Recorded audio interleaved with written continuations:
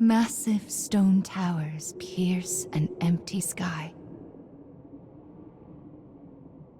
This enormous structure is called the Cage.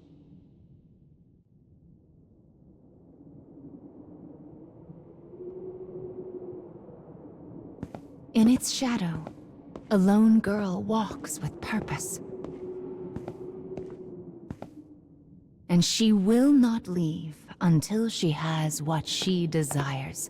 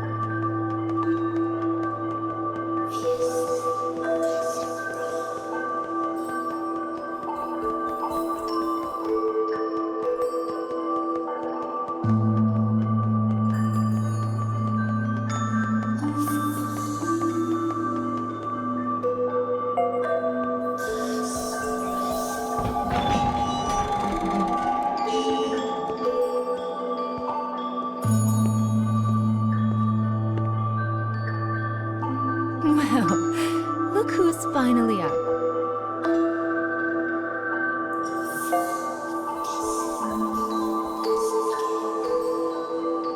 Oh dear. So you did lose your voice afterwards.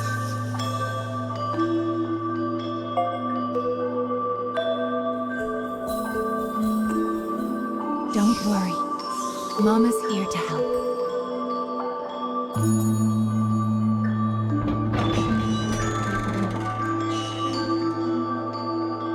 This way. You've lost more than just your voice. But I'm sure you already know that, don't you?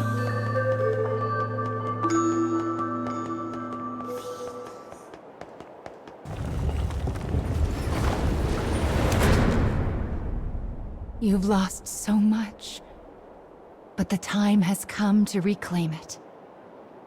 Life will be much harder if you can't speak after all. These stairs are the entrance to your prison, a place known as the Cage.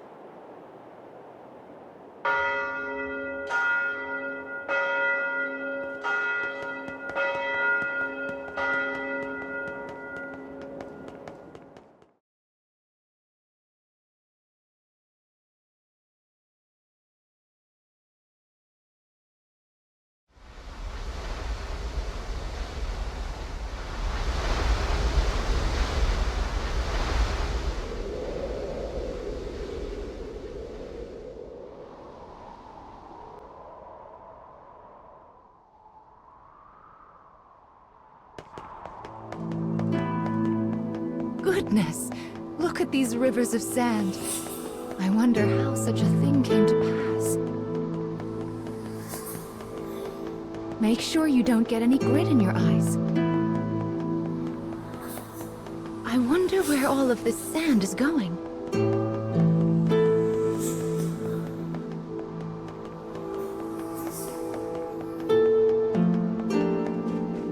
Let's head for the shiny black light up there.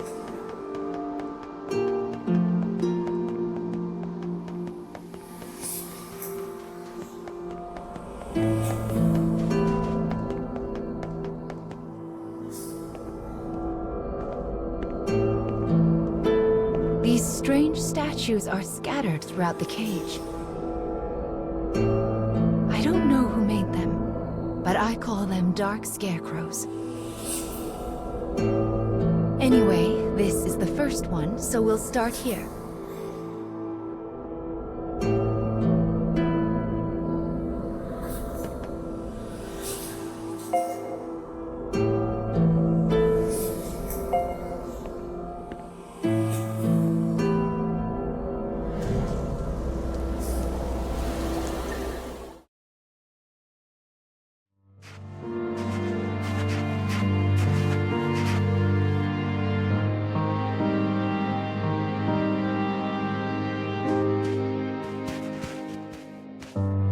A young boy of good upbringing moves across a vast wasteland.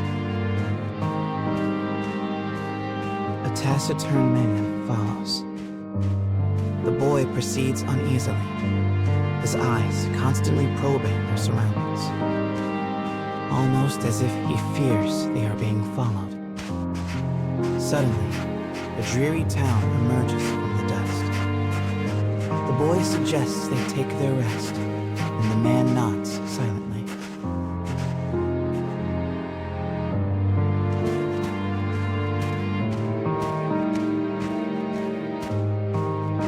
The two make for a nearby eatery, hoping to shake the road from their weary bones.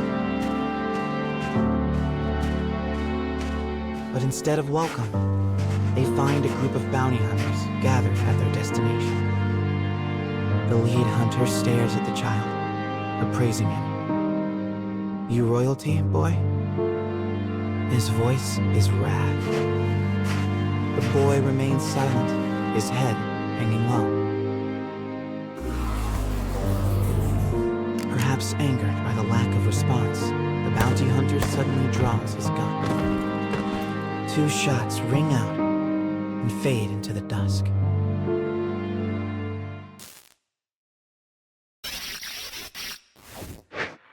Did you see the flock of black birds that possessed the bounty hunter? They're nasty sorts who like to fly in and warp the story. Well, we are not going to let that stand, are we? Your role is to defeat them and put the story back the way it's supposed to be. But I suppose you already know that, don't you?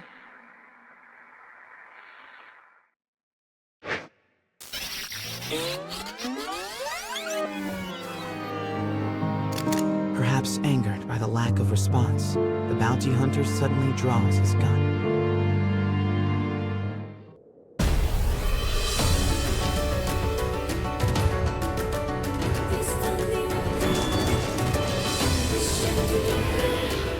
I shall take care of them.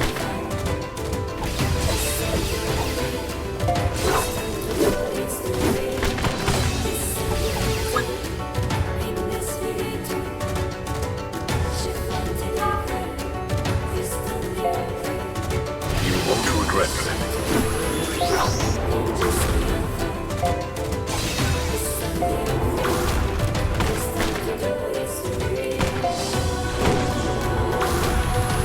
This is for all of our sakes.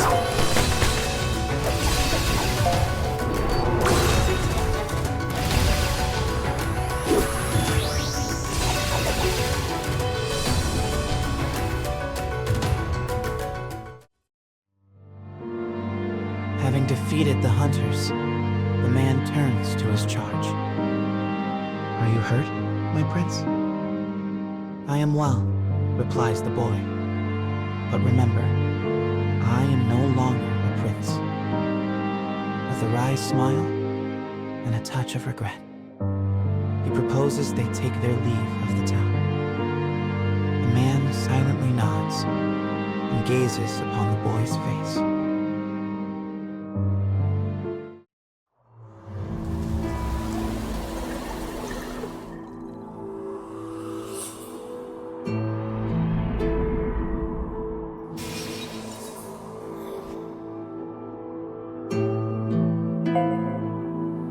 Your task is to fix warped memories like this in order to restore complete stories. But we also need to collect weapons like these. Do you have a rough sense of what you're supposed to do now, child?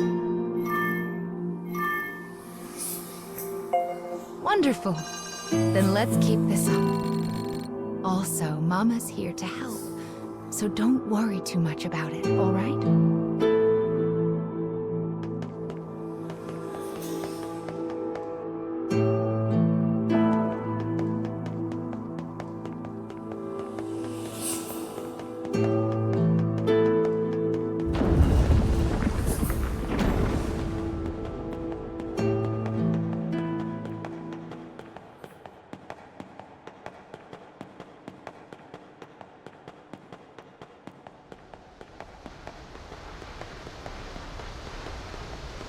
My, what a beautiful place.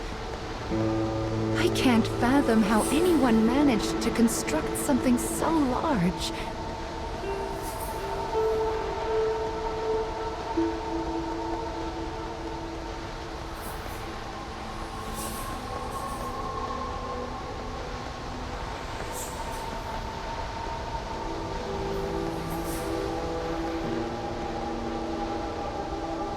You will sometimes encounter black birds in the cage, and you should do what you can to shoo them all out. If you do that, Mama will give you a nice surprise.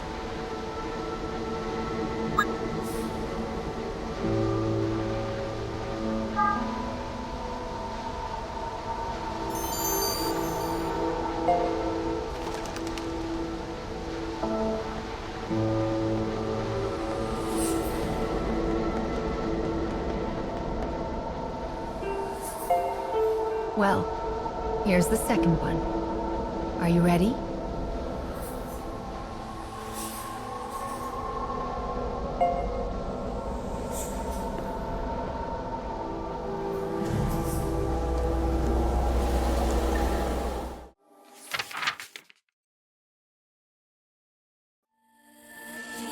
Wherever people gather, stories come with them. But saloons have a special ability to loosen even the tightest of lips. Such rumors are what brings the woman with the mechanical arm and leg to this place.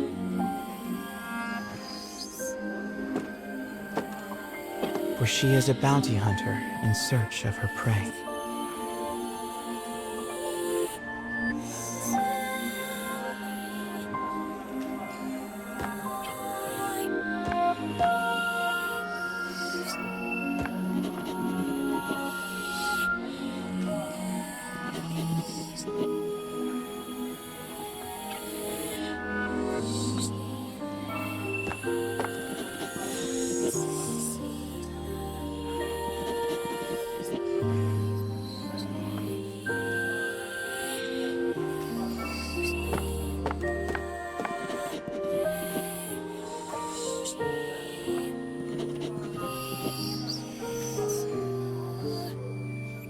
information she obtains from the patron seems vague, but it is more than enough. Gathering herself, she exits the saloon in pursuit of her target.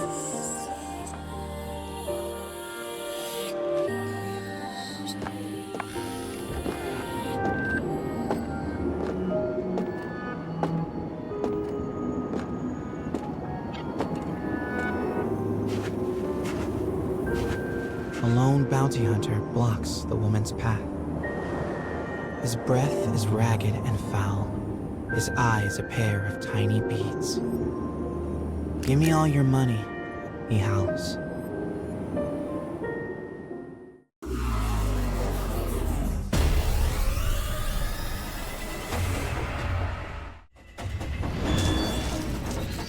I'll cut down everything in my way.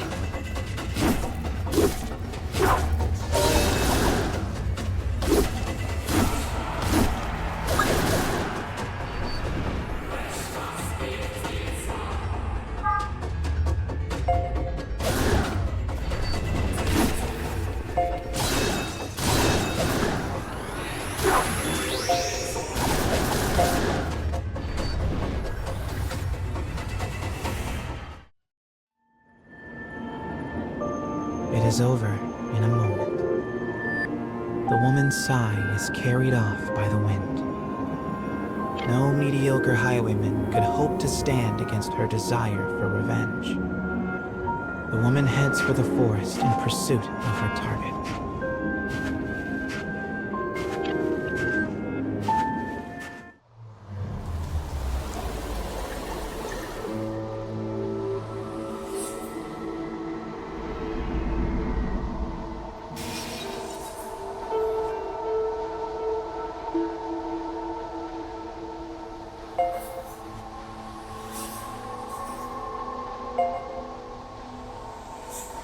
We collect stories in order to regain what you have lost. But we also do it to make your wish come true. So let's keep it up. Slow and steady wins this race.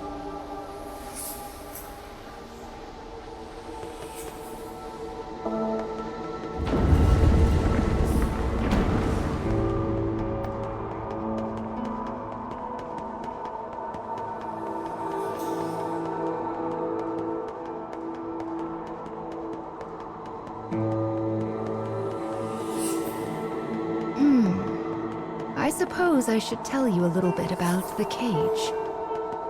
It's a truly massive structure. Where you woke up, and this sandy area here, are just small parts of it. To be honest, a great deal of the cage is a mystery. I'm not even certain who gave it that name.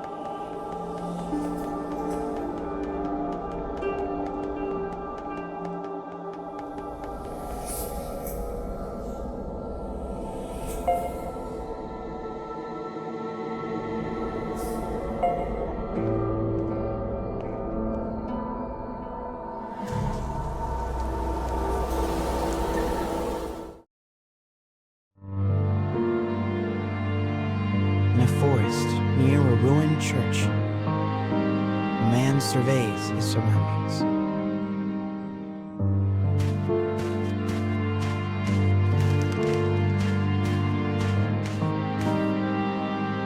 It would appear he is searching for food. The expression on his bandaged face is clouded.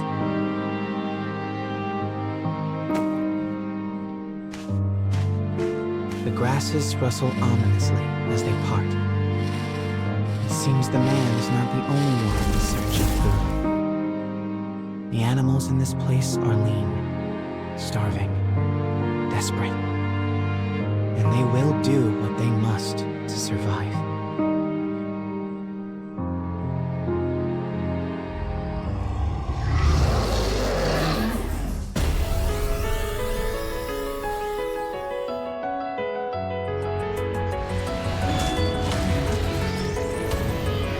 Enemy forces sighted.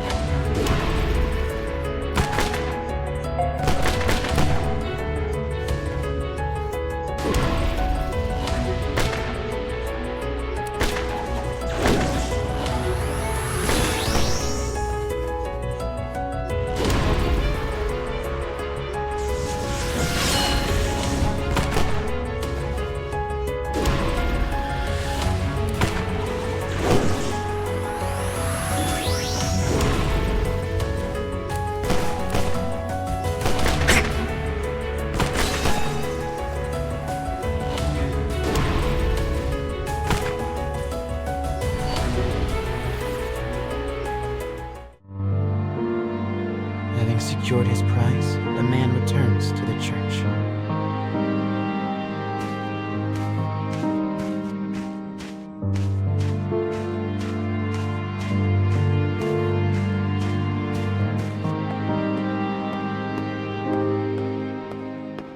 The sound of his worn boot heels echoes throughout the dilapidated chapel. A boy lies at the back, his face drawn and haggard. The man kneels down and offers some of the food he collected. But the boy is too weak to hold it. His body will not allow him to accept even this meager meal. The boy tries to brush it off with a feeble smile, but the man just stares down at him in silence.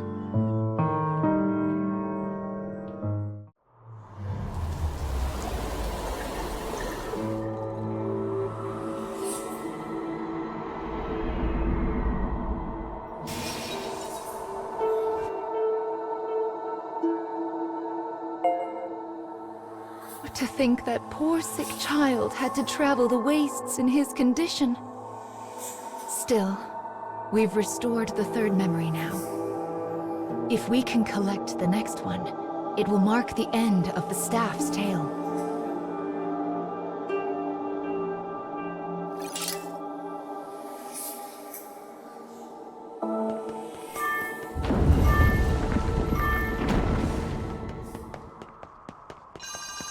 Goodness, this place is nothing but stairs.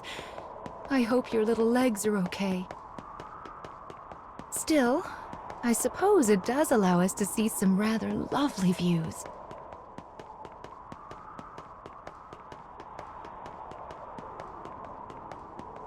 Be sure to rest whenever you start to feel tired, child. Someone once said resting is the shortcut to success after all.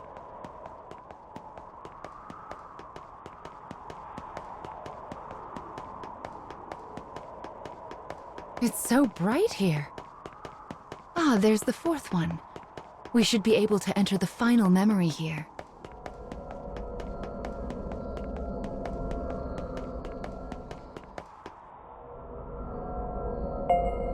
People who arm themselves tend to find their way into a fight. I fear you will have to face a good deal of death from now on. Are you ready?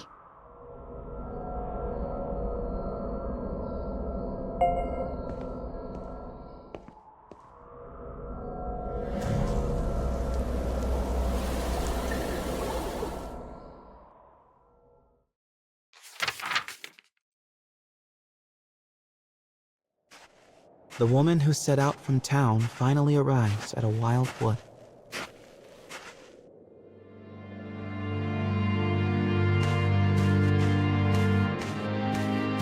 Soon, she comes across the ruins of a once proud church.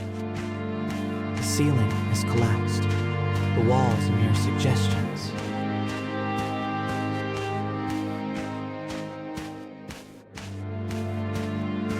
But in the very back of the church, she finds a deteriorated clockwork soldier, as well as the corpse of a boy. As the woman approaches, the clockwork soldier suddenly rises. He levels his weapon at her and lets fly with a fearsome howl.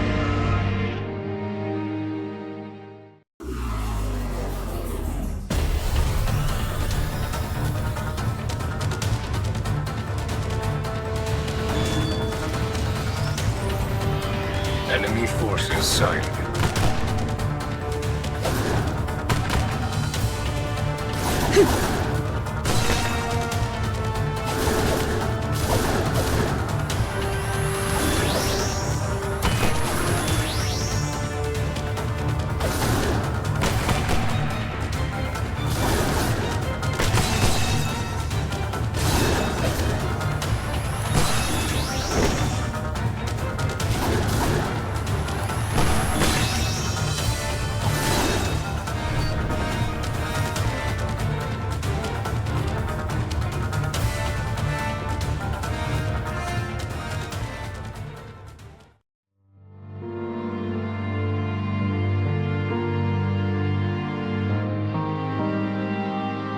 The woman accesses the logs of the fallen soldier.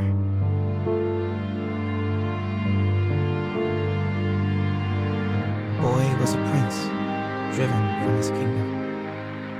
The clockwork soldier traveling with him was his guardian and his friend.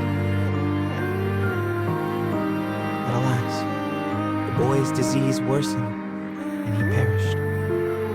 Now alone, the man remained behind and continued to safeguard his charge, killing any who dared approach the body. For 100 years, the man stood watch. Their kingdom fallen, his body rust, his mind shadow. Yet still he remained to protect his friend.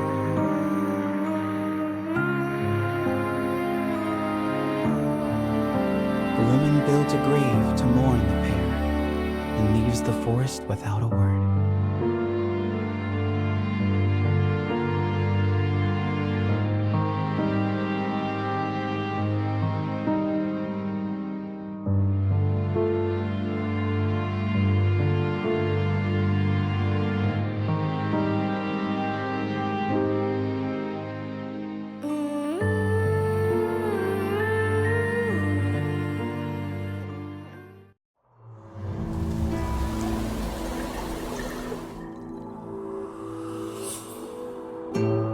He was a prince who was driven away from his own country. And before breaking down, the machine tried so hard to guard his master's body. This memory marks the end of the story they left behind inside this staff. Well done, child. Do you see how the proper story is now stored inside the staff?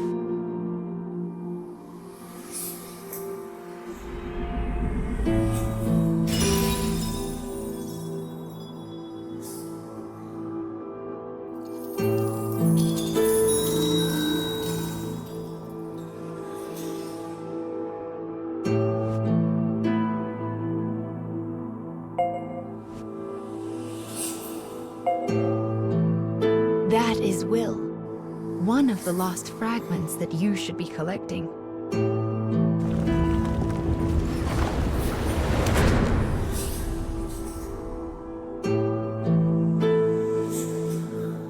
Up the stairs now. We still have a long way to go.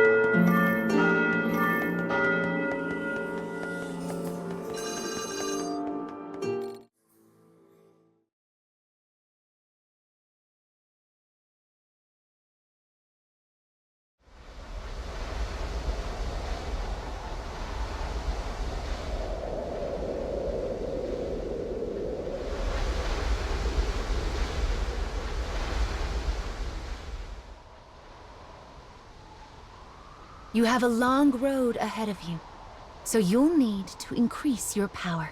Where should I start? First, you need to arrange your allies in a loadout. Actually, it would be much easier to explain in a demonstration. It's mostly the same as any other game.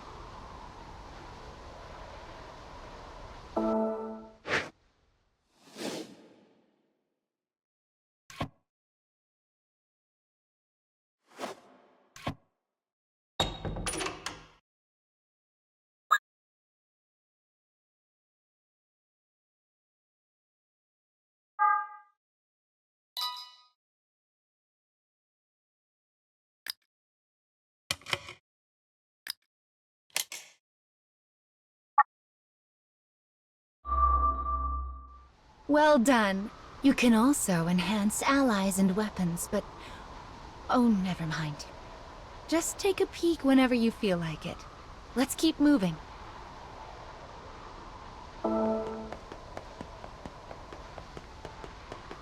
The road splits here. Mama thinks we should go right, because it's the right way. But left also might be the right way. If it wasn't clear by now, Mama doesn't actually know.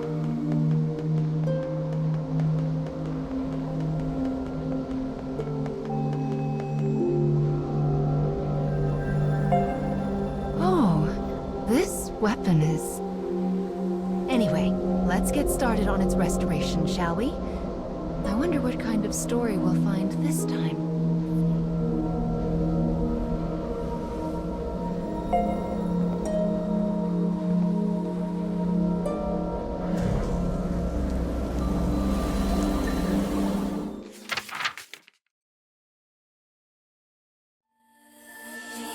Once, two sisters with lovely ebon hair lived in a lush and verdant land.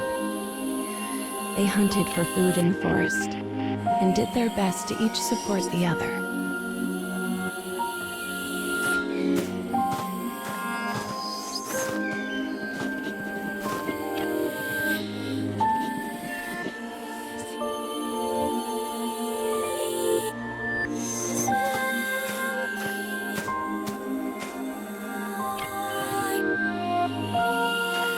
The elder sister had been born in the woods and was an archer of rare skill. When their parents died, she began teaching the younger how to hunt. The younger looks up to her and wants so badly to test out her new skills. This thought fills the older sister with warmth as she follows after her sibling.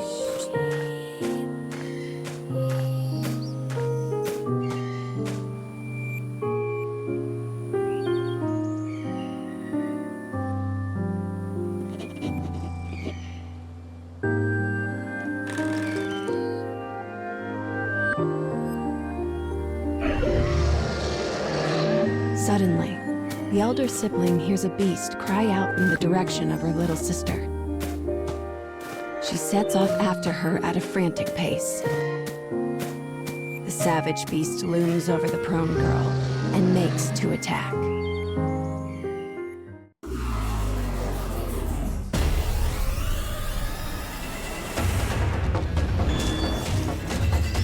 I'll cut down everything in my way.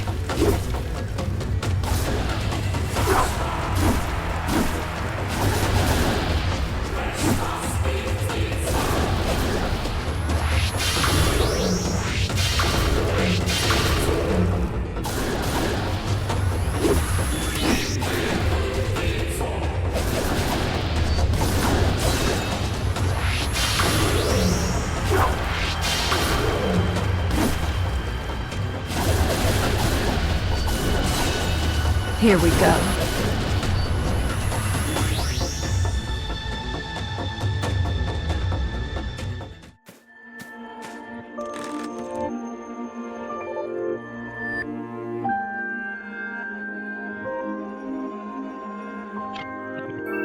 As an arrow penetrates the beast's tender flesh, it turns tail and flees. There was no way her little sister could have taken down the massive creature alone.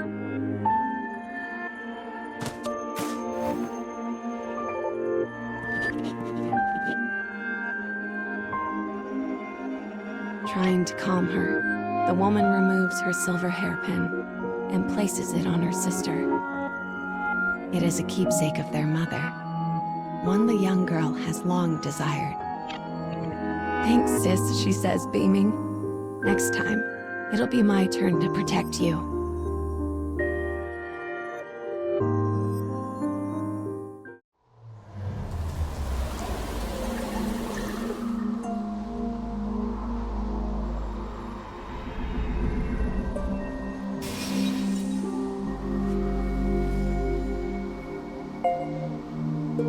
Ah, yes, I see.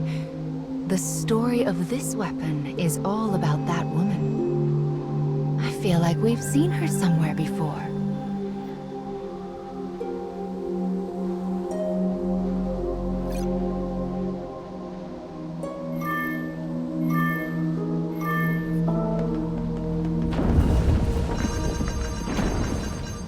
What could this black barrier be?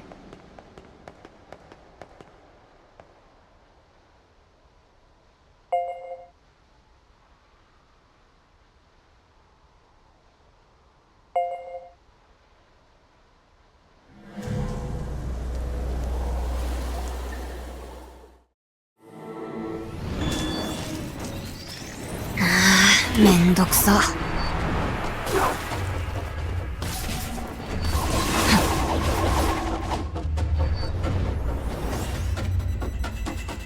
You missed.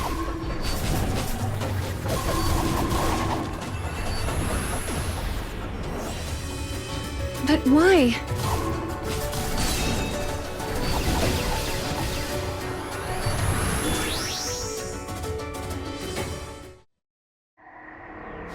How can the enemy be acting outside of the scarecrows?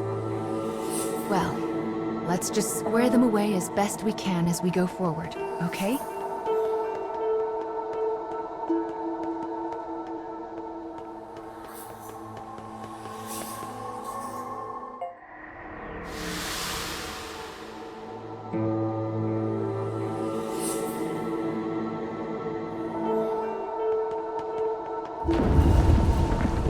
What on earth could those dark creatures be after? I'm sorry, child. There are just so many things that Mama doesn't know.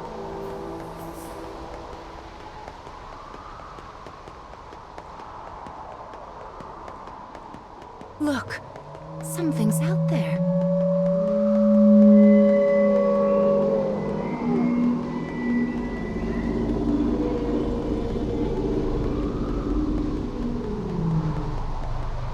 What could it be? There are so many mysteries in the cage, aren't there?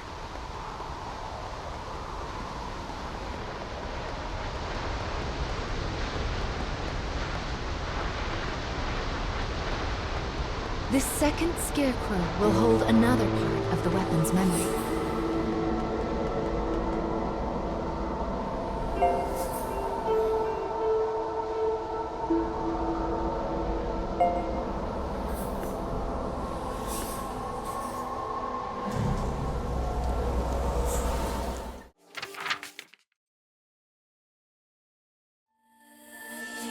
Done with their hunting, the black-haired sisters decide to return home before dusk.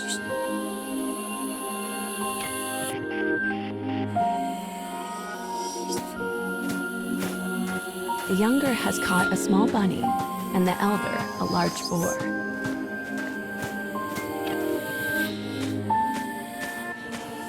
It is a typical day of hunting for the pair.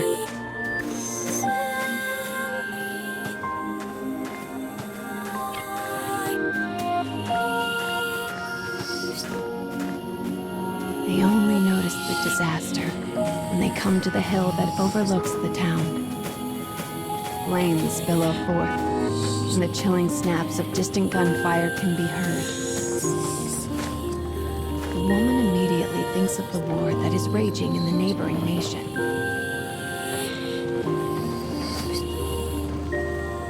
She tells her sister to stay put and goes to see what has happened for herself.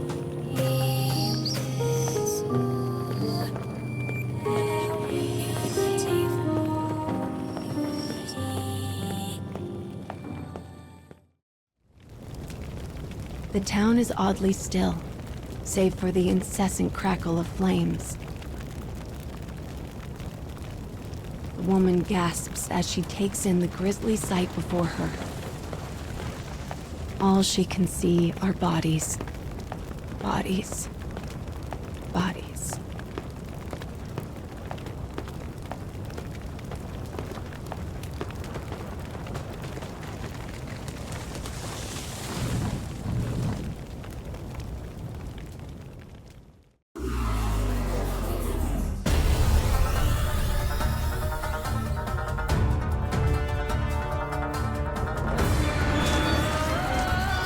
Clear the way.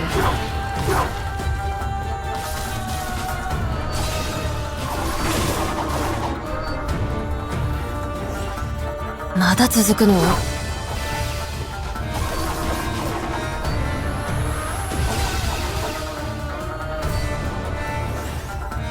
Enemy reinforcements confirmed. Eliminating.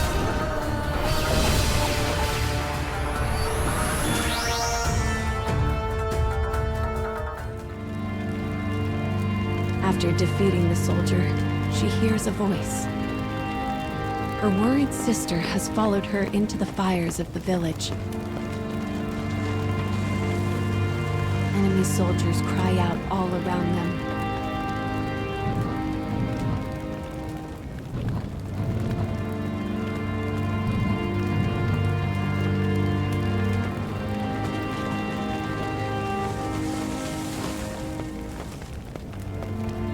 As the woman feared, the war from the nearby nation has finally found them.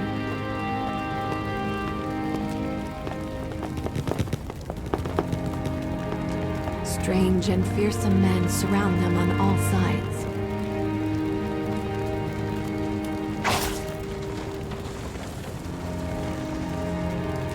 Impact, heat, pain.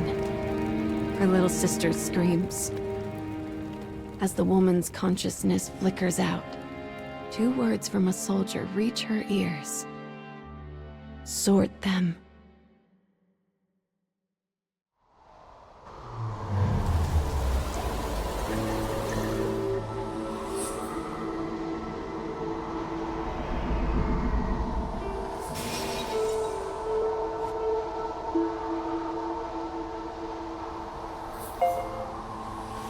I see. This weapon speaks of war. I suppose it's rare for the memories in these weapons to be peaceful ones. That's a little sad.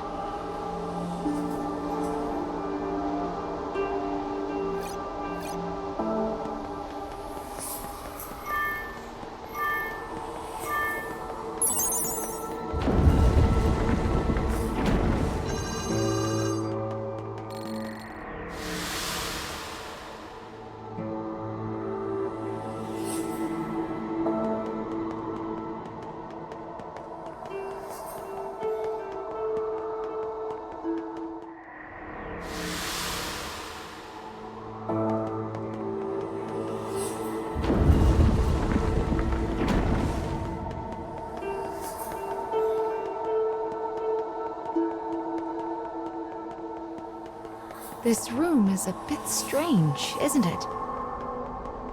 Can you see down there? There are so many paths going every which way. It's like a maze. I wonder where the other paths lead.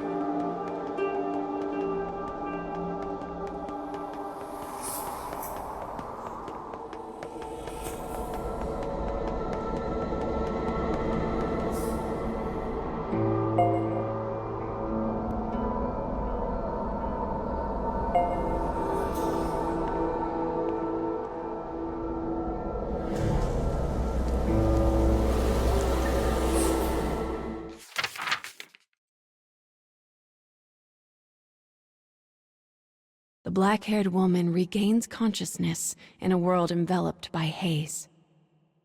She hears a faint voice. It sounds similar to her little sister's voice, but also different, wrong.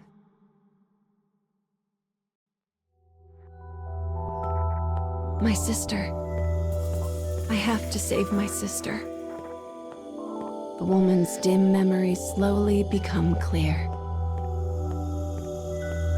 The blow she'd taken, her sister screaming, the soldier's words.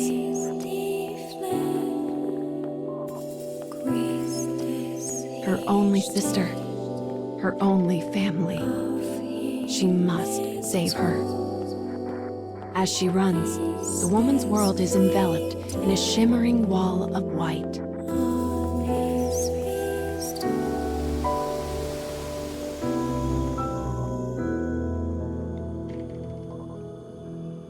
When the woman wakes anew, she is lying on the floor of an unfamiliar prison.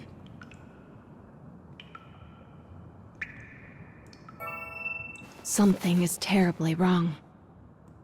She looks down at her body and stifles a gasp. One arm and one leg have been replaced by mechanical substitutes. And her black hair is now as white as snow. Where is my sister? She dashes off through the dim prison in search of her missing sibling. She She dispatches both her cell door and its guard with equal ease. Only then does she realize the truth. Her body is now a terrible weapon. As this knowledge sinks in, darkness envelops her.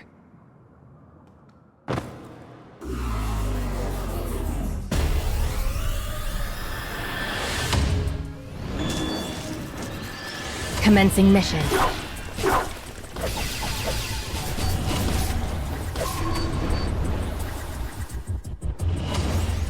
But why?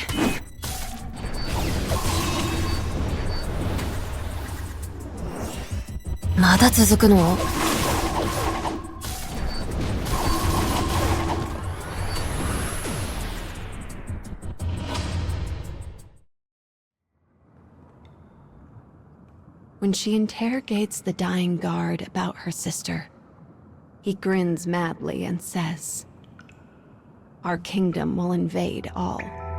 Every country will bend the knee to our might. Then we'll experiment on the survivors and turn them into beautiful killing machines. Oh yes, they will be sorted." With these final words, the soldier dies.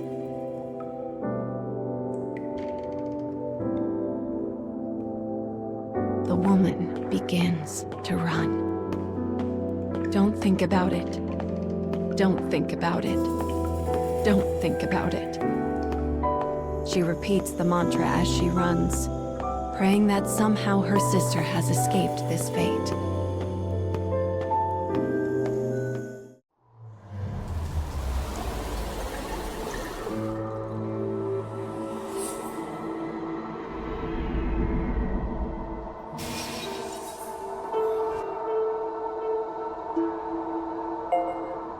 The memories of the woman in this weapon. She lost her arm and leg because of her dark past.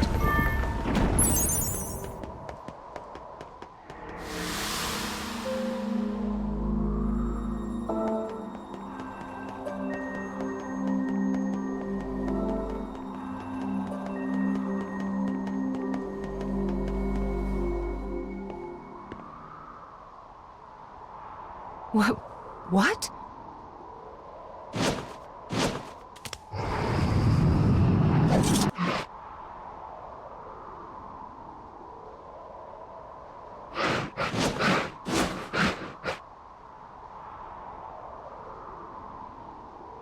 That was...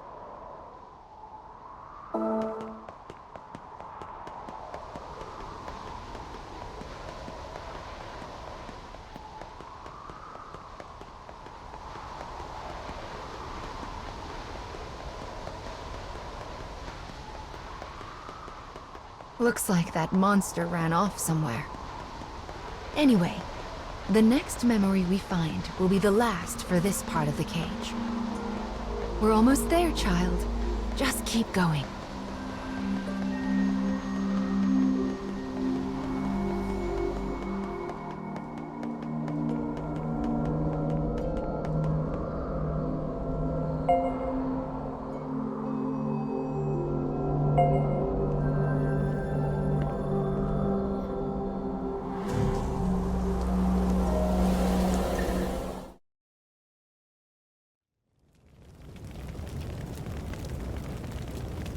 As the woman exits her prison, she beholds a town stained red with both flame and blood.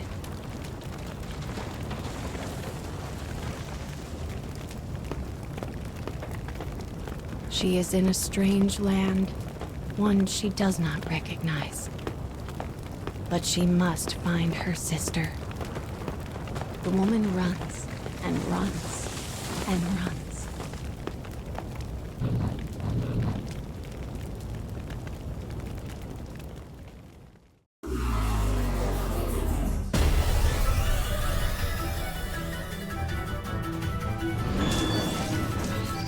Clear the way.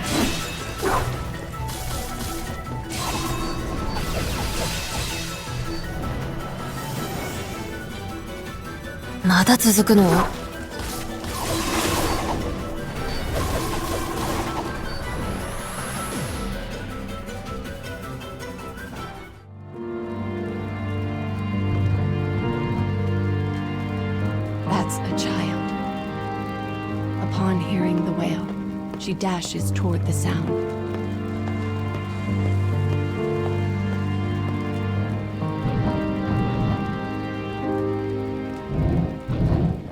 The thing standing before her was once her sister. But now, all trace of her former self has been lost to the sorting.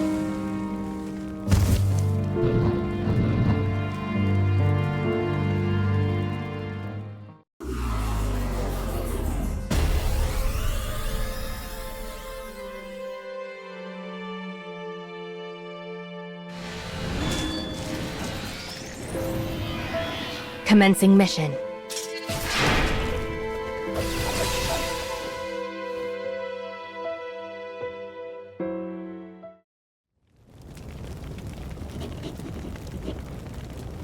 Her transformed little sister trembles, as if trying to remember something.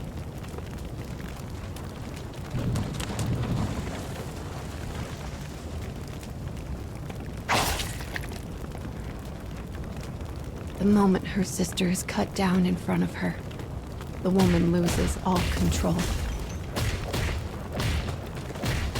Even when her enemies are no more than mangled hunks of flesh, she cannot stop. Finally, the woman cradles her sister in her arms and gazes at her blood-stained face.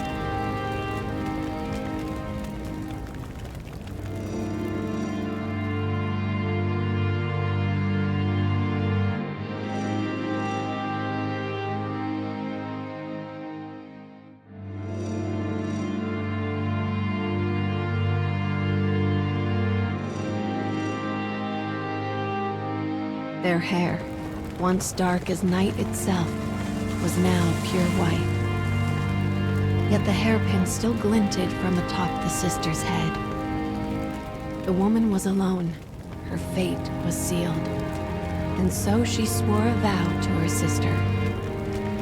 The fires of her revenge would rage until they consumed the entire kingdom.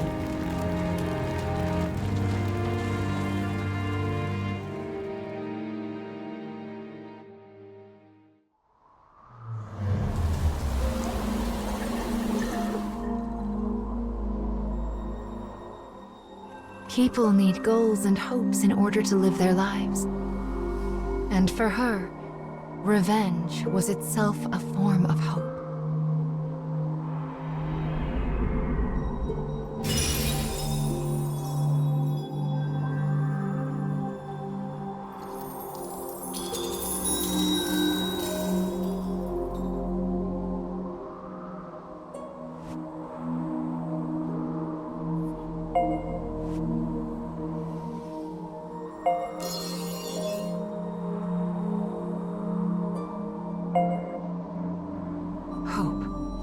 The spirit of desire and the drive to move forward. There are still many things you need to reclaim.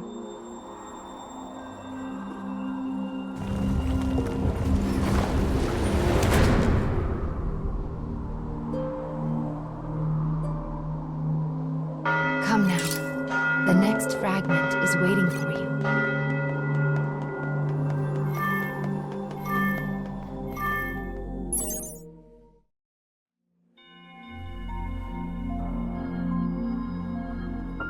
Oh my, this is Mama's room. Dear me, it looks like we have trouble again. Mama will have to deal with this on her own. I sense dark foes on the other side of that door.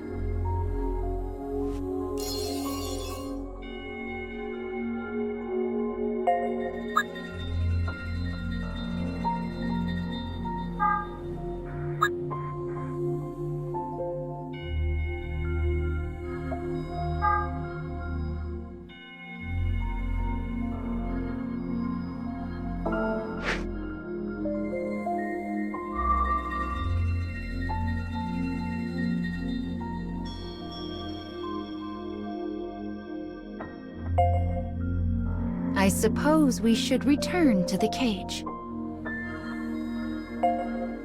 let's save the subquests for another time and deal with these dark foes, all right? The dark foes won't leave this storage room alone, and I keep stories I'm still restoring in there. We need to chase the rascals out.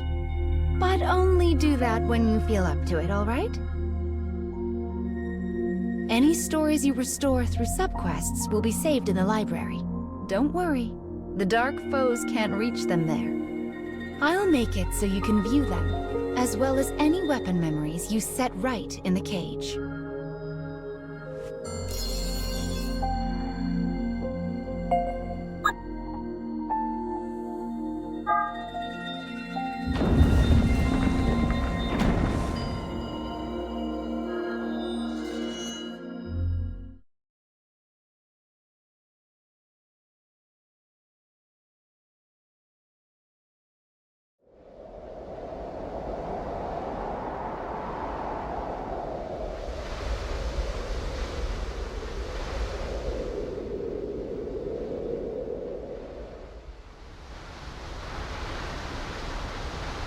Both story restoration and fragment collection are going well. And Mama has presents for good children like you who work hard. So tell me, which do you like more? Stuffed animals or dolls?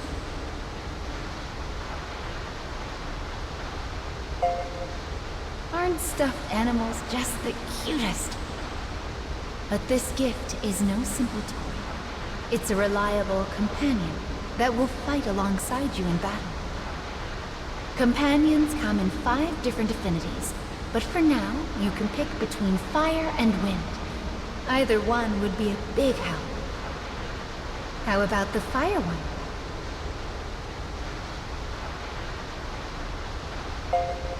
Okay, here you go.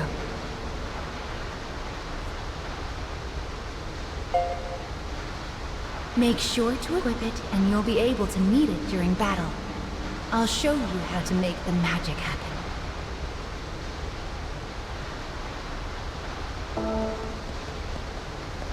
What are those things up ahead?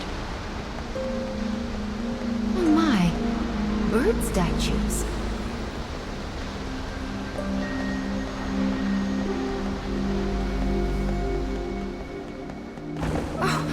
It broke!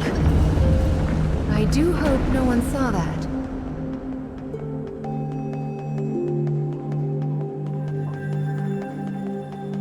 This building is so big, it's just like a castle.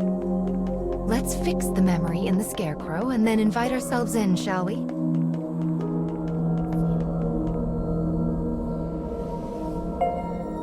This gun.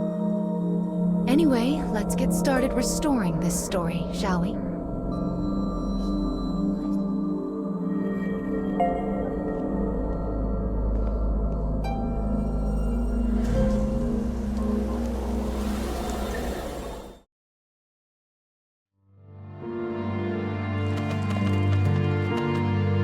A mechanical soldier sleeps amidst the detritus of a castle storehouse. Time has no meaning here. A minute is as an age. Until the day he meets the boy.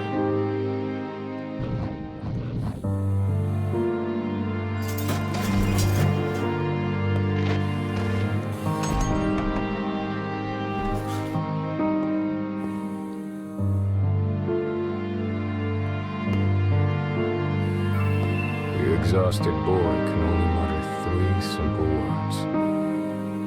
Let me rest. Seeking to help, the man begins rooting around to prepare a makeshift bed.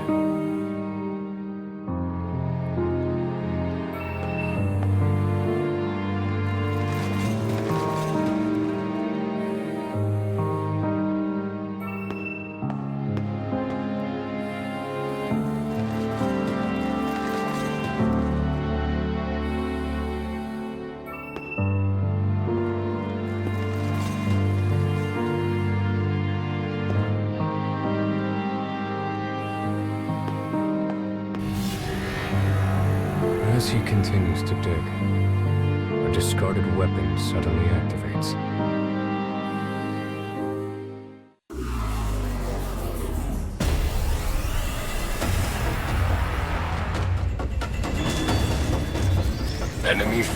sight.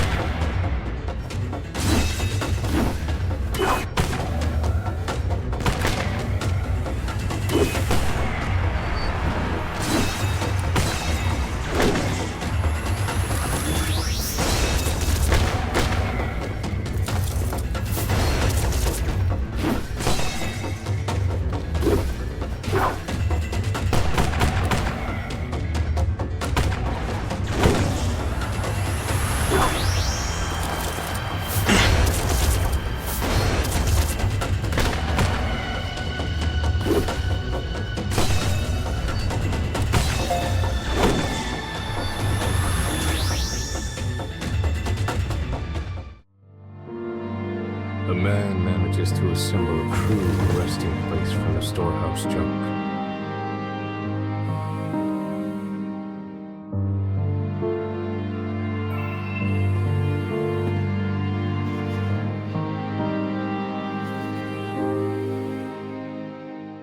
The boy wearily makes his way to the bed and manages a heartfelt thanks.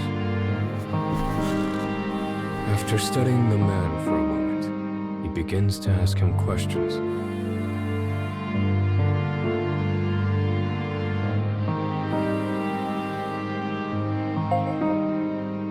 The name the man gives is that of the first model of clockwork soldiers. I was also a first once, says the boy. First in line to the throne, but no more.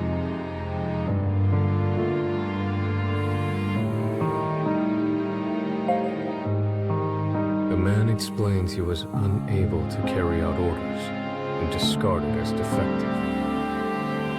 The boy responds that as his disease has grown worse, he too has been cast aside. You and I are much alike, says the boy with a sad smile. Weary of talking, the boy finally falls asleep. The man simply sits, keeping the boy's peaceful expression in the corner of his eye.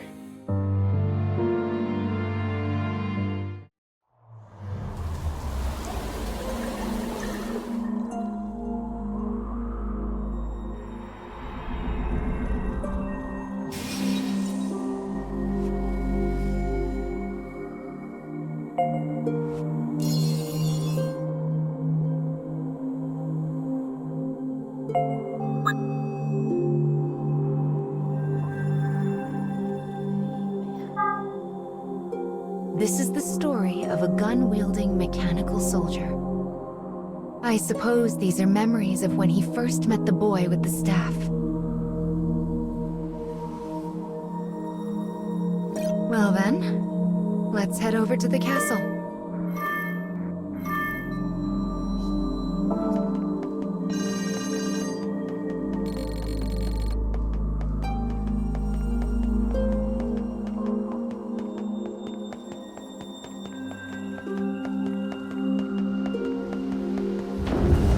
This isn't a terribly welcoming atmosphere.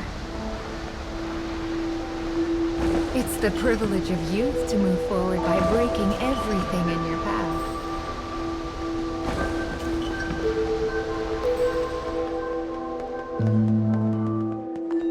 It would be much easier if we could just crash through those awful black barriers. Now this is an odd room.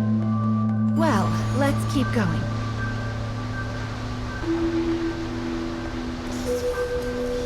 It's a waterfall of sand. Looks like the path goes through it. Maybe there's a way to stop the flow. Is that a switch?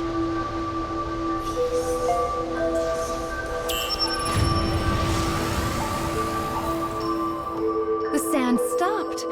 Oh, how lovely. Now we can move past it.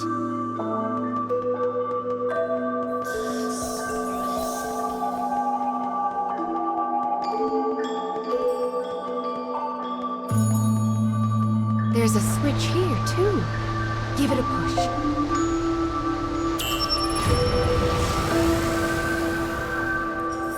Ah, this one opens up the first path. How clever.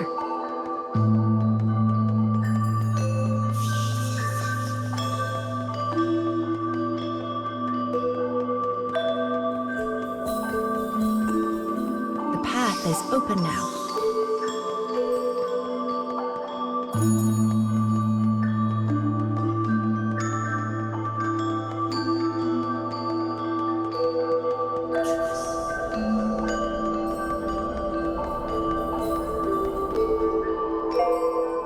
Found you, Mr. Scarecrow. Let's get to restoring this memory.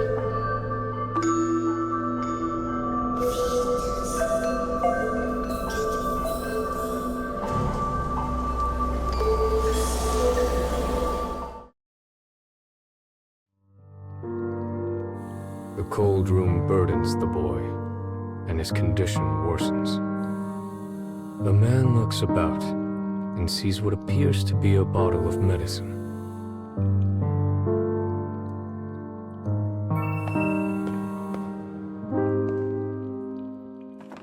But upon taking it in hand and looking at the label, he realizes it is actually a weapon of poison gas.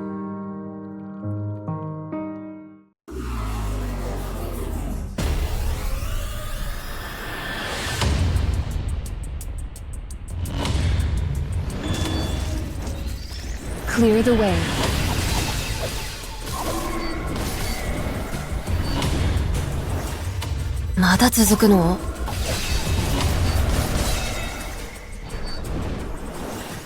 Enemy reinforcements confirmed. Eliminating.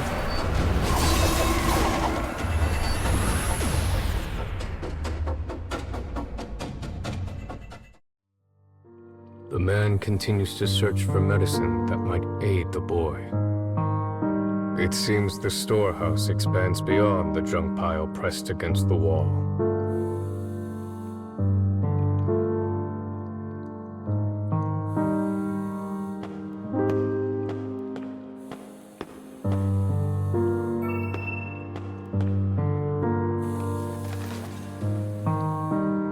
He retrieves a bottle from the shelf and returns to the bed where the boy waits.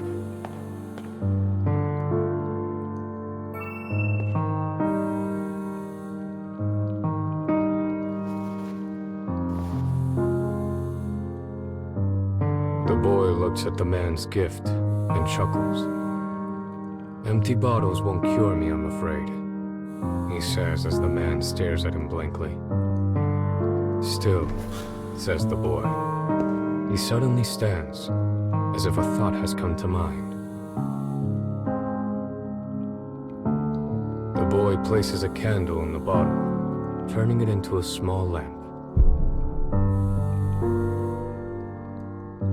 He then begins to sing in a small, quiet voice.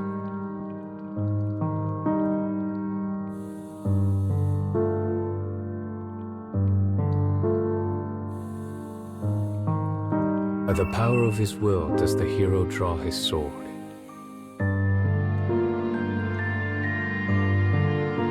To stop the mean advances of the darkness in the world. He will use this light to lead away the people from fear's horror.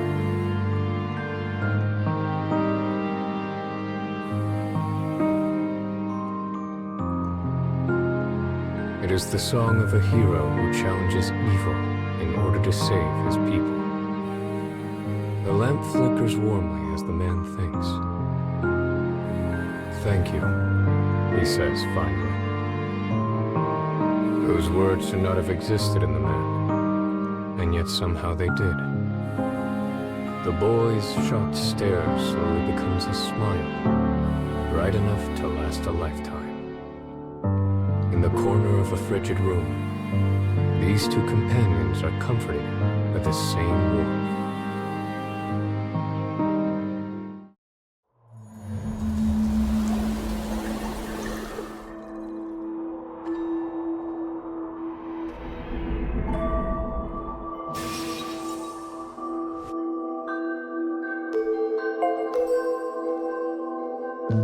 I imagine you're getting used to this by now.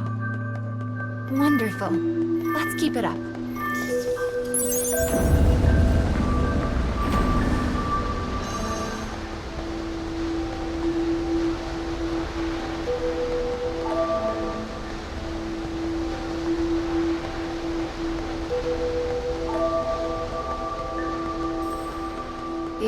stairs look terribly unsafe. It does seem like an effective way to keep intruders out, though. The cage is just filled with mysteries, isn't it?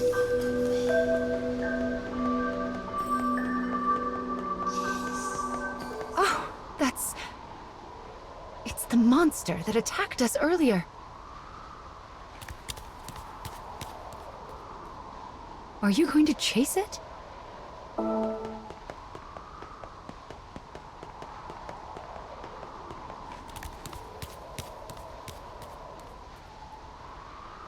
It's almost like it's calling to us.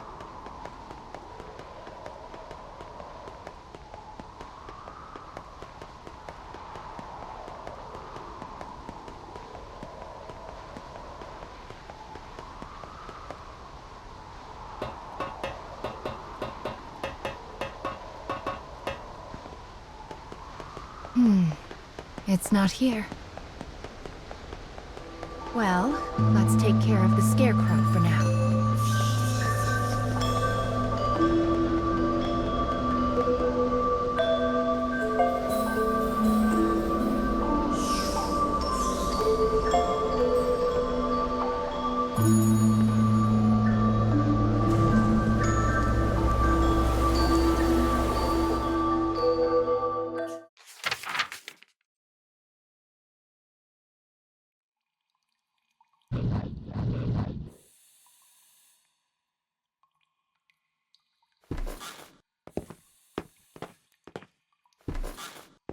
Soldiers' voices drift in from outside. The kingdom has once again declared war.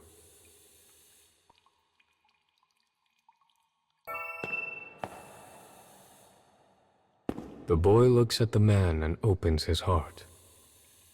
He once lacked the courage to stand against his father and had stayed complicit. But now he burns to stop the king and protect his people from the horrors of war. The passion in his eyes is evident.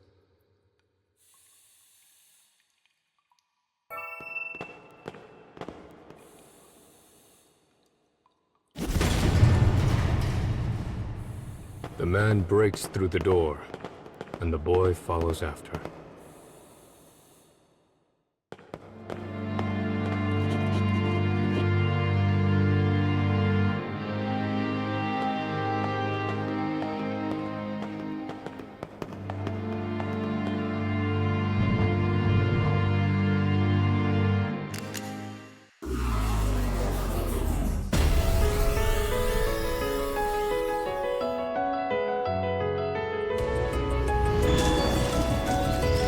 Commencing mission.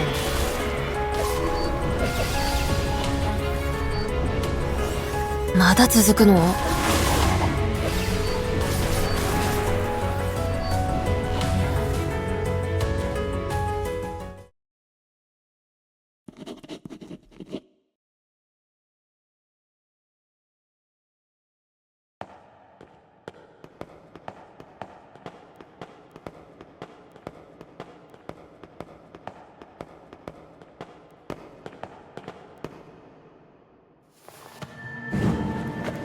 As a divine light shines behind him, the king glares down at the two interlopers.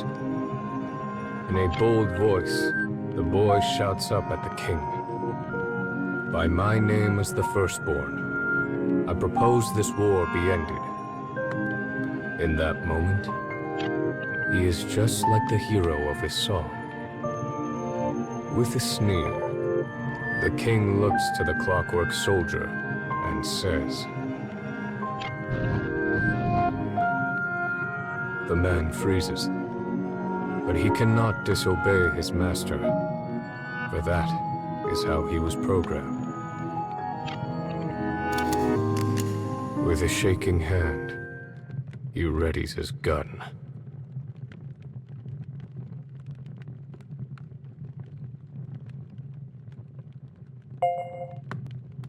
The boy stares straight at the man from the end of the barrel. Unable to resist his orders, the man's finger hovers over the trigger.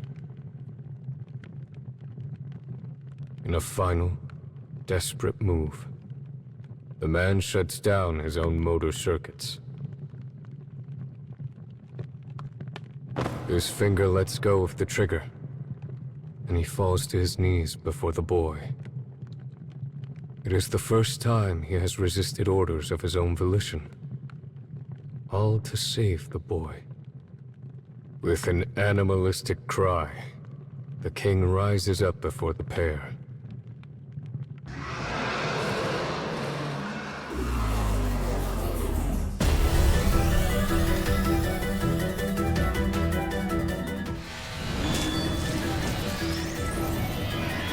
Clear the way.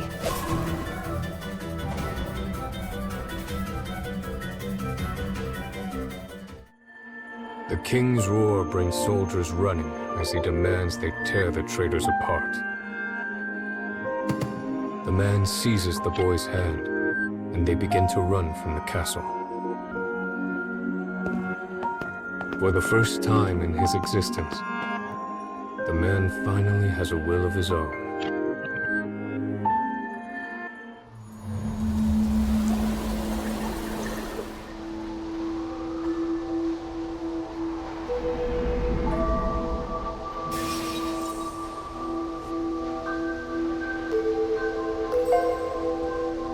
A memory of war.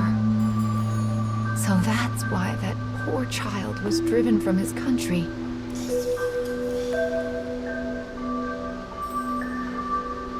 The king wished for control, while the prince prayed for peace and happiness. They were both thinking of their country. So why did it have to end up so?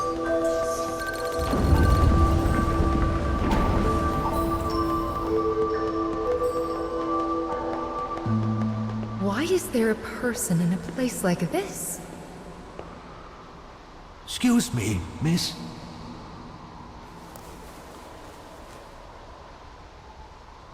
Well, I've been waiting here for a really long time. But my mommy still hasn't come. Oh, I miss my mommy so much, and I was hoping you could put me in that scarecrow like you did with Mr. Monster. I'm sorry. Mama can't help you.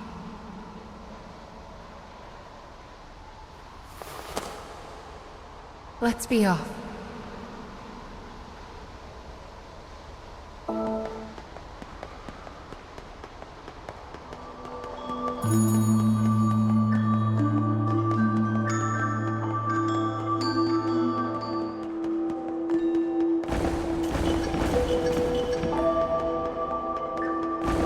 That old man has been expelled from the story. I feel terrible, but there's nothing we can do for him. We must be careful not to end up lost like him.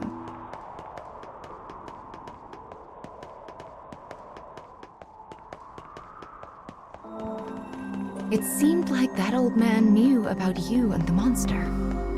And he spoke like a child. I wonder what happened to him.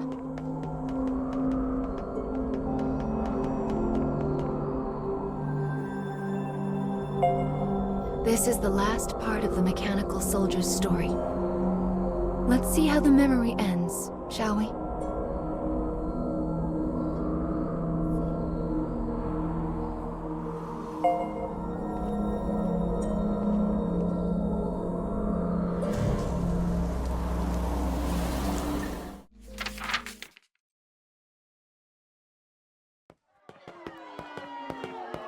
The escapees arrive at the town outside the castle and find people in a panic over the impending war.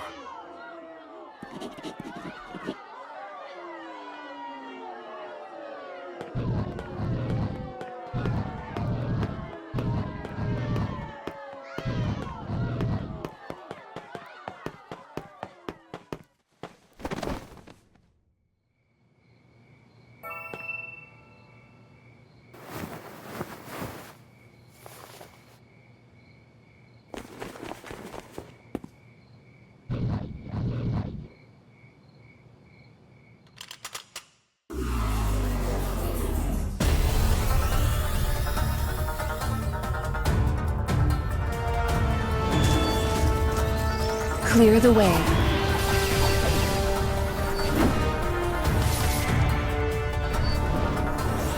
Enemy reinforcements confirmed. Eliminating.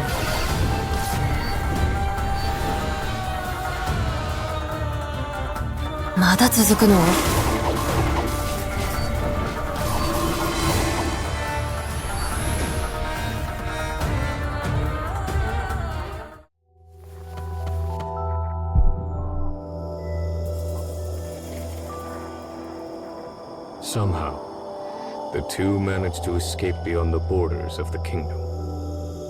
Looking back on their former home, they each make an oath. The boy swears to travel the nation as its prince and bring an end to the war, while the man promises to guard the prince until his dying moment.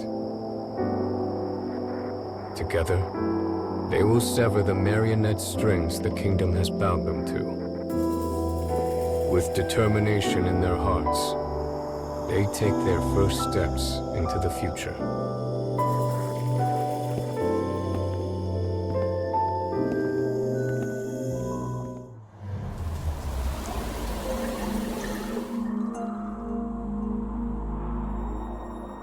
They both fought.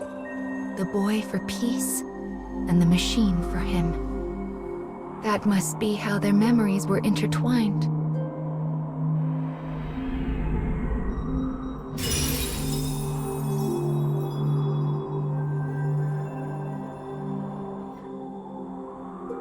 This is the third fragment.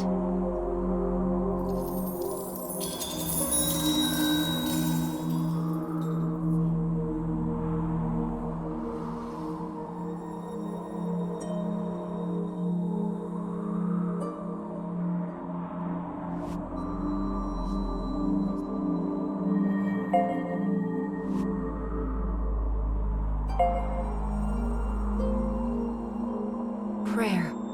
Of all emotions, I believe this one might be especially human. It is a heart that fills in the blanks of a vague future.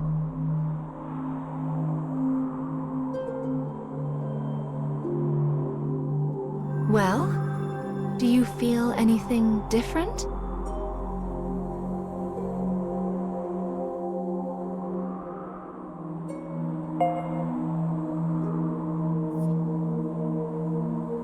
My, that's wonderful. Let's keep this up and get those fragments back.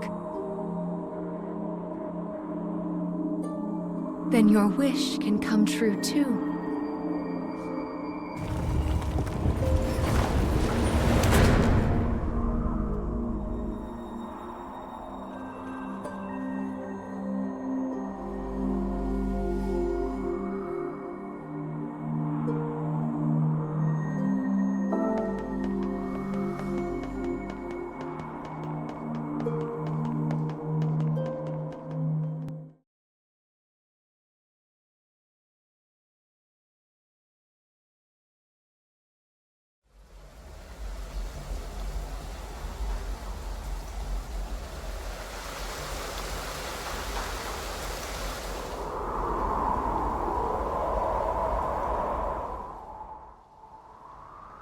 The cage feels quite different here. How lovely. I have something special for you that should serve as a nice change of pace. Once you're all refreshed, I know you'll find your second wind.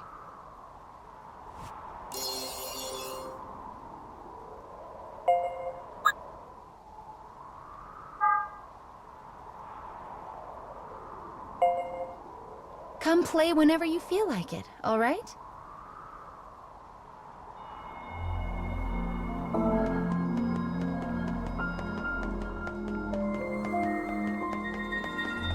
It's been awful and dusty for the most part, but the air here is nice and clear.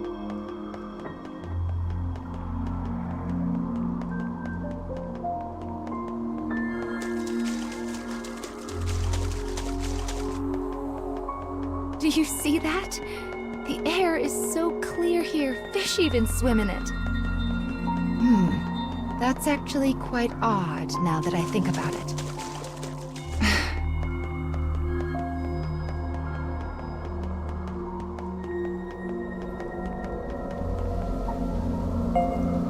Looks like we've found our first memory in this area. Oh my. This looks like a katana. Maybe we'll hear a story about a samurai. Let's have a look, shall we?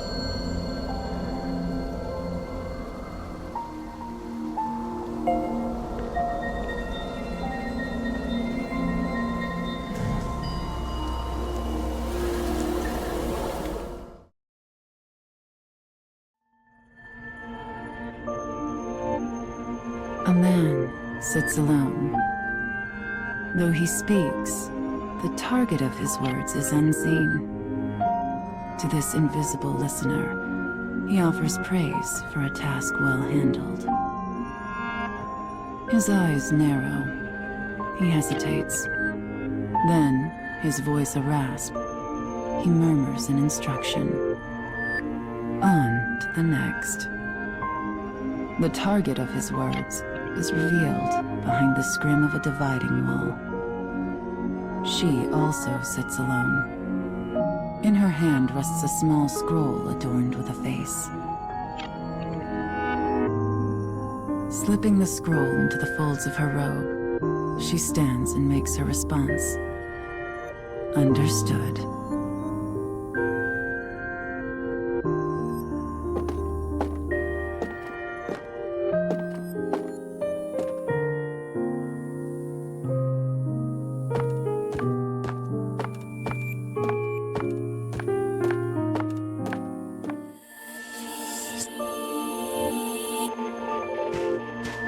Thick clouds hang low against an ominous sky. The castle town bustles as people move to and fro. A family traveling the road catches her eye. The child smiles brightly, her eyes sparkling. The darkness of the woman's own life could never know such pleasant light. Brushing aside her melancholy, she makes to leave town.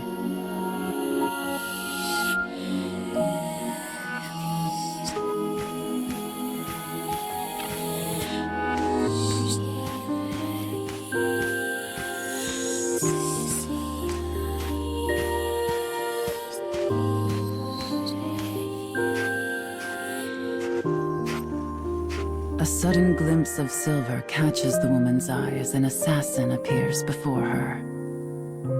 A thin razor of a smile crosses her face.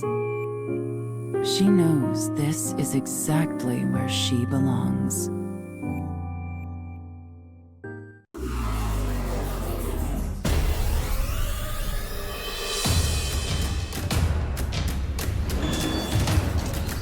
You should leave before I change my mind.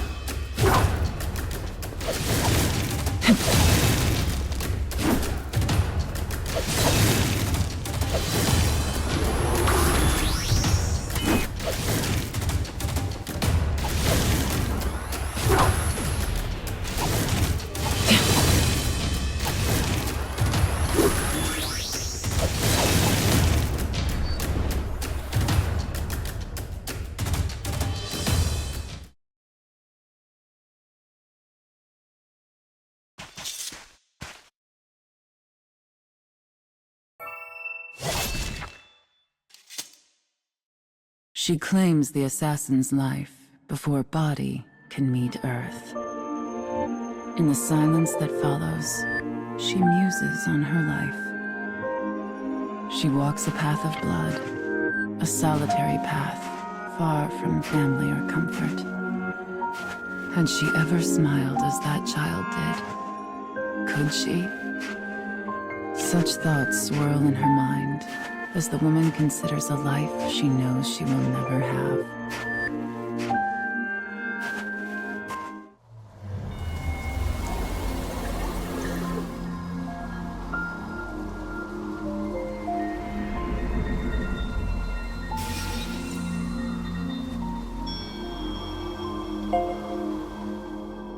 Well, it seems this tale involves a female assassin. I wonder what the secret to her strength is.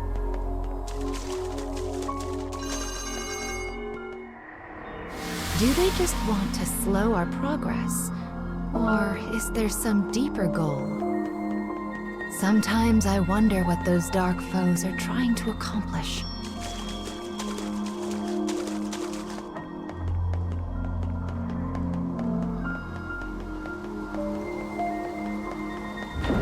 My, that's a large gate. We certainly won't be able to lift this on our own.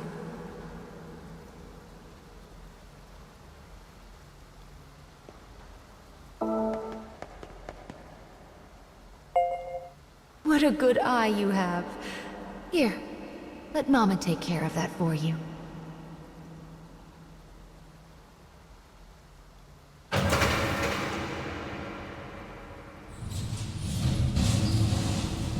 There now.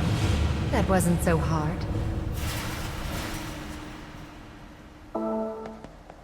A collapsed bridge?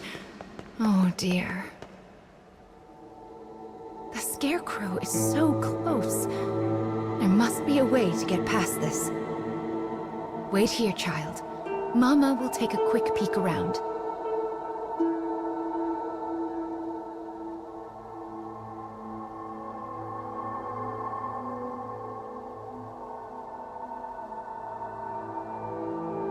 Oh, but this is a bother.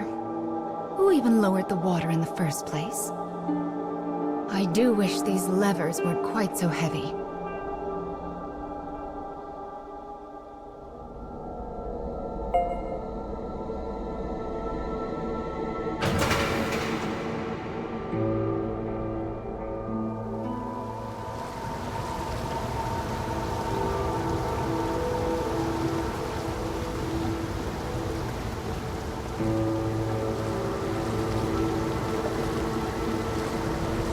Right then.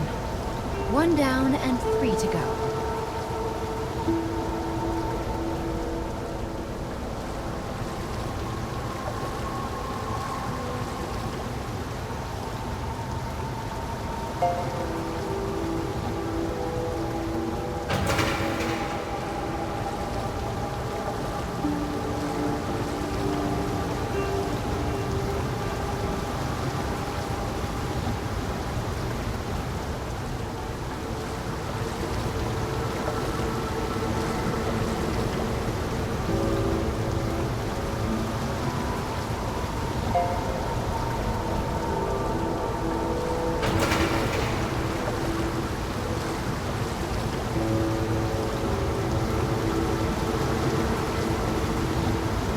I think our mission is going quite well so far.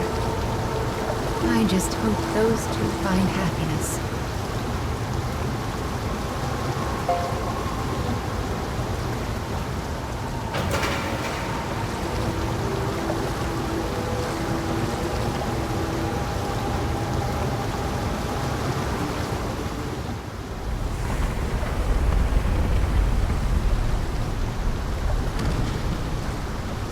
Wonderful! That did the trick. Now we can cross to the other side. That certainly did take a lot of time. Well, let's get back on our feet and continue with the restoration, shall we?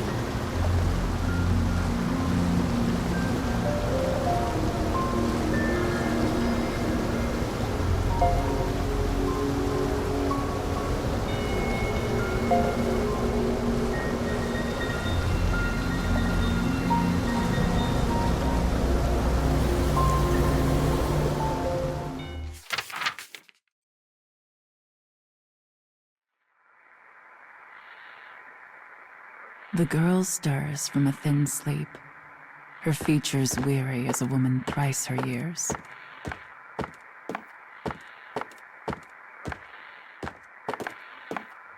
Her life is an unending blur of training that continues without mercy or pause. Bones creak, flesh stings, pain is her constant companion. Yet she forces herself down the hall all the same. When she arrives at the garden, a bellowing roar orders her forward. Coming, she replies in a voice devoid of all feeling.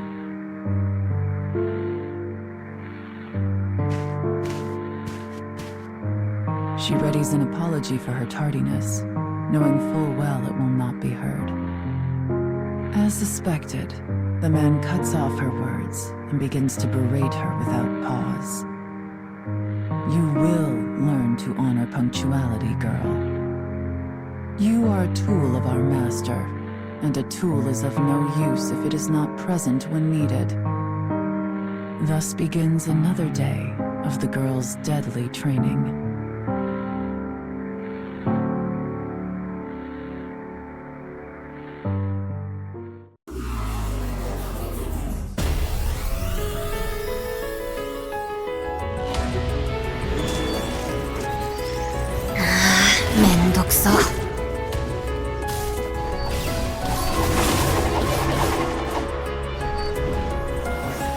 But why?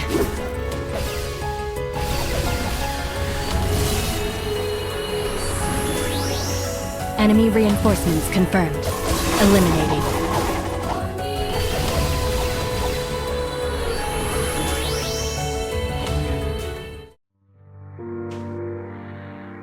Her family has served their lord's clan for generations. When the lord decides an enemy needs to die, her family carries out the sentence. Her path had been laid before she was even born. The path of a trained killer. There is no freedom for her, no thought of a different way. The path simply was.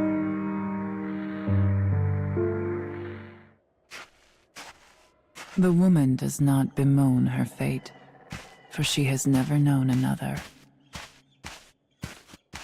Yet, when she thinks of the things she will never have, she feels a terrible sadness. But she presses on regardless, leaving such distractions behind. At some point, she realizes that rain has begun to fall. Through the droplets, she spies a castle with a dark and enigmatic aura. Soon she finds a lone guard standing before a gate. Moving without sound, she looses her sword.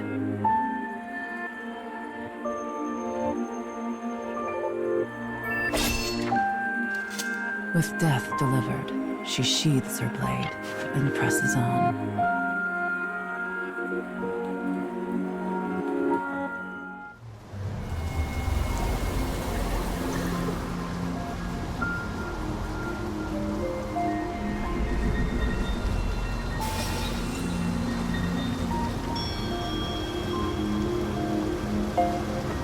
Her whole life had been decided before she was even born.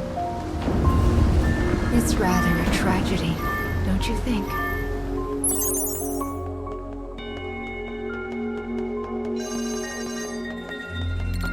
I'm sure you must have a birthplace as well. A place you...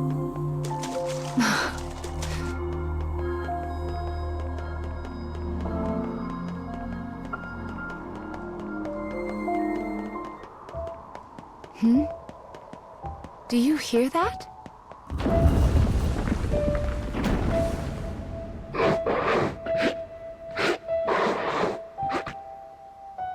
That's...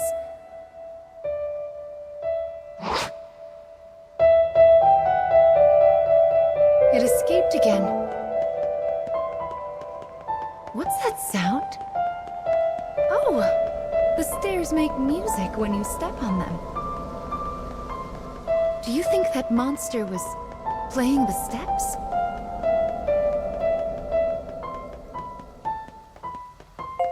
Well, I suppose it would be odd for a creature like that.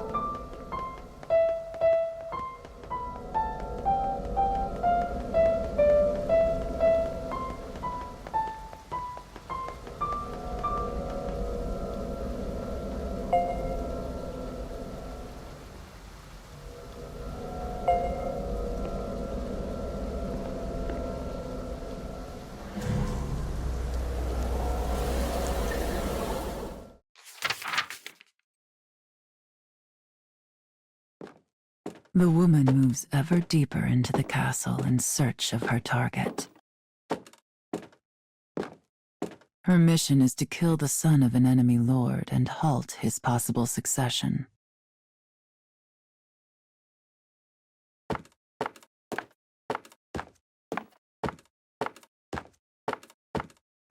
The enemy army values blood.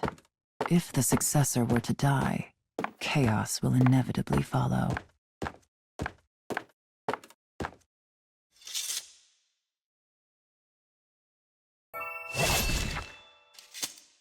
Slaying the son will create confusion, giving her own lord an opening for attack.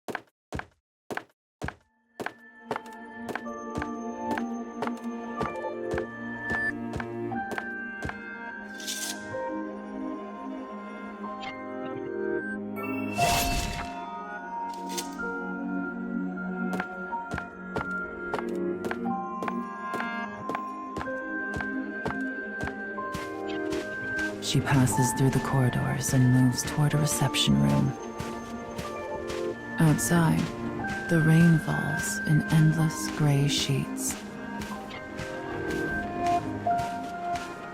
A child sits alone, his frame made smaller by the size of the room. She recognizes the boy's face from her scroll. Without a word, she draws her sword and points the tip at the child's throat. Yet he simply stares at the cold steel, making no move to escape. As the woman studies the child's haggard face, she realizes something. This is no son of a lord, but instead a girl frocked in boy's clothing. The woman asks her target why this is. As if a dam has burst, the girl suddenly lets fly with a torrent of grievance. I wish this house and this entire nation would fall.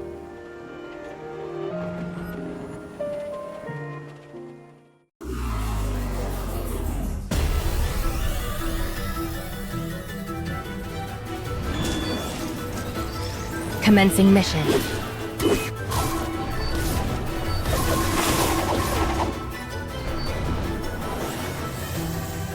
But why?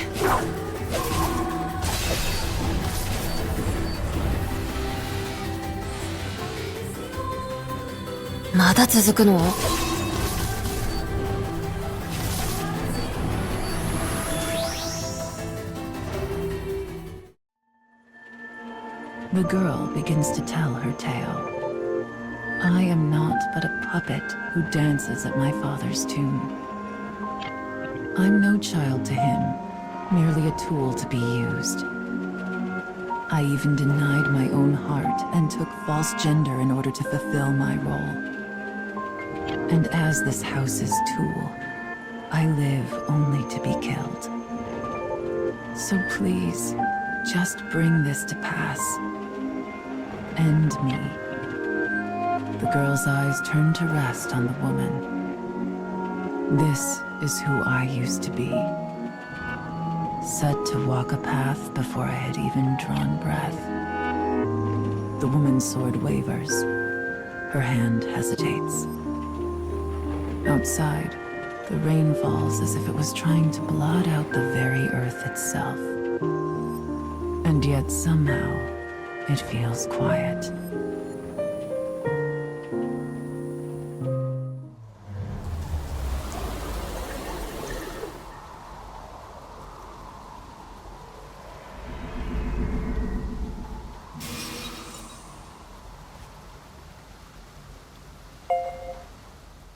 The next memory should be the last one in this area.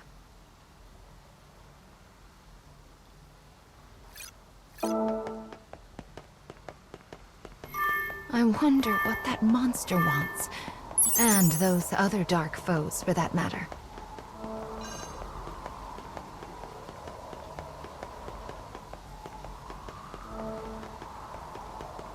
I think the last scarecrow in this area is inside this building.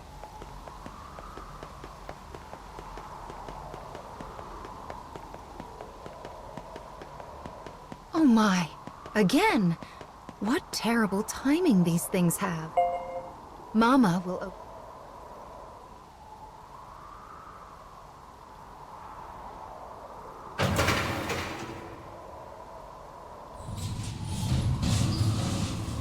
There. Can you get through now?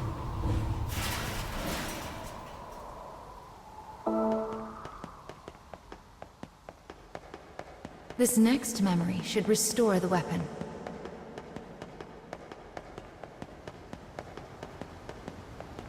The scarecrow is right there. Brave faces now.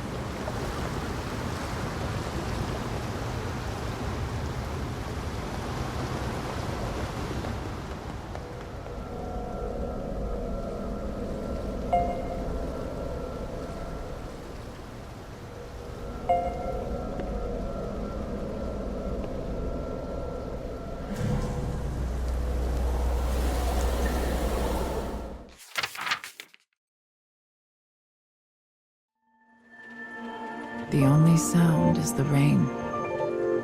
A long moment passes.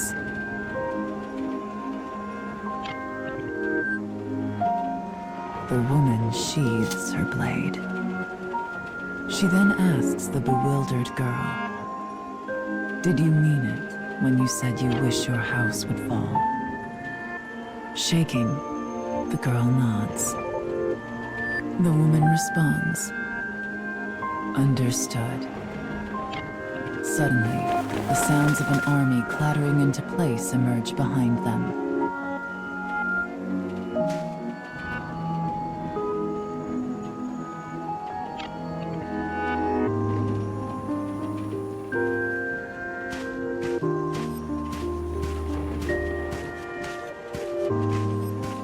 A score of soldiers bursts into the reception room.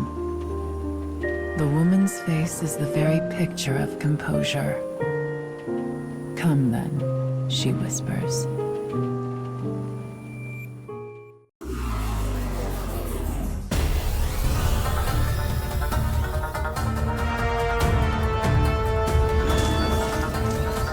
Commencing mission.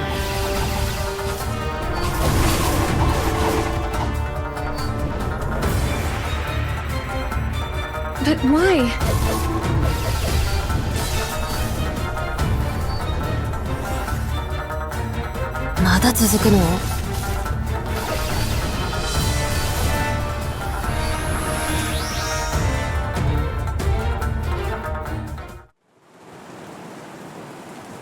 The girl runs over and takes her hand.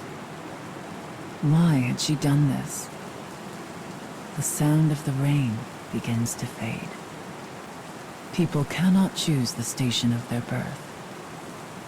One can scarcely even choose their own manner of death in this violent, fleeting world. But perhaps one can choose to let another live. I was a tool of my house who carried out her role. My hands are stained with sins beyond counting. I doubt this will absolve me of my actions, but it might make a nice gift to bring with me into hell. She can no longer hear the rain.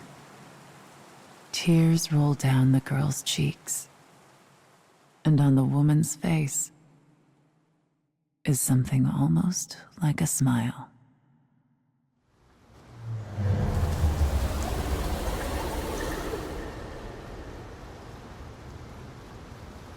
Perhaps freedom, in the truest meaning of the word, never existed to begin with.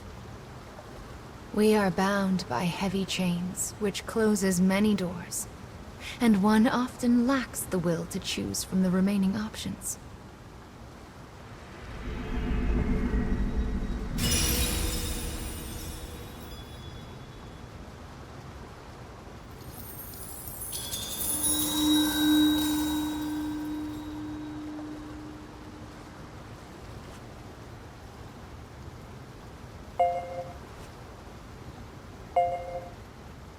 Anger. This is the fourth fragment that you've lost. What is your anger meant for? Is it for a person? The world? Your fate? Or perhaps yourself?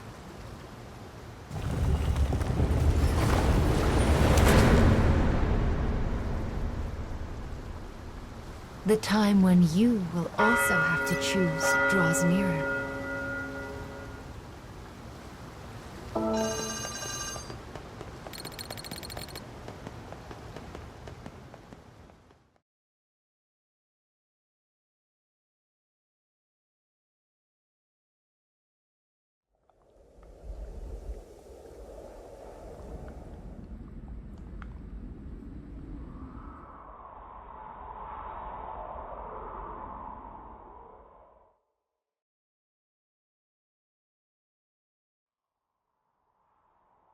Brr, it's so cold all of a sudden.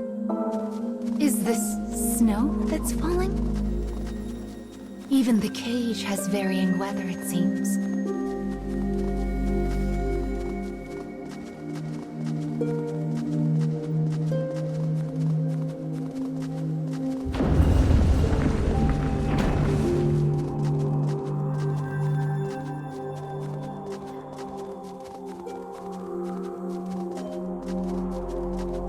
Falling snow, glimmering icicles.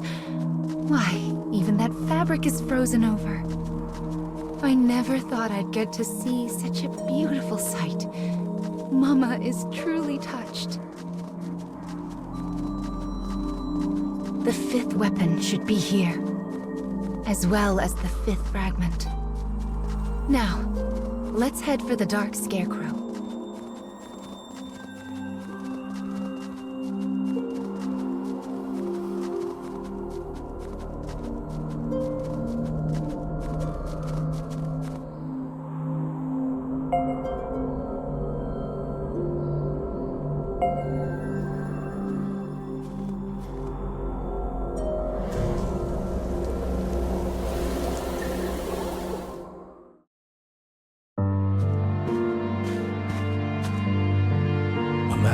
His way along a mountain path, buried in snow.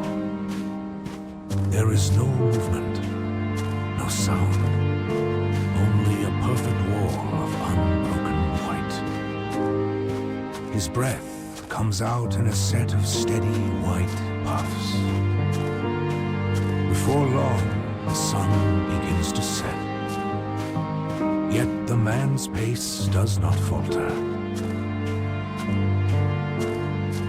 A rift in the ground blocks his way. The crevice is so deep, he cannot see the bottom. The man produces his trusty hand axe from within a deep pocket.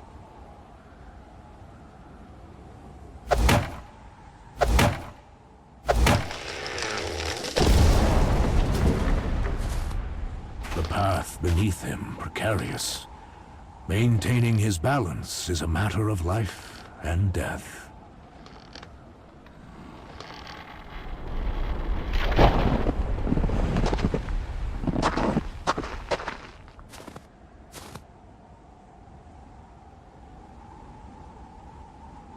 Once he moves past the danger, he again makes for the peak.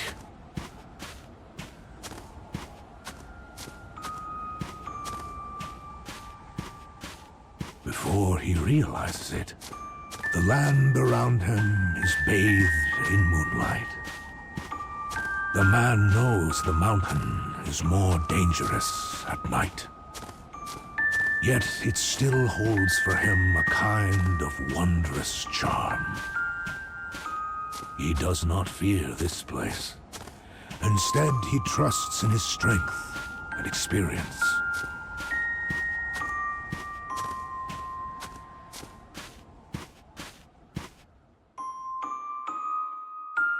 Suddenly, the steely glint of animal eyes glimmer all around him.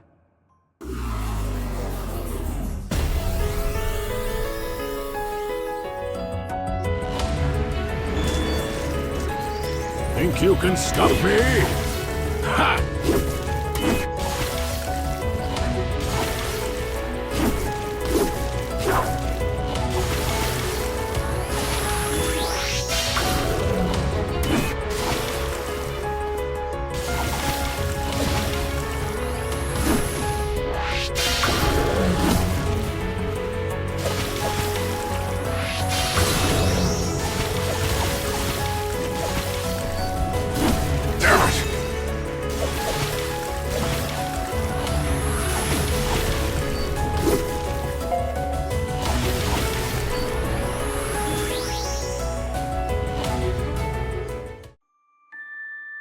the man, remaining calm, confronts a pack of wolves.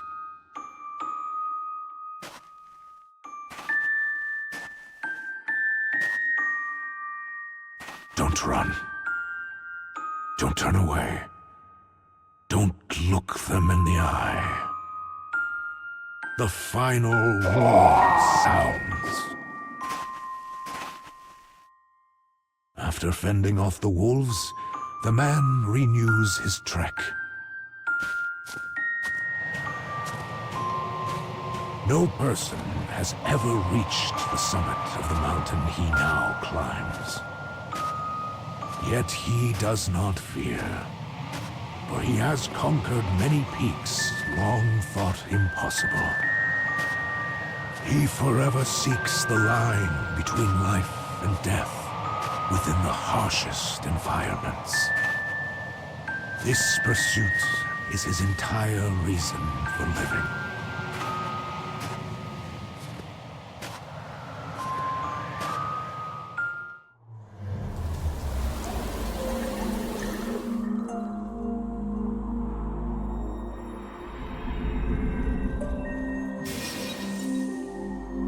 So this memory is from an adventurer. He certainly looked strong, don't you think? I've never climbed a mountain before. Not that I could, seeing as my legs don't touch the ground.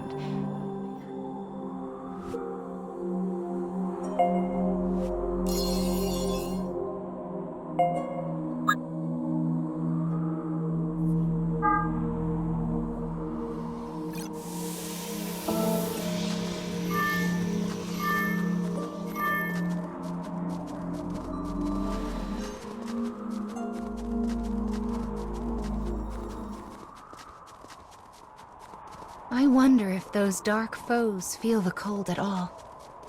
Are you cold, child? Why, you don't even have mittens.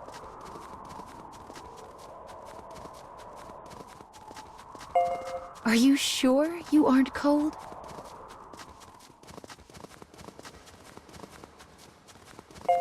All right, then.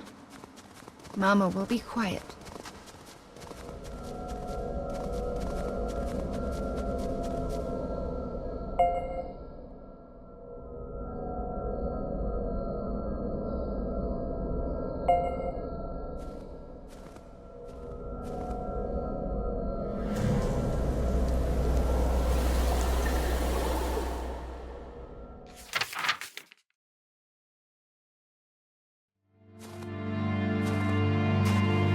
A terrible blizzard rages across the snowy mountain.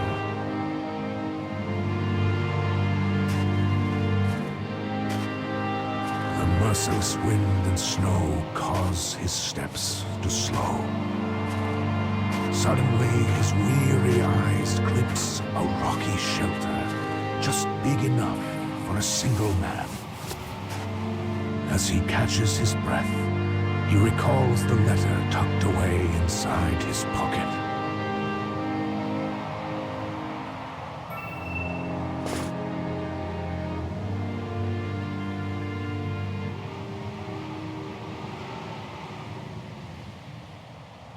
His daughter had given it to him before he started his climb. He fishes in his deep pocket once more and produces a handmade charm. The oddly shaped decoration seems to warm the man from somewhere deep inside.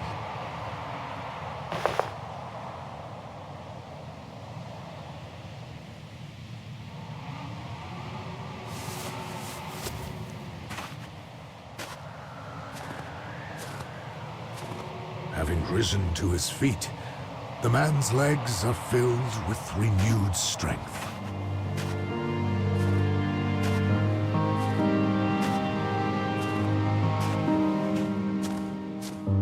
Halfway up the mountain, he comes across a frozen lake.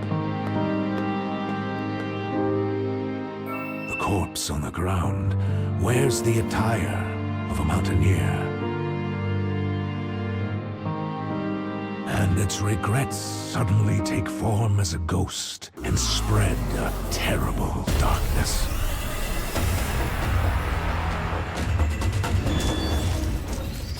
Who are you?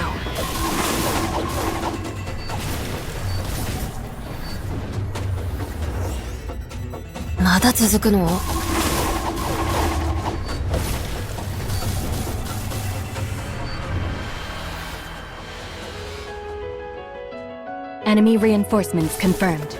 Eliminating.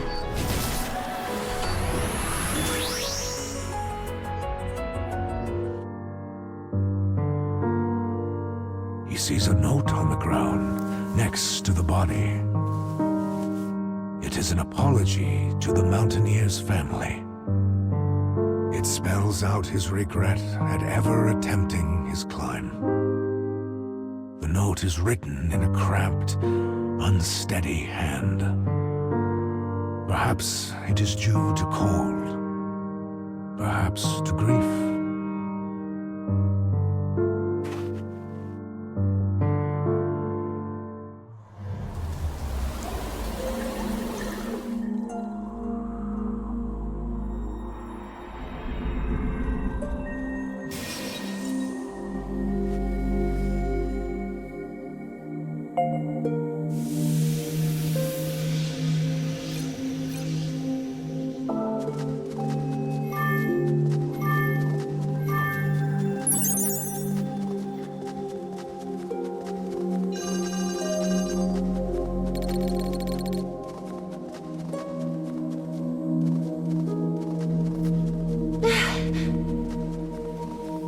I can't. I know I promised to be quiet, but I just can't.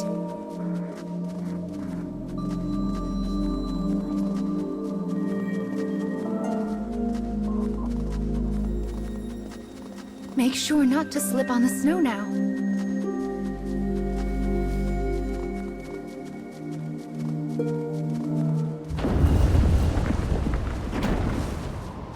This is turning into a proper blizzard. We should hurry.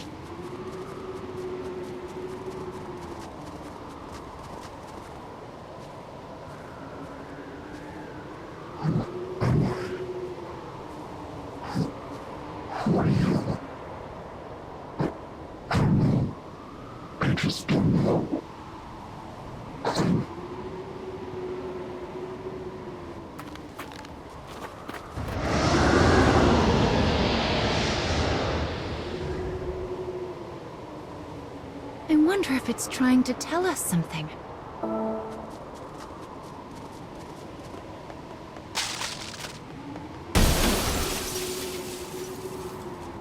My, but that was close. Be sure to take it slowly and watch your step, okay? I see another scarecrow. That's the third one. Let's get this done.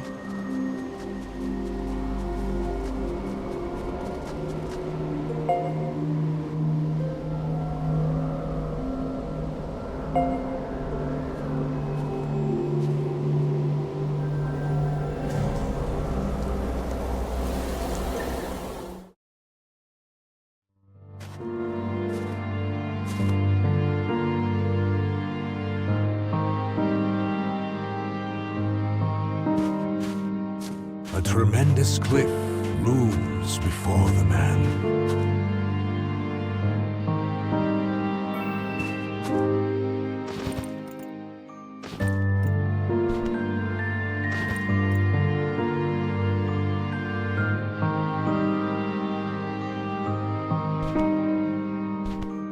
If he can conquer this, the mountain will be his.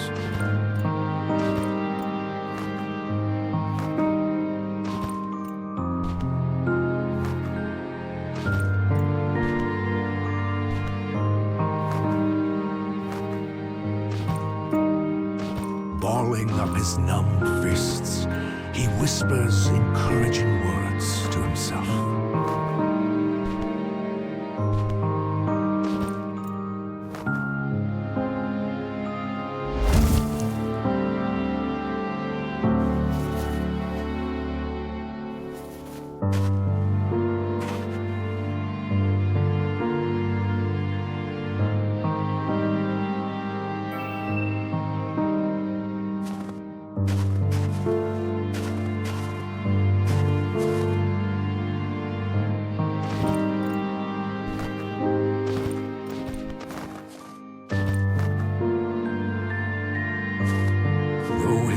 frozen body threatens to rebel, he finally reaches the summit. And though the mountain has supposedly never been climbed, he finds a ruined shrine. Intrigued by this mysterious sight, the man ventures onward.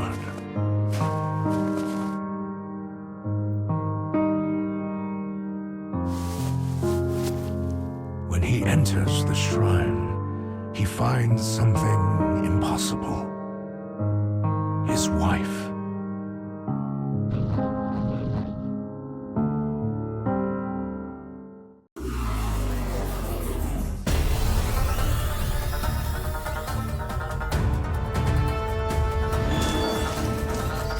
Commencing mission.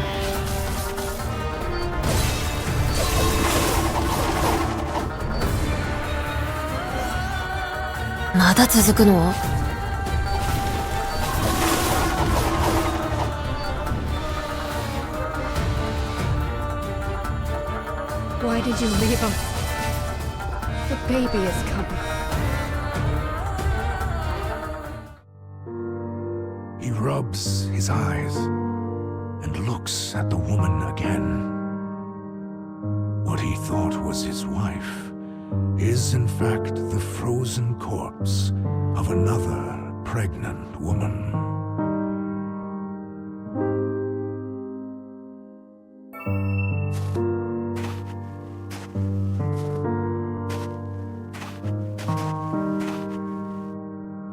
The corpse grips a clunky good luck charm in one frozen hand.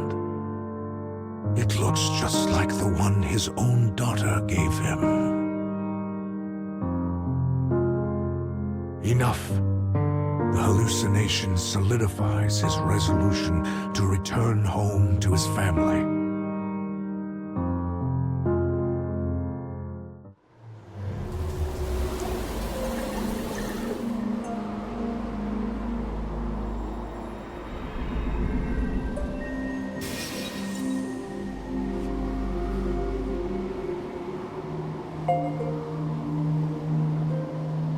He left his pregnant wife to climb a mountain? What an awful man. This fabric has frozen, turning it into a bridge. Be careful not to slip. I hear it's best to stay calm and take small steps. Also, lean forward and firmly plant your foot when... Are you listening to me?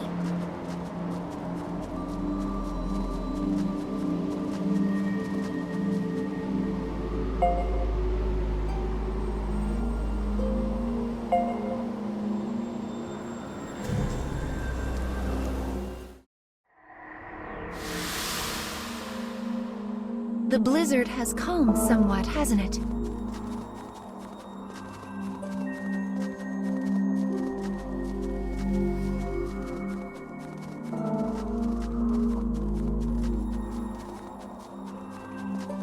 Once we restore the next memory, we can leave this snowy area. It's pretty, but it makes it hard to see or keep your balance. No matter how lovely it is, I wouldn't want to be out here for too long.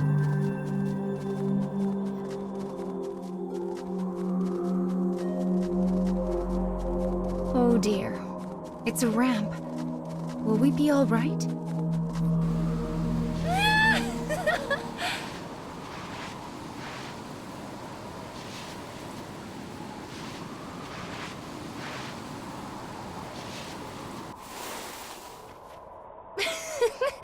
Oh goodness, my poor bum is frozen.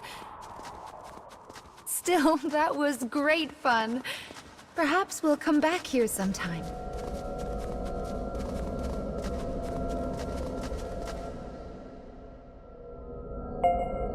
Let us enter the spear's final memory.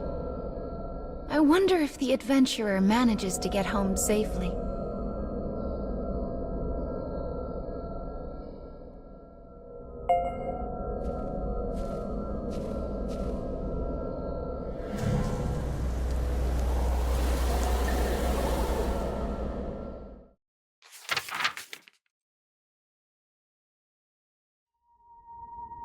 A lonely house, illuminated by a dim light, sits in a forest of deep snow.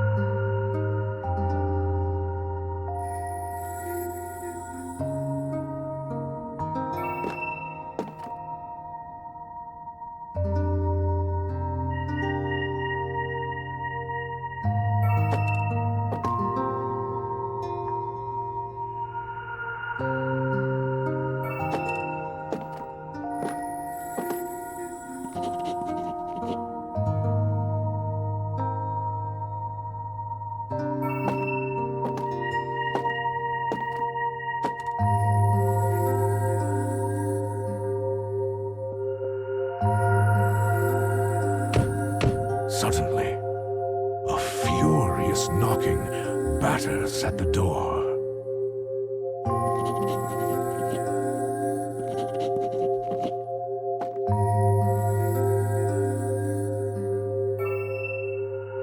The door flies open to reveal an aberration that looks strangely like the girl's father.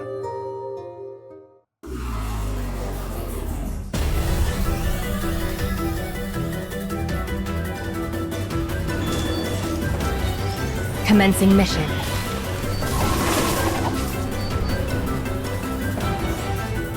Move.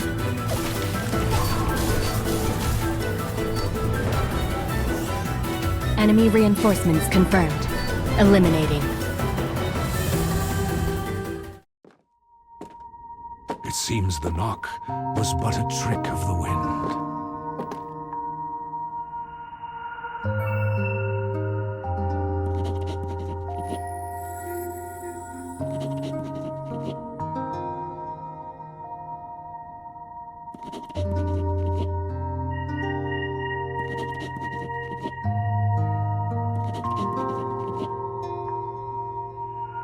The woman presses against her swollen stomach and collapses to the ground.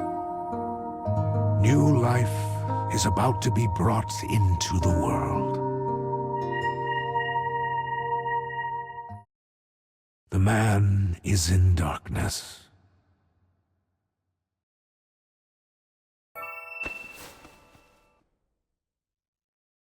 Pain courses through a body that struggles to follow the orders of its mind.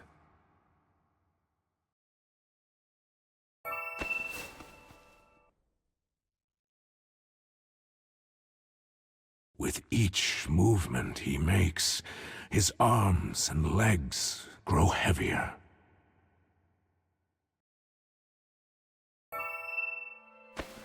As the cold sets into his bones, he comes to a sudden realization. Ah, I see. I am already gone. He fumbles frozen, unfeeling fingers into his pocket one last time. The charm from his daughter still retains a tiny coal of warmth.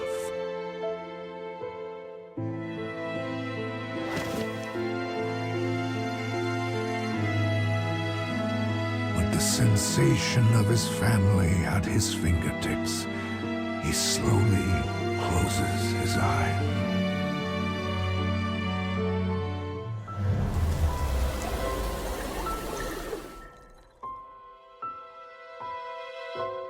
His family was an illusion. No matter how strong we are, we cannot live alone. That man's story was so terribly sad.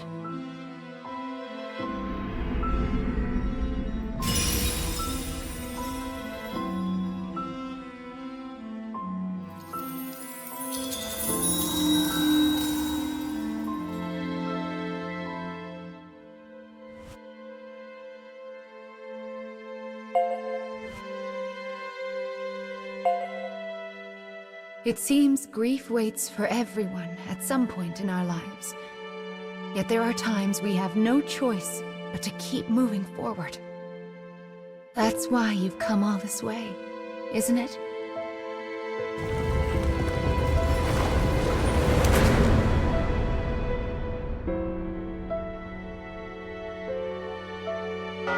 Let's go. We have a final fragment to reclaim.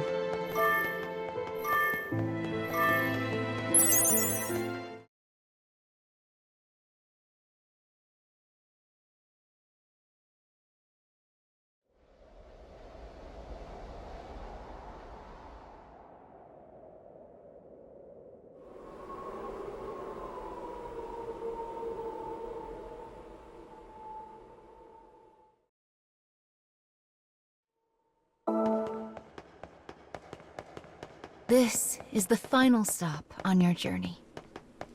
The time has come to restore the final memory.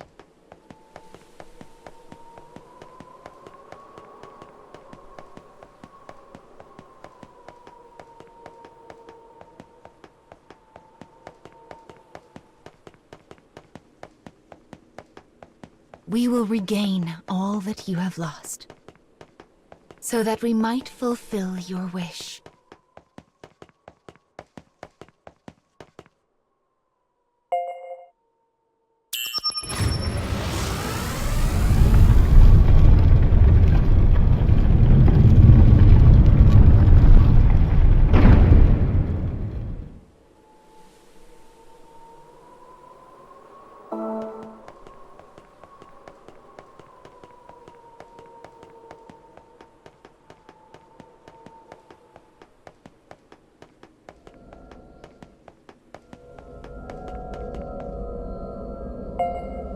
Your memories are engraved in this scarecrow.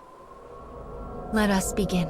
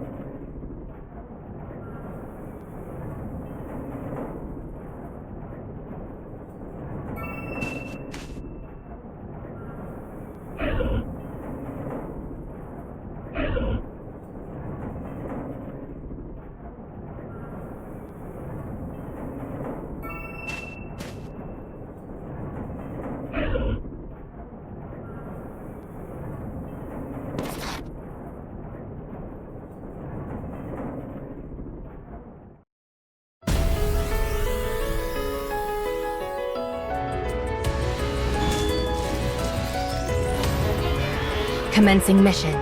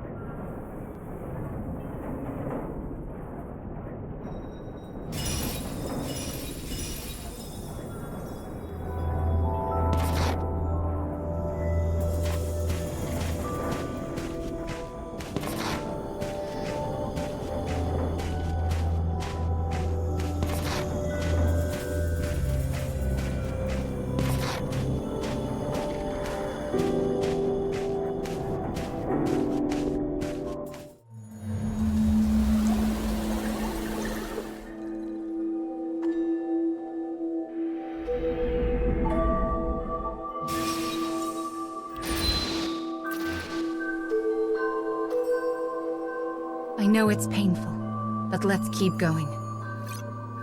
These memories are deeply entangled with you.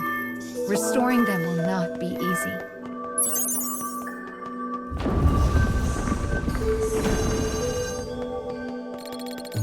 Do you know what that monster is? It is a creature who steals and eats human dreams for want of their form. But perhaps you know more about that than I do.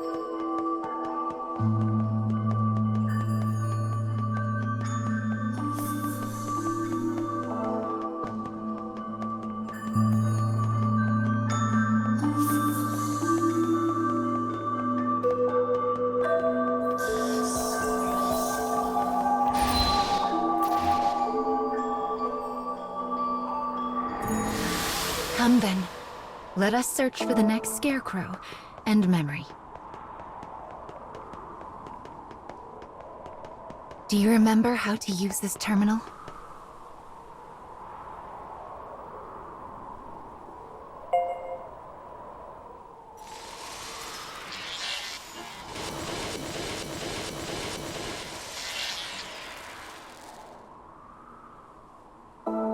You came through here with her once, didn't you?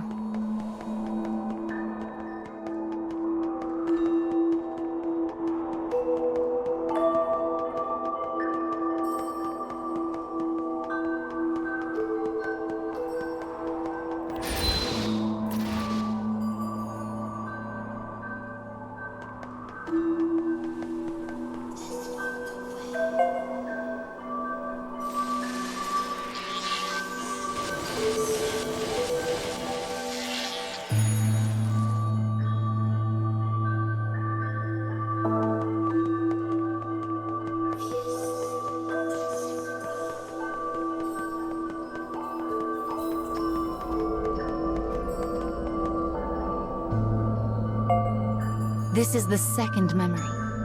Are you ready?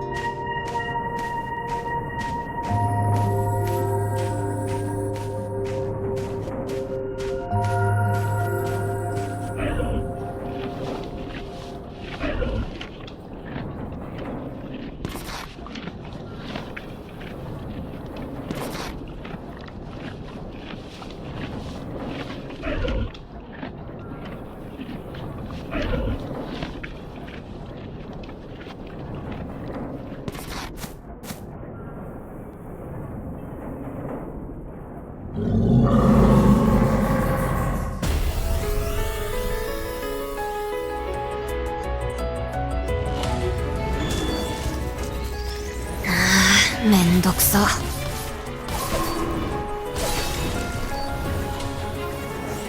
Move.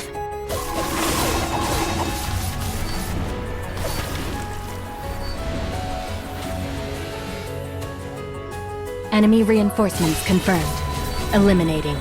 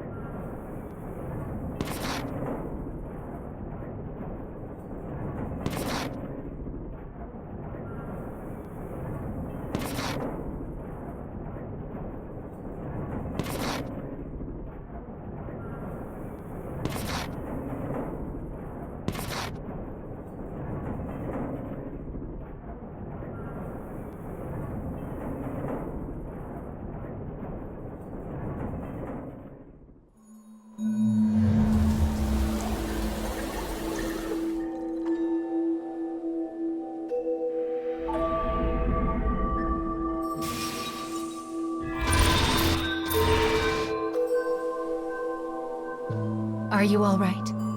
Can you walk? Like I said before, the more we restore, the deeper your pain will grow.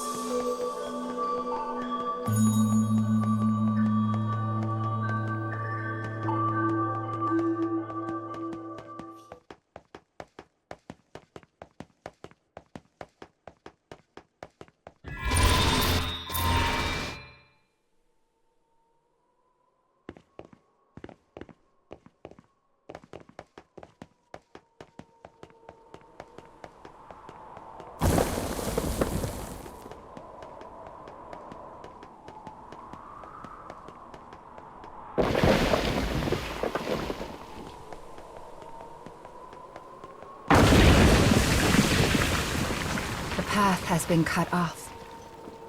Though even if the path was there, there's no going back.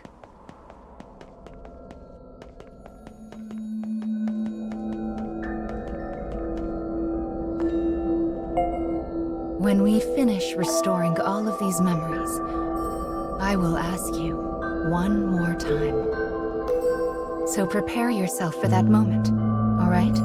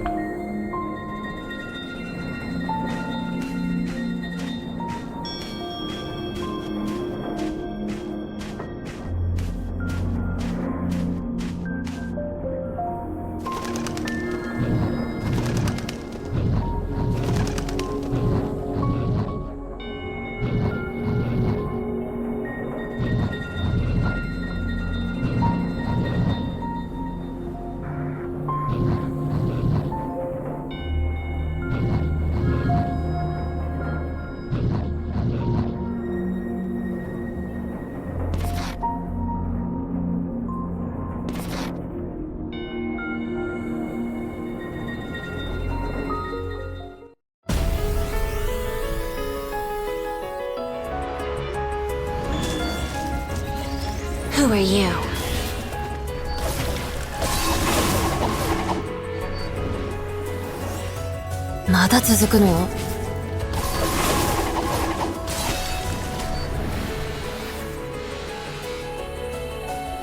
Move.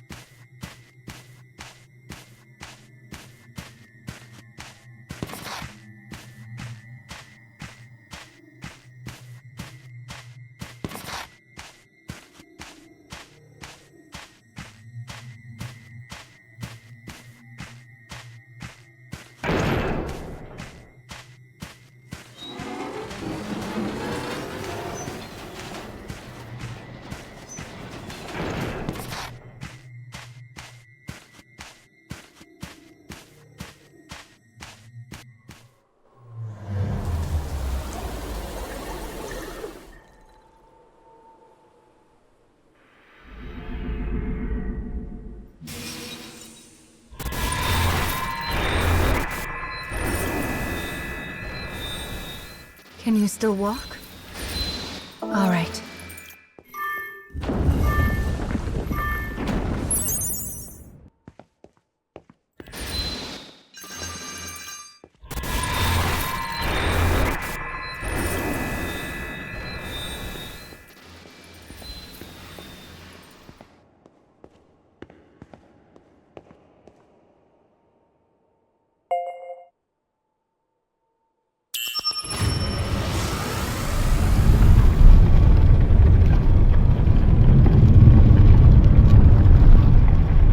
Regardless of what you choose, the next memory will be the last.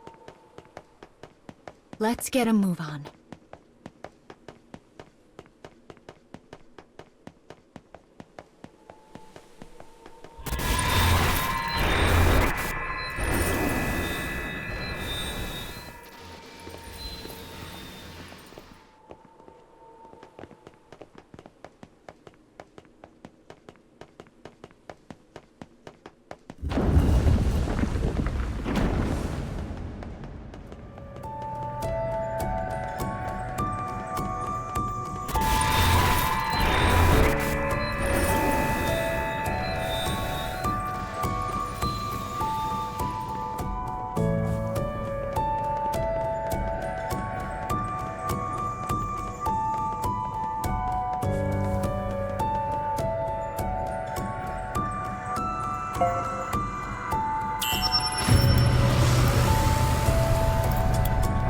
Restoring the tale of what you have done is penance for your sins. But soon, that too will come to an end. Will you realize your wish? Or...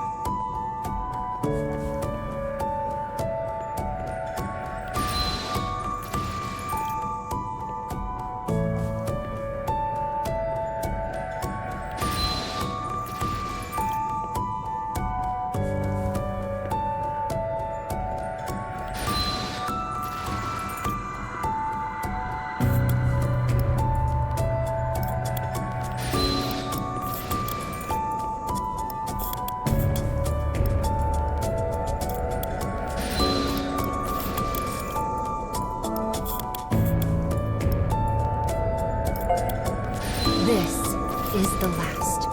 Truly and well, the last memory. The moment you complete this restoration, you will regain all you have lost. And there, you will find your sins waiting.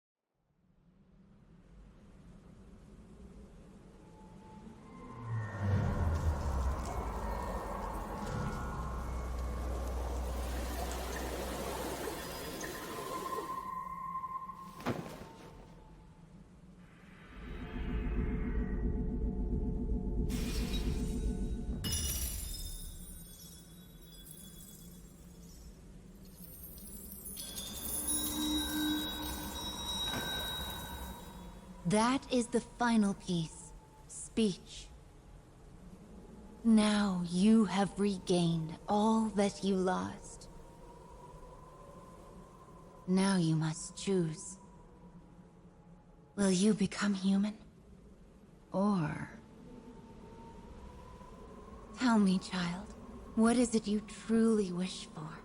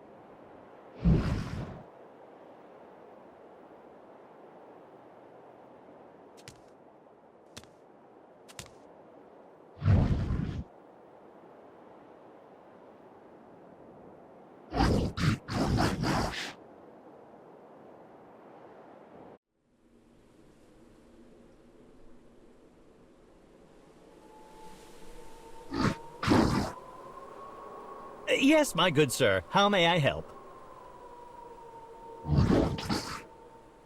Please proceed down this path, Master Lavania.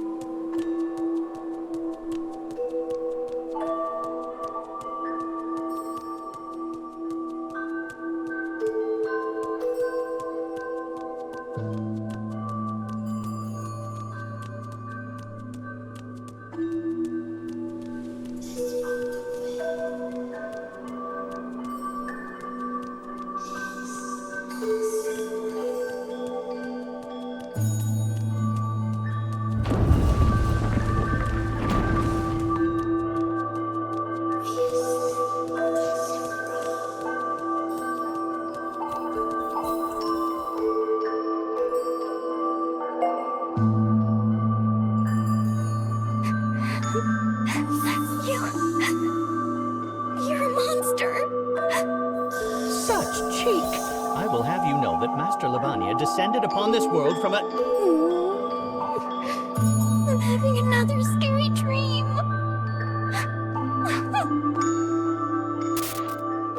That was when I met the girl in white.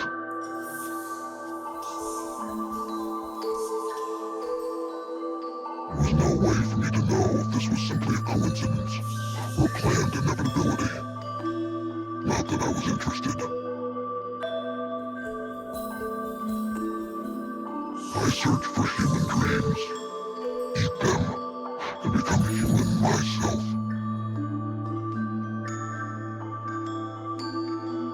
That instinct is all that drives me. The girl cried about how she had nightmares every night, and said she wanted me to eat her dreams. I had only one thought back then. Excellent. I'll make good use of her.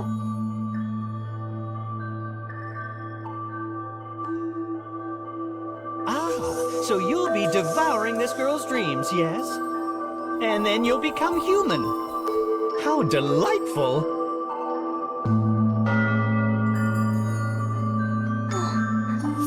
It's almost morning. My name's Theo, by the way. See you tomorrow, Mr. Monster.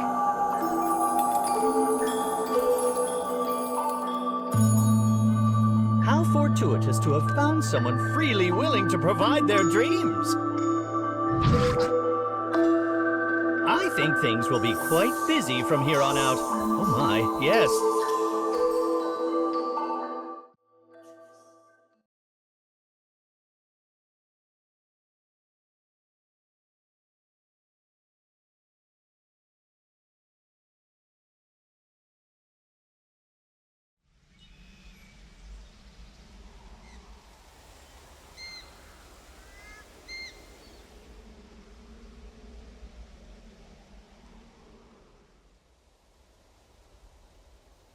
I believe it is now night in that world.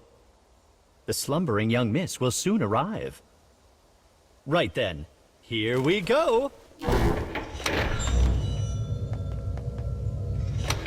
Welcome to the cage, young miss. It is the world connected to your dreams. This place is called... the cage? Indeed it is. Wow. Oh, Mr. Monster, you're back. You're gonna eat my dreams like you promised, right?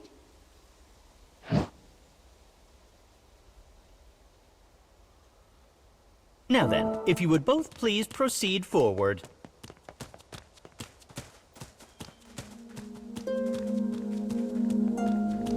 To think we would so quickly find a client whose interests match our own. A fine outcome for all concerned, says I.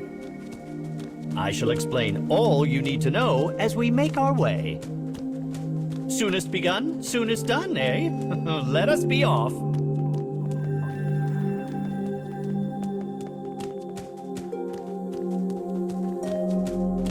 This is way nicer than the place where I was locked up.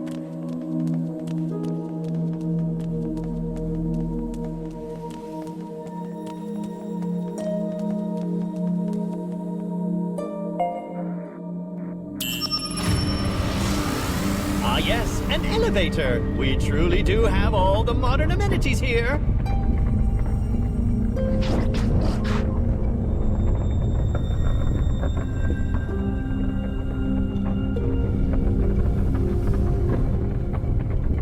What's that? A dark scarecrow, though I'm uncertain who first gave them that moniker.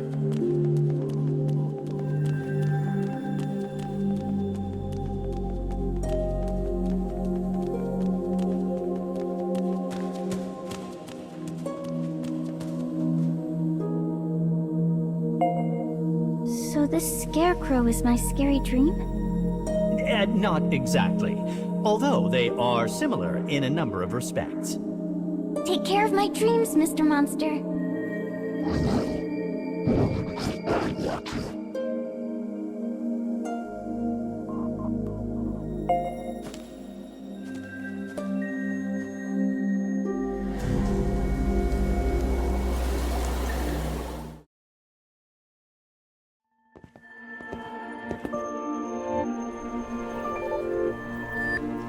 A shopping mall, a common sight. A family, a common sight. Though seemingly mundane, these are truly the most blessed and rare of days. Thankful for the gift of routine, the couple enjoys their ordinary lives.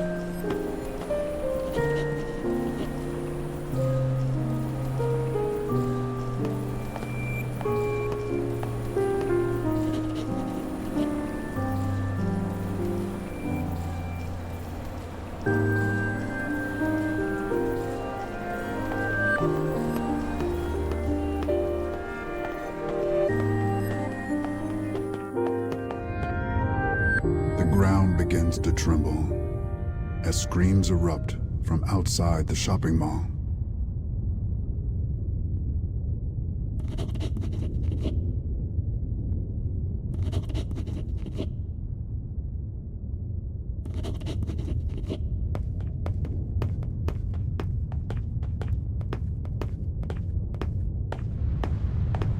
There, poised to attack their child, is what appears to be a mass of flour.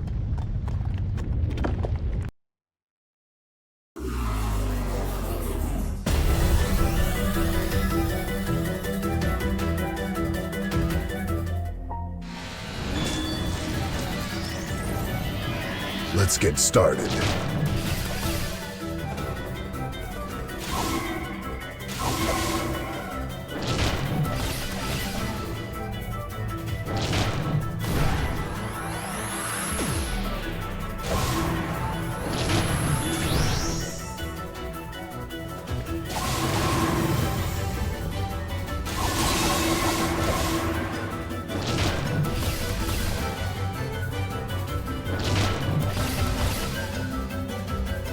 That should help.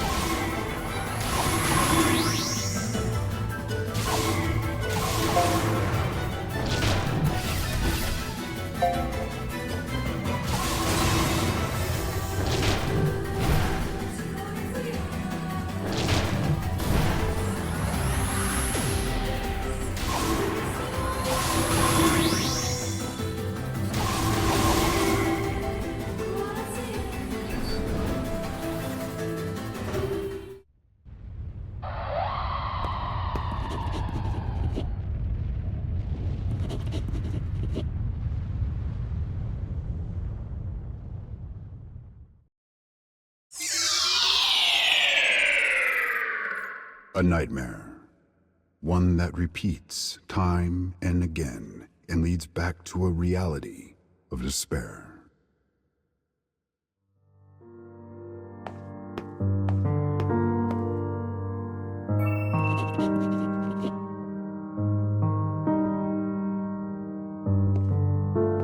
His wife's eyes are dim pools filled with resignation, misery, and loss. But they have sworn to enact revenge on the flowers.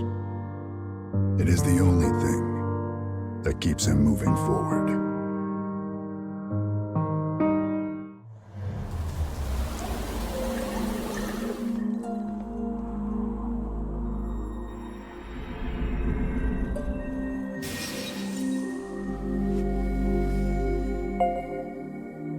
In order to eat the girl's dreams, we must first restore these memories, which happen to be her dream's original forms. Anytime we find one of these dark scarecrows, we should proceed with its restoration post-haste.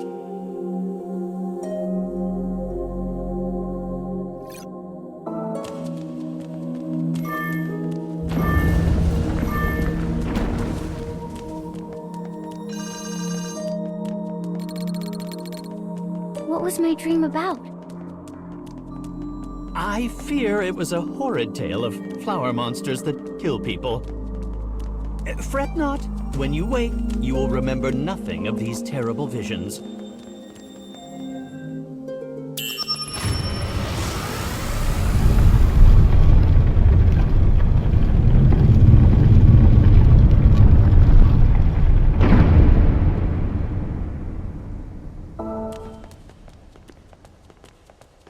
My dreams are always so scary. I don't know the people in them, but they all get hurt or die. Yes. You appear to be a human particularly suited for this world. Perhaps these memories from across space and time play out as dreams to you. I didn't understand most of that, but, okay.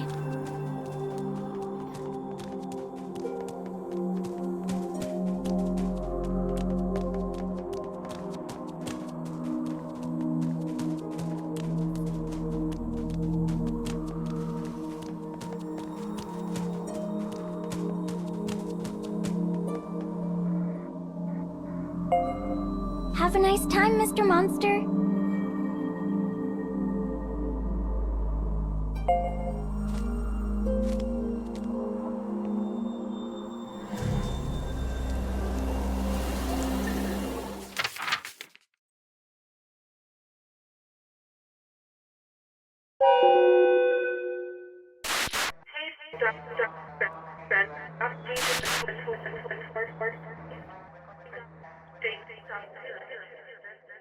The announcement comes at the same time every day. It notifies those in white of meal times. As ever, the man dutifully makes for the feeding hall. The white marks him, and all others who wear it, as people without freedom. The rules must be obeyed.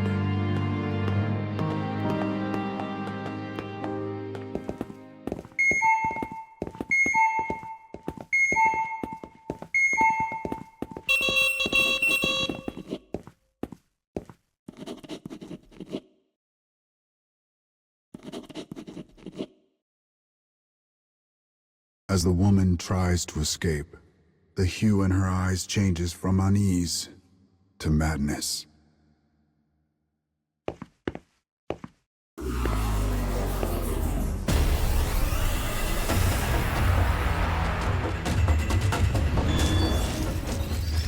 Commencing mission.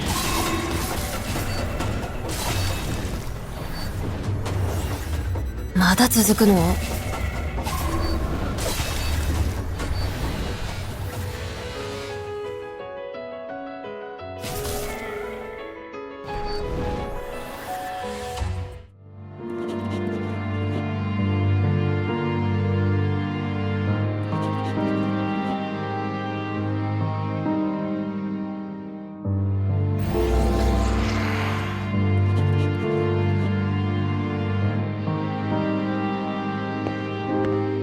the actions and thoughts of the prisoners in white are not theirs to control.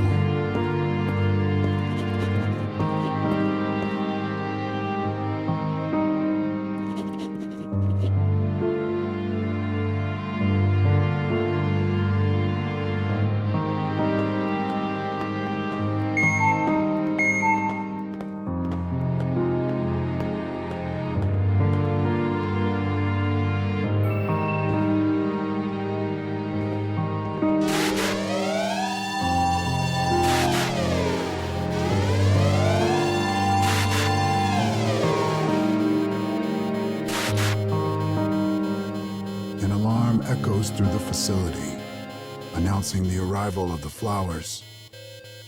The same unearthly beings that killed their son and tore their once happy family apart. They are the gravest threat the world has ever known.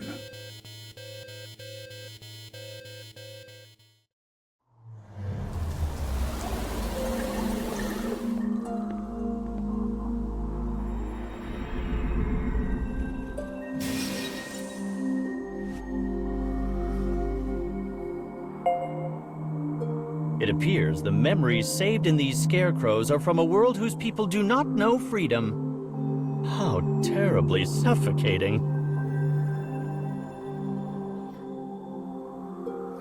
A world without freedom? So the world has a collar like I do? Well, it does not actually have a collar.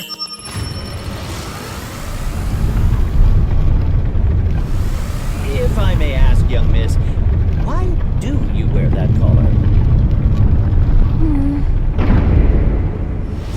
I wear a collar because the law says I have to. Yes, well, I suppose you have your reasons.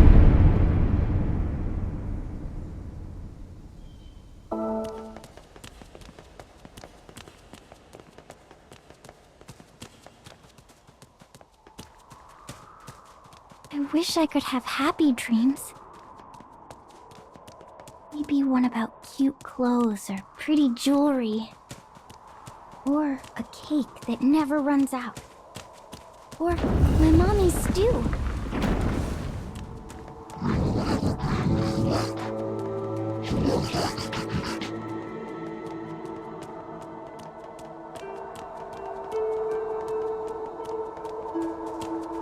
Oh, a dead end.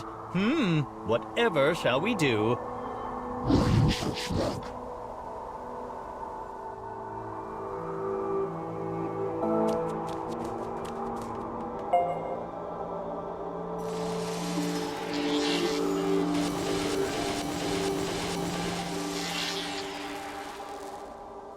Haha, it was actually a warp point. Clever, no? Whoa! That was crazy! What a convenient world we live in, wouldn't you say?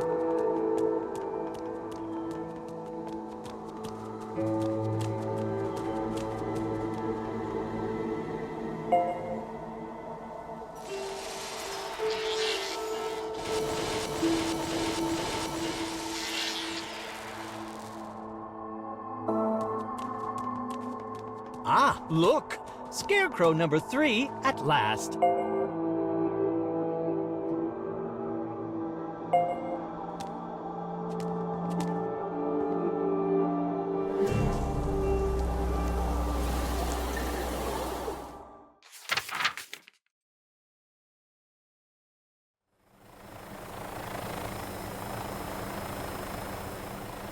The prisoners are transported in cramped, stuffy containers, as if they were mere cargo.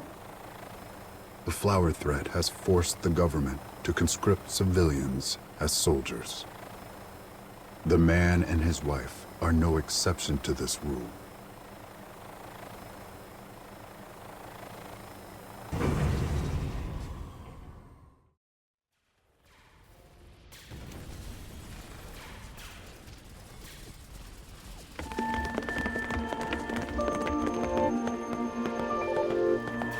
The prisoners charge the mass of flowers, intent on eliminating them. Another day, another battle, a common sight.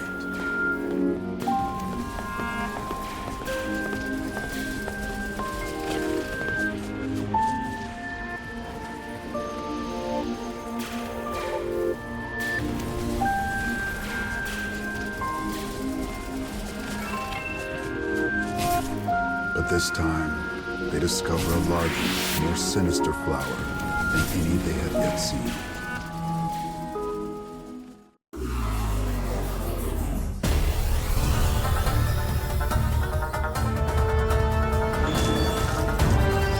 Who are you?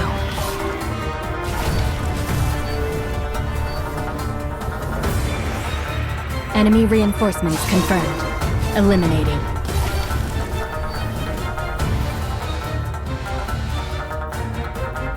Move.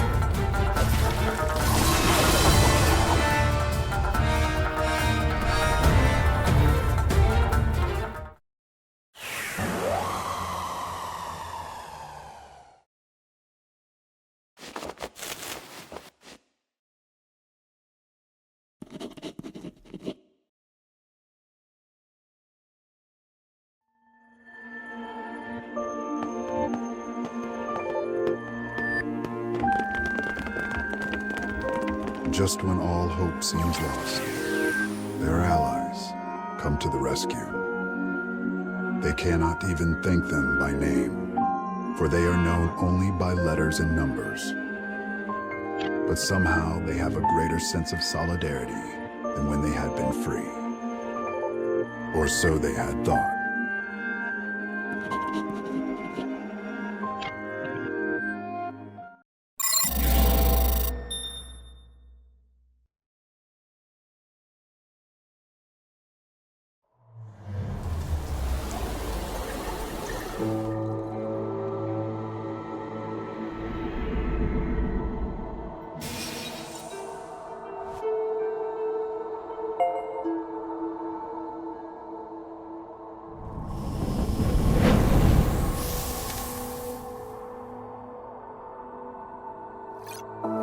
Well done, though I do wonder what happened to those prisoners.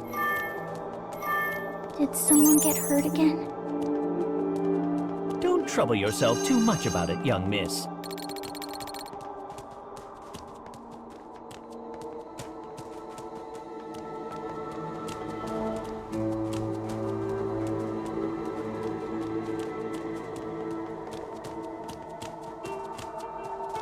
Our memory restoration is proceeding rather smoothly, don't you think?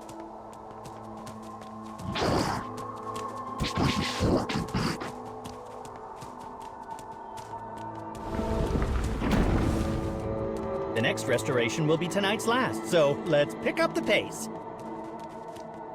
Okay. I must say, I've never met a human who saw weapon memories as dreams. So I'm weird? Of course not. You are a most valuable client. Yes, that's it.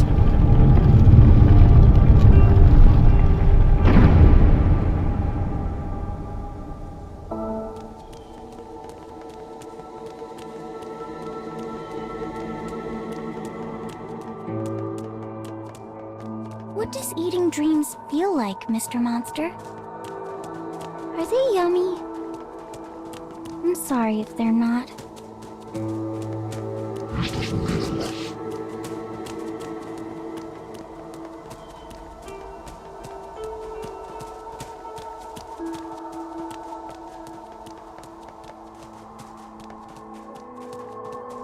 Oh, we're in the home stretch now. Let's go. Good luck, Mr. Monster.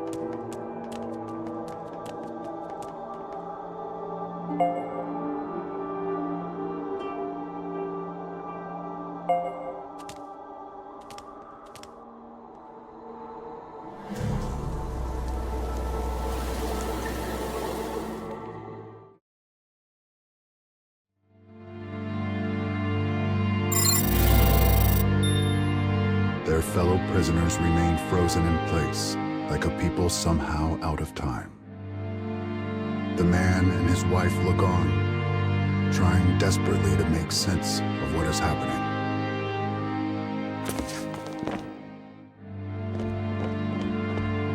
Suddenly, the prisoners begin to march, their footsteps all in perfect sync.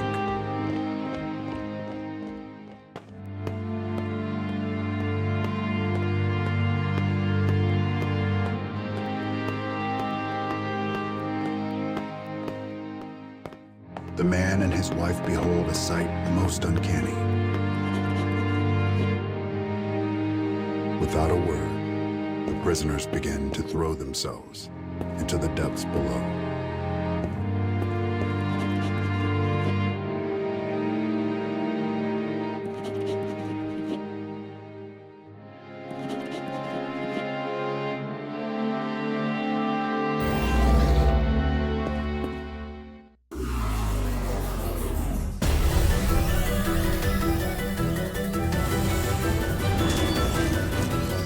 Commencing mission.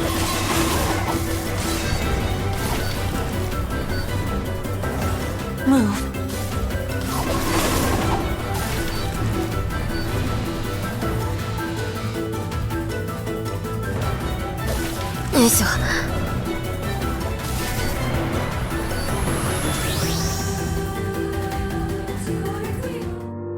The man and his wife prove no match for their fellows.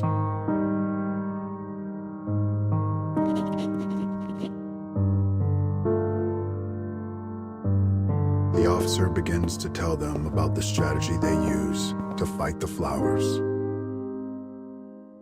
Though strategy is a kind word for it, experiment is far more appropriate. Data from the prisoners' battles with the flowers is recorded and analyzed. Any found wanting, or any who exhibit a sense of self, are determined to be defective and are disposed of by the organization.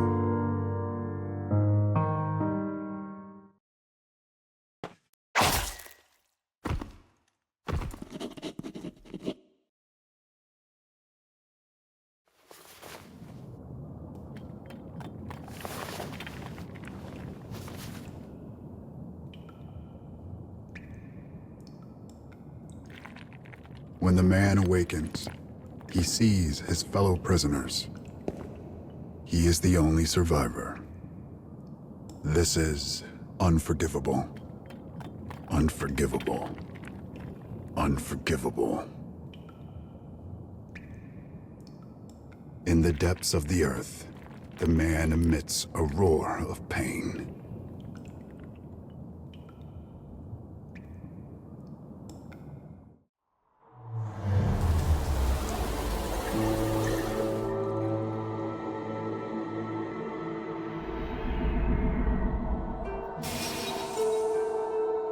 To think he lost not only his child, but his wife as well.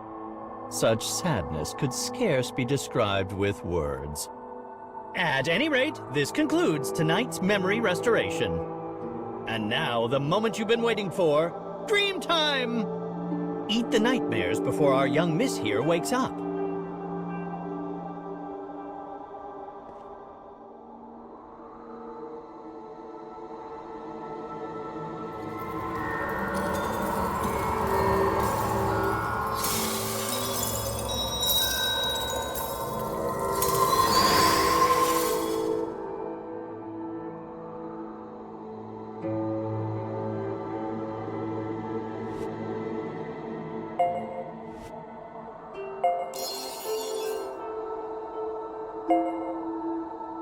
You will need to consume many more dreams if you wish to become human, you know.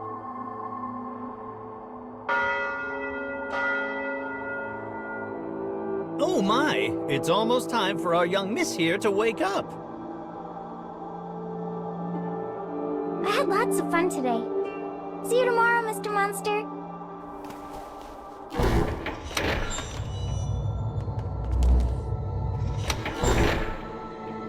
Let us be on our way as well.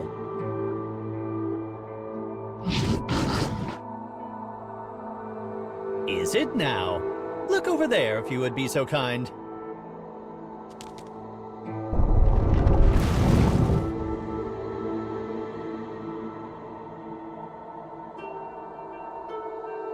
After you!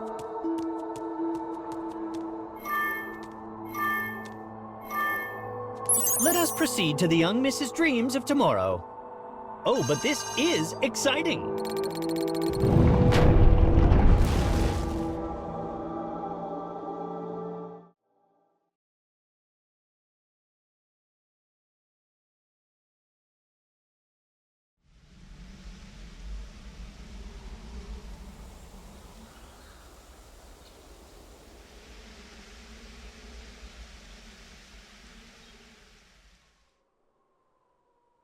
And, yes, there we are.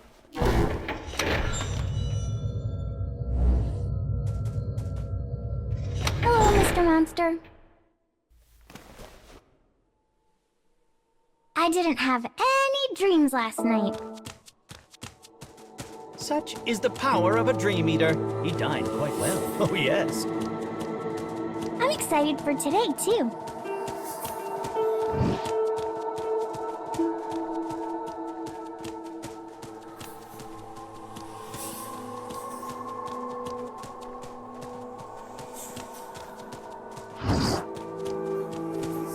Yes? What might you need? Indeed, one might even call it my workplace. Not to boast, but I received the Performance MVP award for this past year.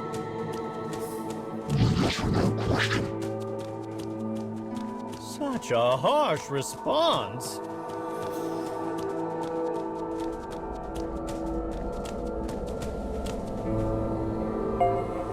Now then, let us get to restoring tonight's memories.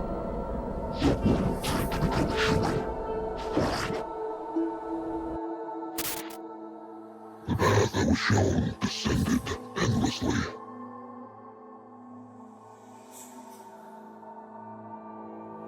Human stories are filled with obsession, jealousy, hatred, grudges, and hypocrisy. However commonplace and boring an observation it may be, humans can seemingly only find themselves in interactions with others.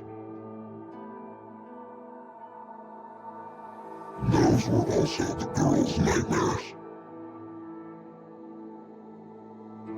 She showed restlessness, sympathy, dread, and grief at every twist and turn. And I saw her as an innocent little creature. A creature the exact opposite of myself. I felt not so much disgust, but fear. Fear that I had somehow taken an interest in this pure girl.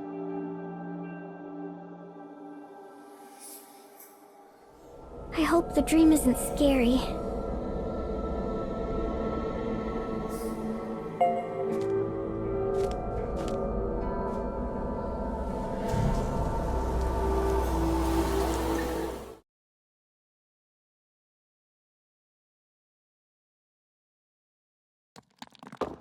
The woman wakes in a dark and crumbling place. Pain races through her body. She thought she would die when she saved her husband from the commander. Yet she is still alive. But why?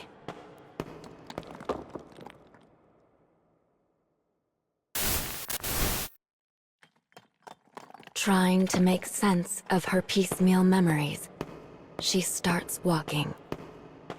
Her location is a mystery.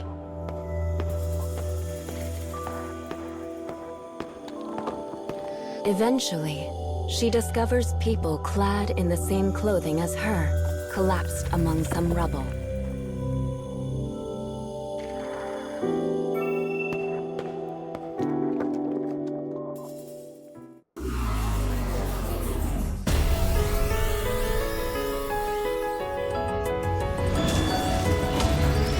Found you.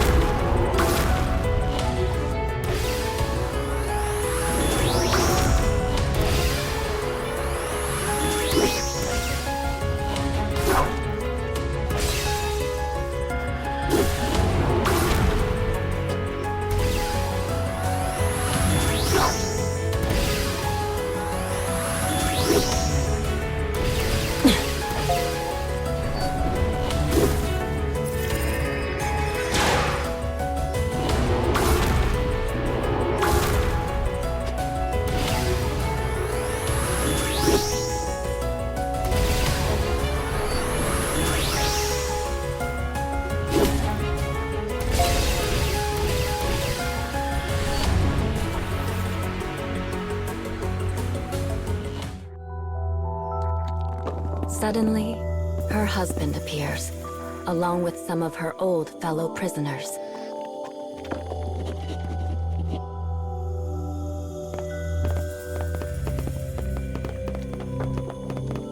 The joy they feel in this moment is beyond all measure.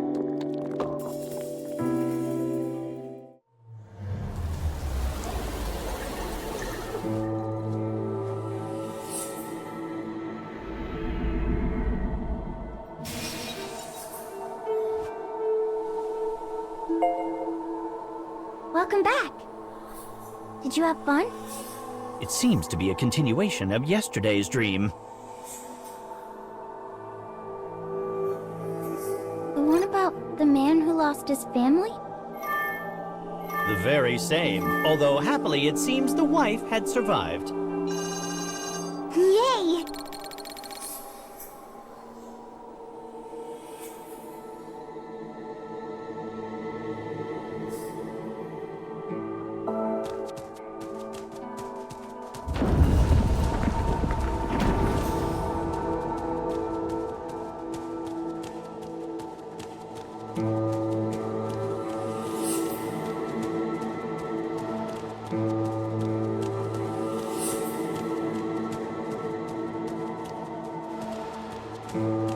Say, Mr. Monster, do you have any siblings?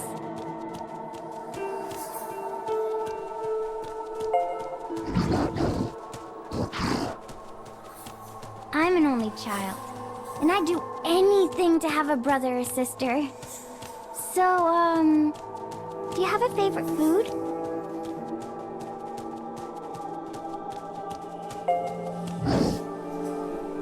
My mommy makes yummy stew. Do you like stew?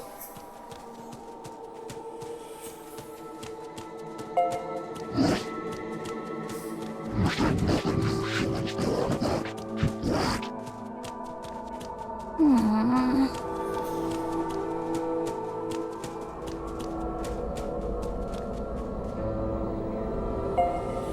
Look, Mr. Monster. Look, Carrie. It's the next scarecrow. Carrie?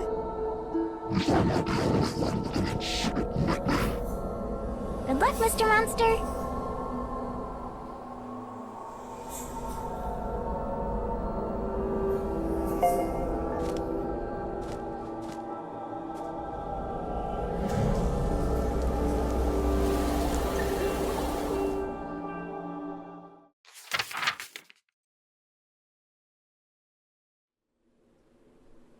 The woman is brought to a base for former prisoners.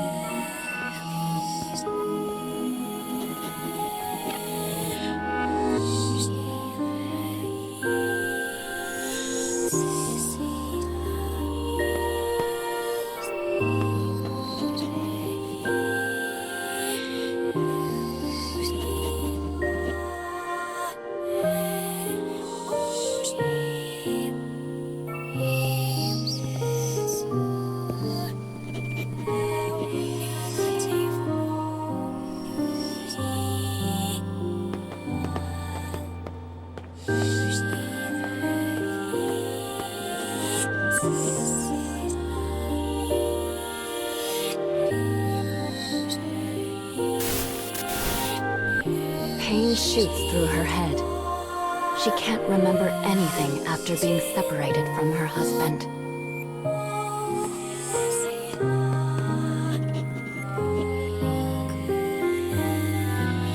As part of their resistance to the organization, the defectives had been plotting ways to free their fellow prisoners.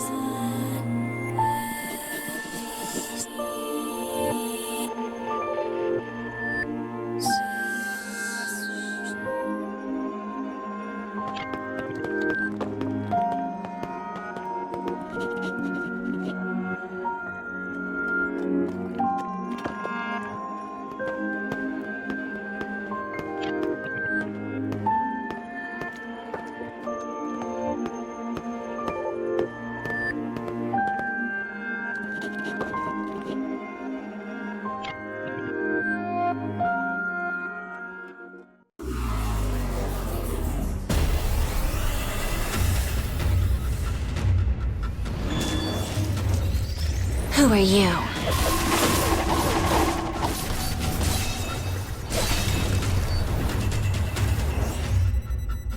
Enemy reinforcements confirmed. Eliminating.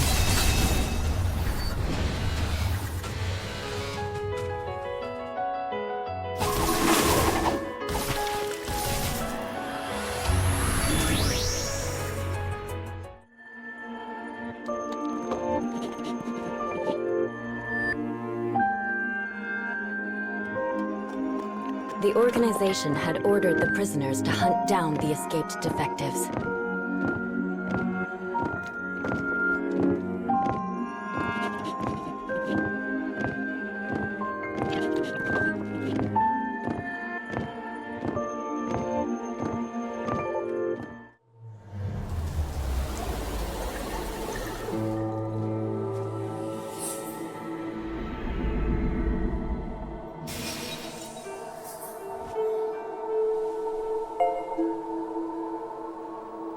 It seems this story will not end happily after all.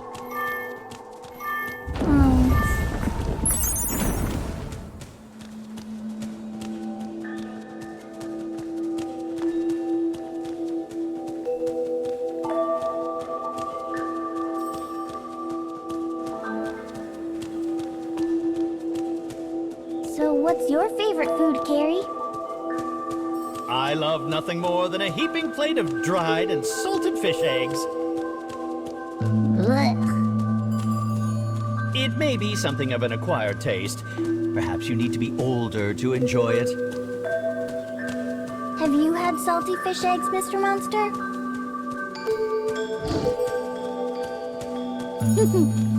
That means you're a kid, too.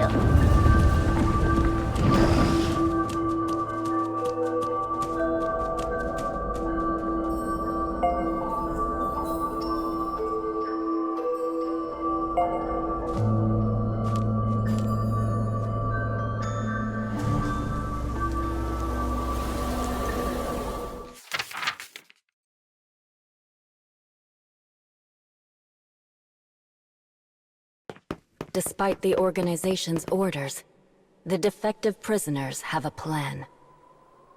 During the next flower attack, they will sneak into the organization's HQ. Once there, they will free all the remaining prisoners in one fell swoop.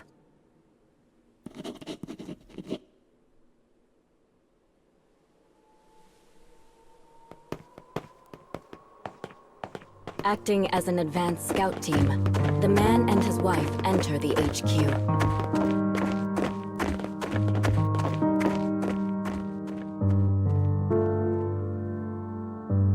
They had spent so much of their lives here. But this was the first time they were able to move about of their own volition. They had trained here for days without end. All so they could exact revenge on the flowers that stole their sun. Everyone here was the same. They all had a reason to want the flowers dead. But in that case, why were they shackled by so many unnecessary rules? In all of their time here, they had never stopped to wonder why this was.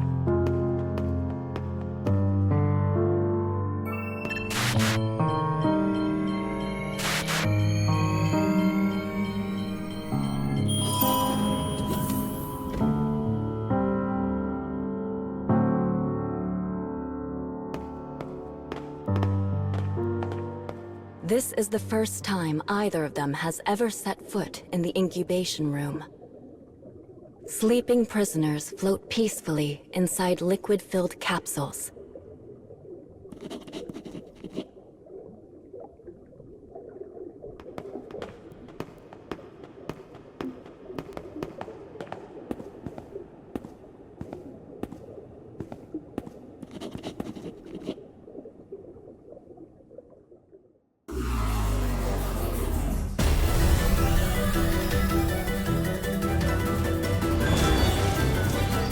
Commencing mission.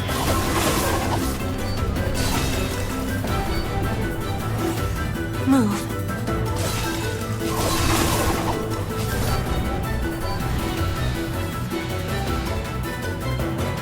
마다 続くの?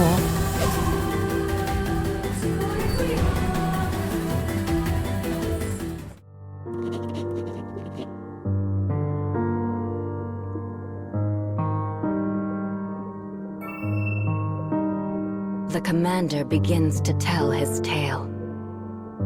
Humans, true humans, no longer exist.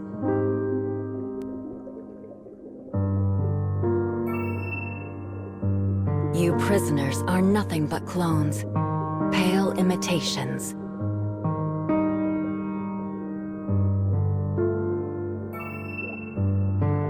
And in order to give you a reason to fight, we implanted you with memories.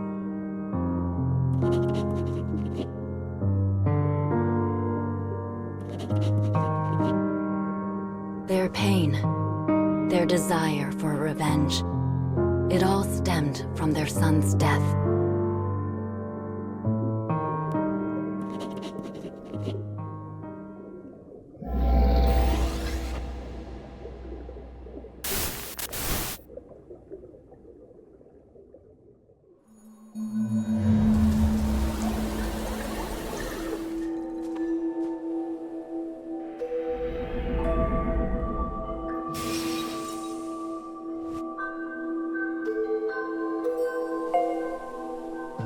Human clones.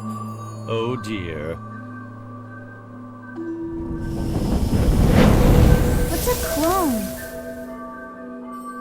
It might be a touch difficult for you to understand, young miss.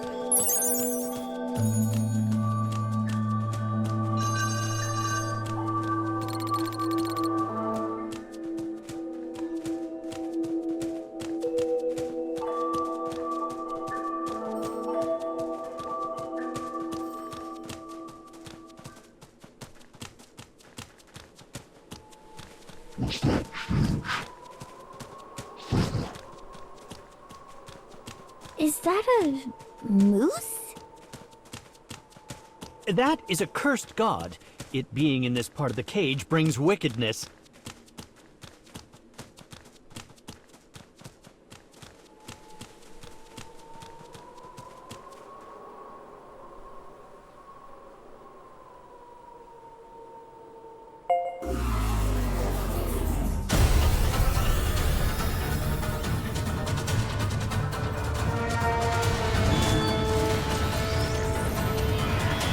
Goodness! Is this your summoning power? Good luck. I shall stand aside and cheer you on from a safe distance.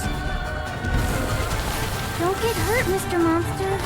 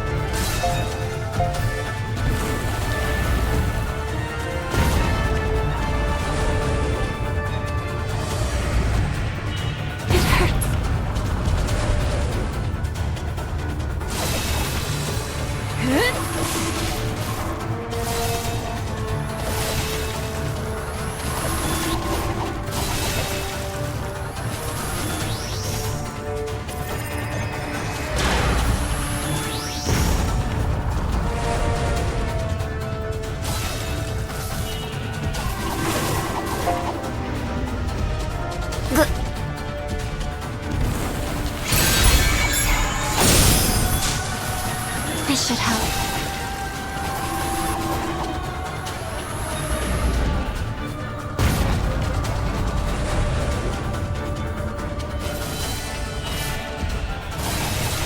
Commencing repairs.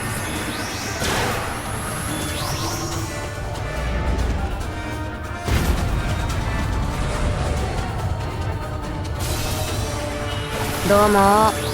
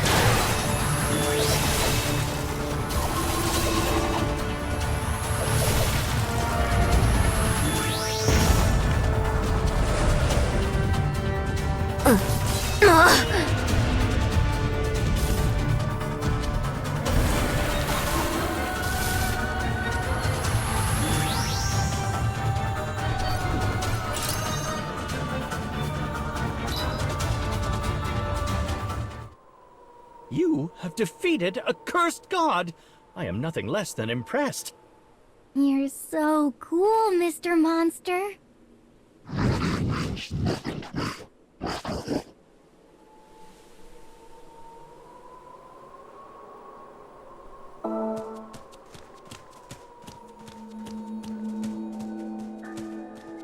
I have heard that some even pray to those cursed gods. How terribly dreadful. Is it a bad moose? Oh, yes. It has a grisly face and likes to appear right in front of you. And that's bad? Color me impressed that you did not flinch in the face of the cursed god. Were you scared, Carrie?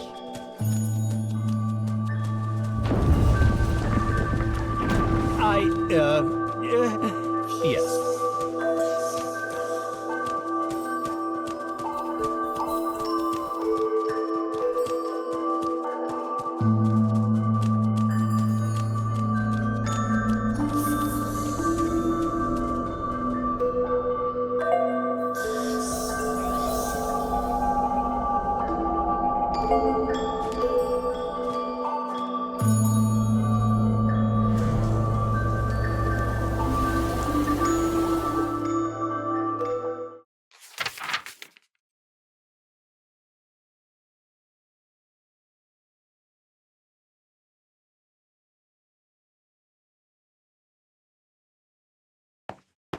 False. False. False. Remember. False. False. False. False. Memory. Remember. Remember. Kill the enemy. Kill your loved one.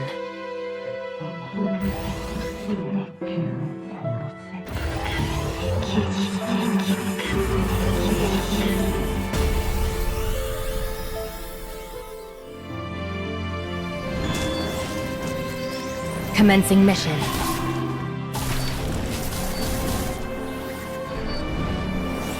마다 続くの?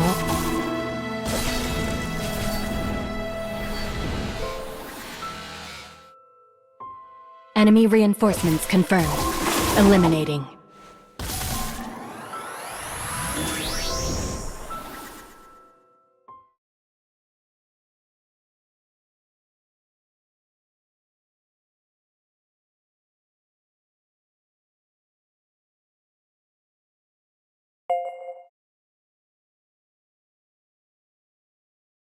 The woman tells her husband she will soon lose herself.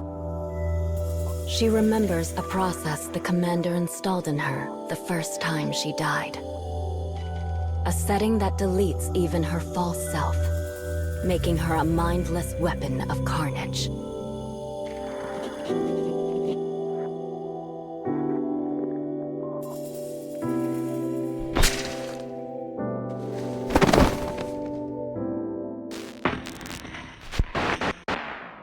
Mutual death confirmed. Cause: marital bonds. Data saved as reference for future clone development. Test concluded.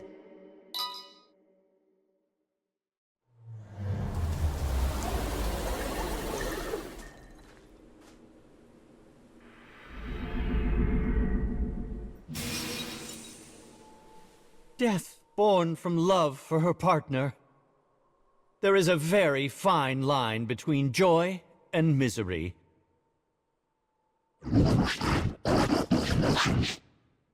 In any case, it is now the moment you have been waiting for. Dream time!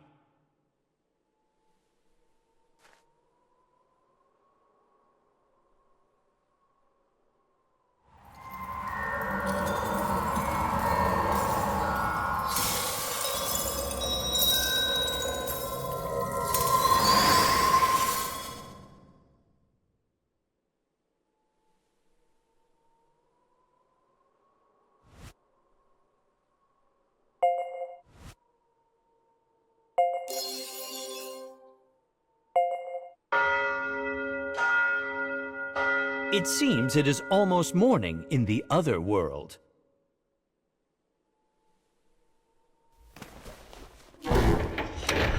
Thank you. And, I wish we could have adventured more together. We shall meet again once night falls. Come now.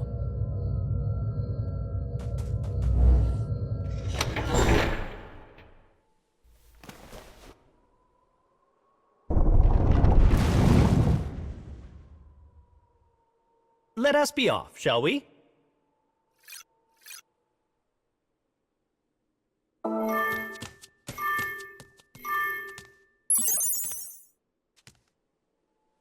You've grown used to gathering dreams, haven't you?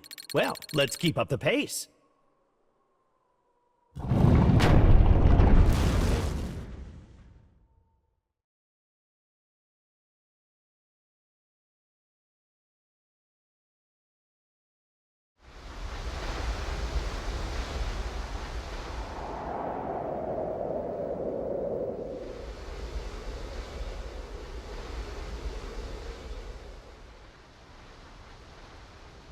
And there we are.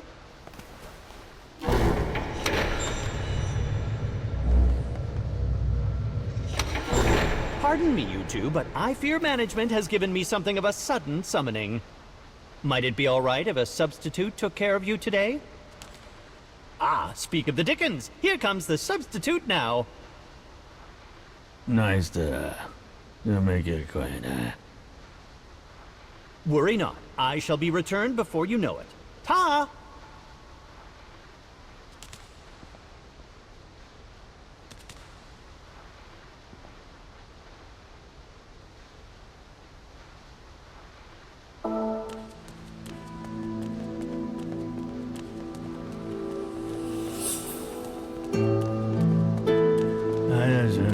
You're a substitute. If you're a substitute, I'm gonna call you Tootie.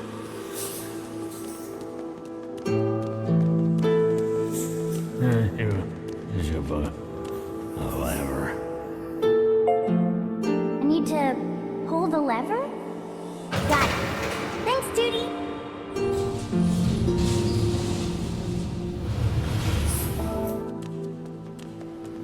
Wow! It's like there are waterfalls of sand! Oh, I think I forgot about my dream from last night. You really are amazing, Mr. Monster.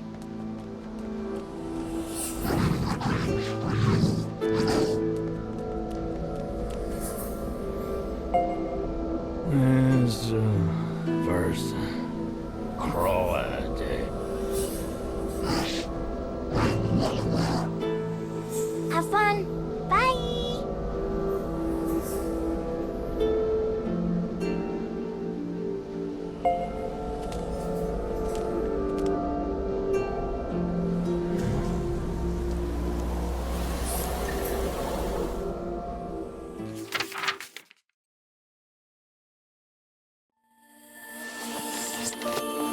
The boy lives in a country that has been beset by a long, drawn-out war.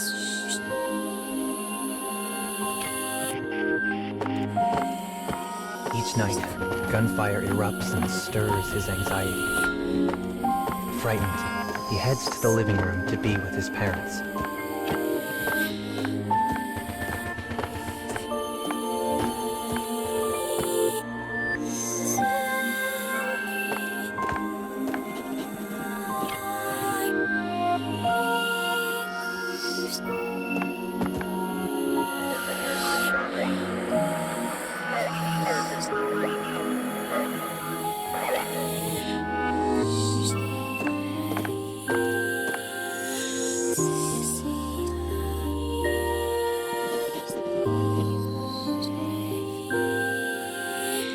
His mother's smile always manages to cheer the boy up.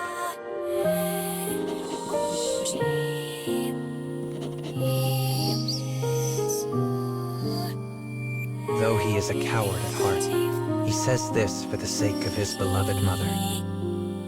One day I'll be a soldier and keep you safe, Mom. His mother breaks into a wide, happy smile at his words. Suddenly, there is a loud noise from the entrance to the home.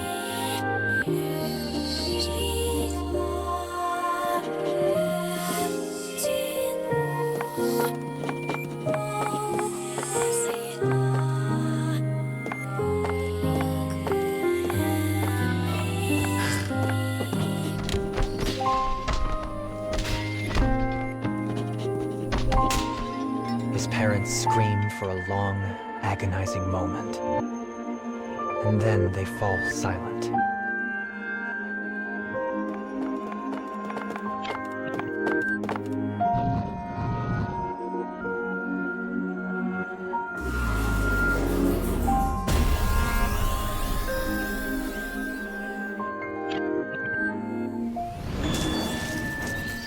I'm not afraid.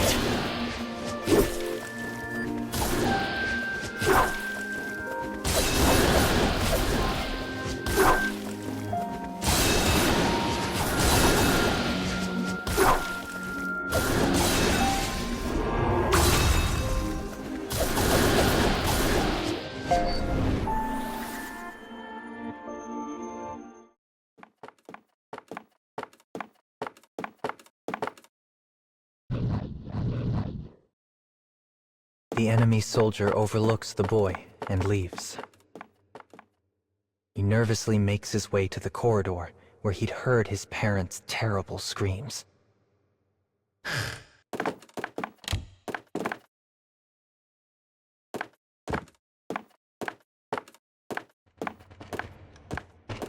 He finds the corpses of his parents cooling on the floor.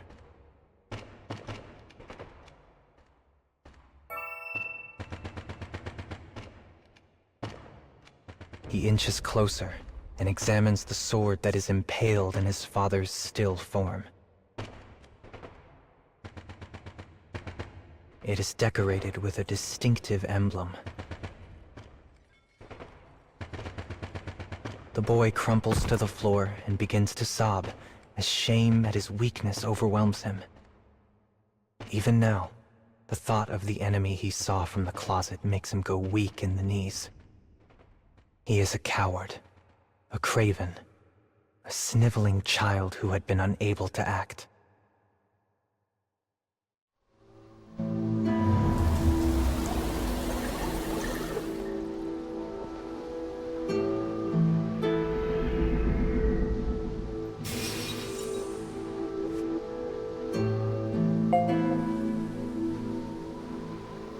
Was it another bad dream?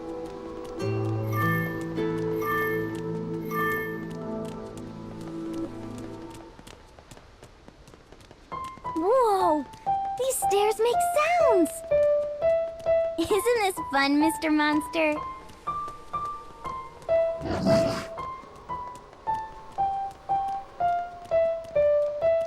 Is this making you dizzy?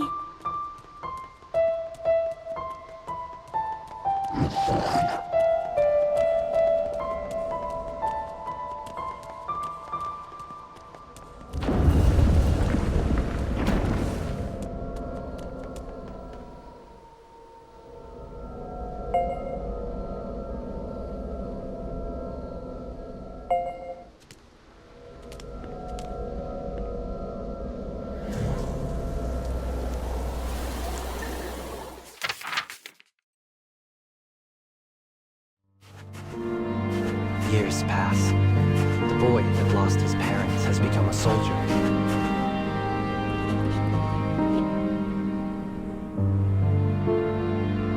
He did so for one reason: to find the man who ruined his life and kill him. Once afraid, the boy is now possessed by naught but pure, unyielding vengeance.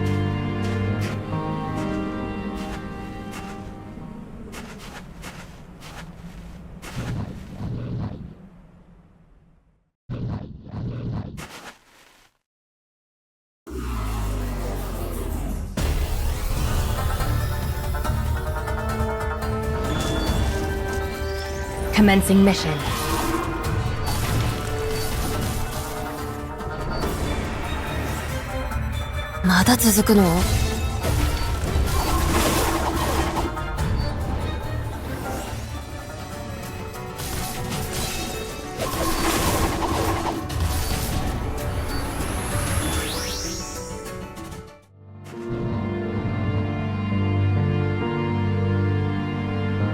The other troops often single out the unsociable boy. The boy stares back at the soldier before him. The coward he once was is now a distant stranger.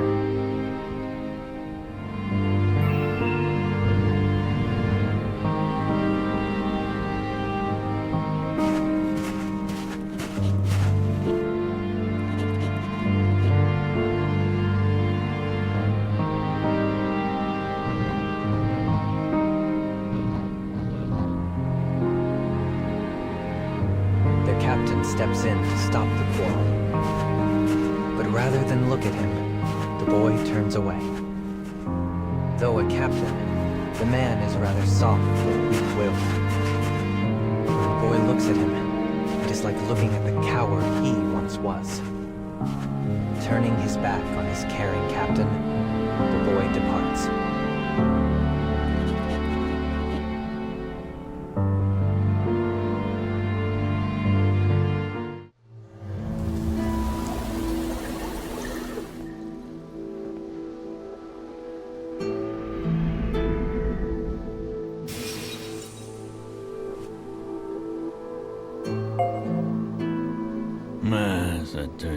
The burning revenge. What's revenge?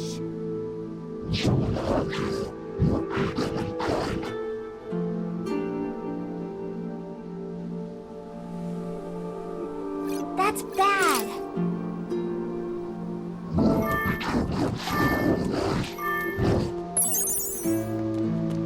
My teacher said it's bad.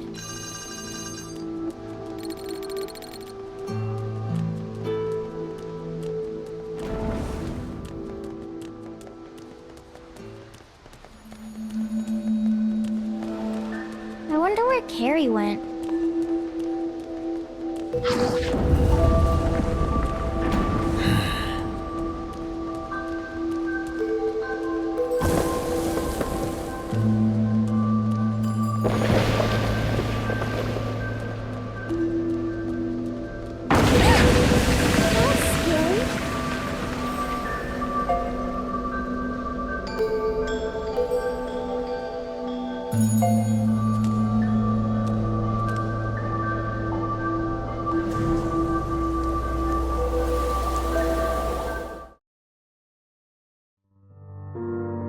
The next day, the soldiers are briefed on their upcoming operation.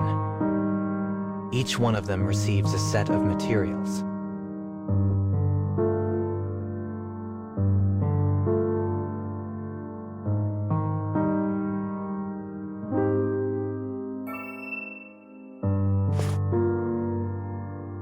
boy looks at the documents, a terrifying smile slowly emerges on his face. For on the first page is the same emblem that was on the sword all those years ago. His sworn enemy is close now, so very close. The boy feels his blood begin to boil as he considers this. Then he slowly makes his way to the captain.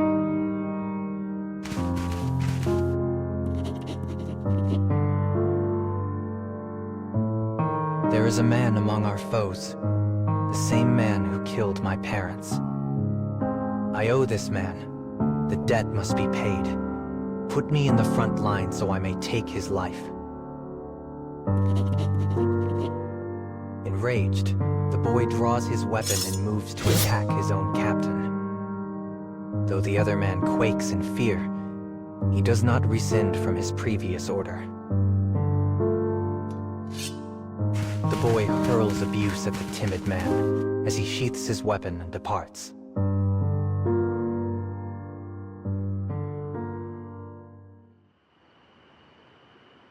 As the other soldiers sleep, the boy stirs. If he can't get permission, he will simply act alone.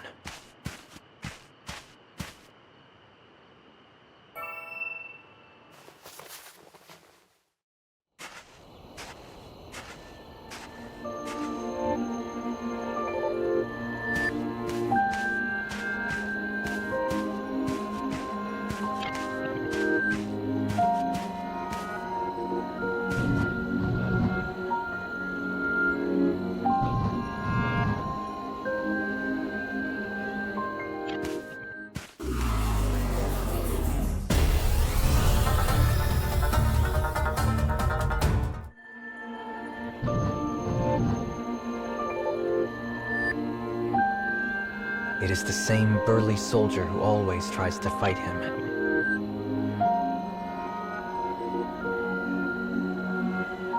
The boy lies.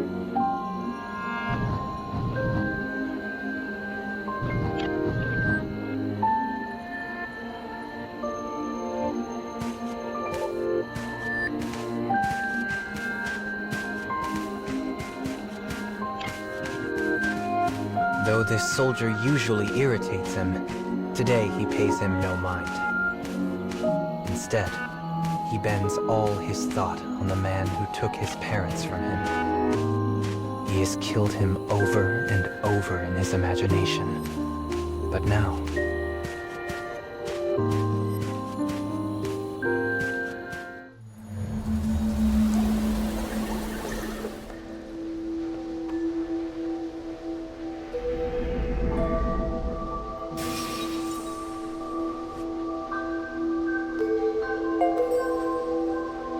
Entering the temporary reckless.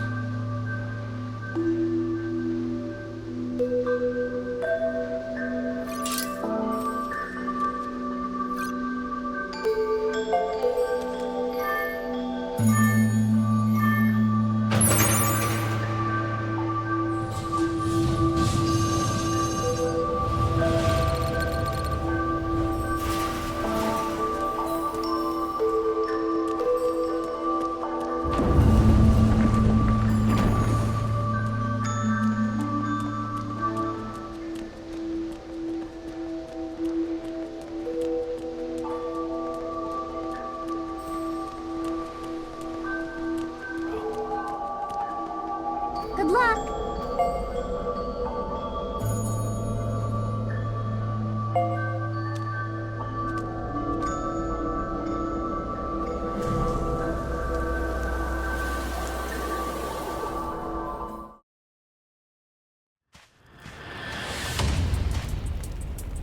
the boy infiltrates the enemy camp just before daybreak. The rows of tents are silent in the shadow of dawn.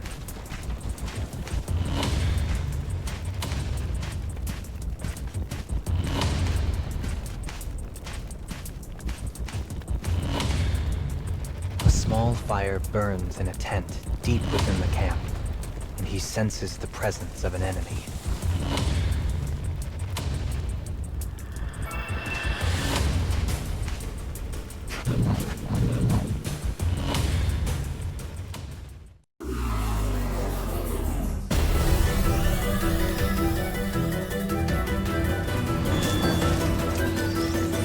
you.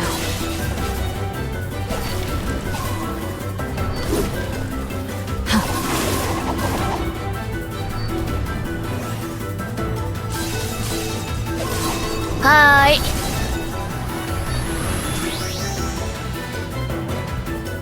Enemy reinforcements confirmed. Eliminating.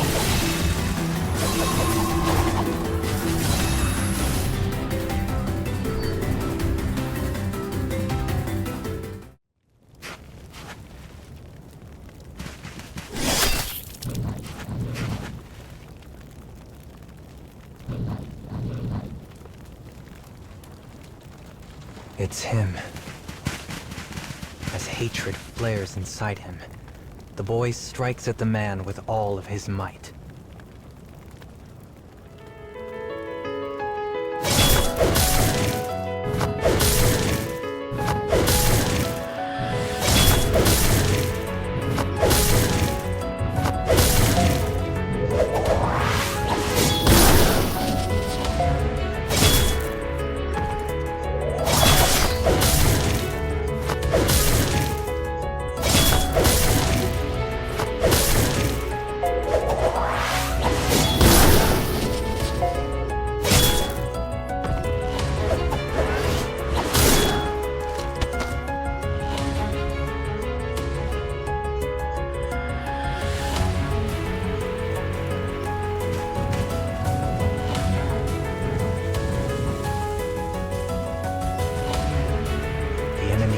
Looks the boy square in the eyes.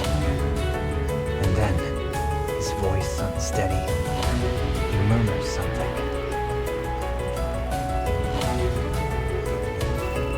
He pauses, coughs up a gout of blood, and tries again.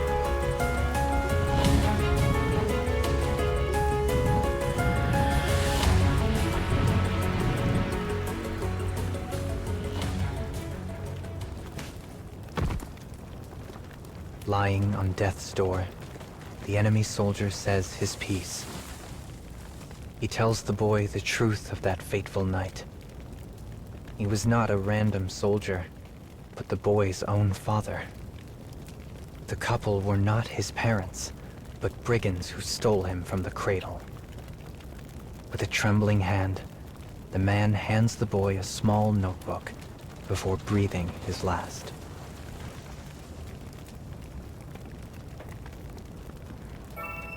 In it, he learns his home country ran a kidnapping scheme targeting infants. Glued within the pages are multiple pictures of the couple who raised him. His parents are a sin, his life a sham. He has devoted his existence to nothing. The battlefield lies in a cold, hollow silence as the sun slowly begins to rise.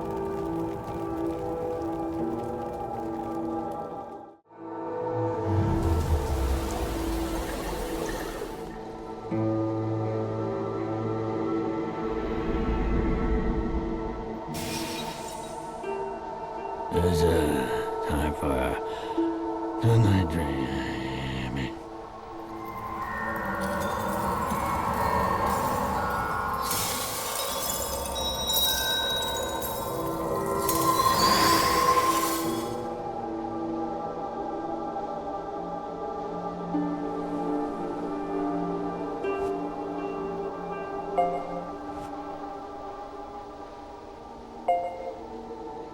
I have returned. Terribly sorry to have caused you so much trouble. It's always such a shock to be called in on short notice like that. I do wish they would find a different way. I'm on. Let's play again sometime, Tootie. Nah.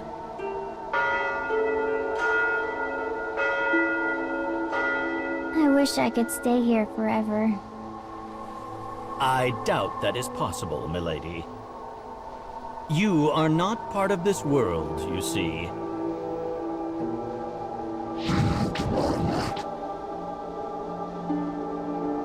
Now then, there we go.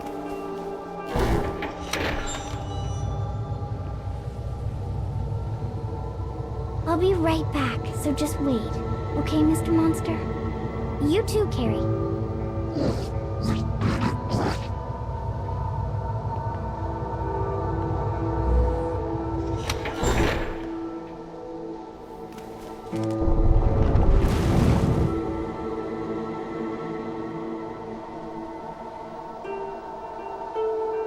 Dear me, I've not been here long and I'm already covered in sand. I could use a quick soak in the tub.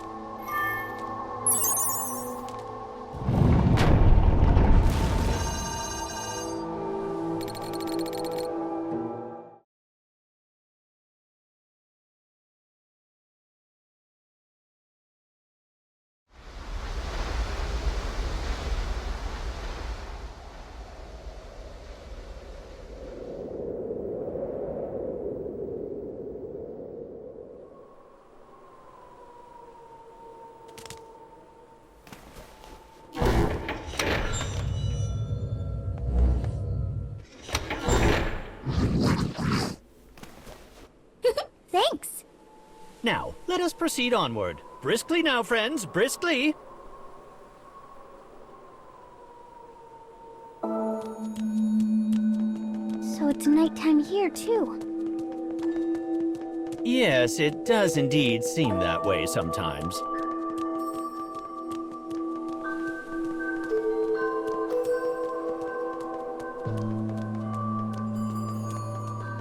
No, it broke.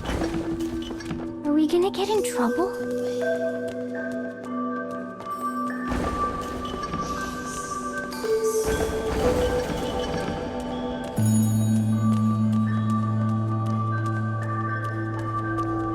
Now let us begin with this dark scarecrow.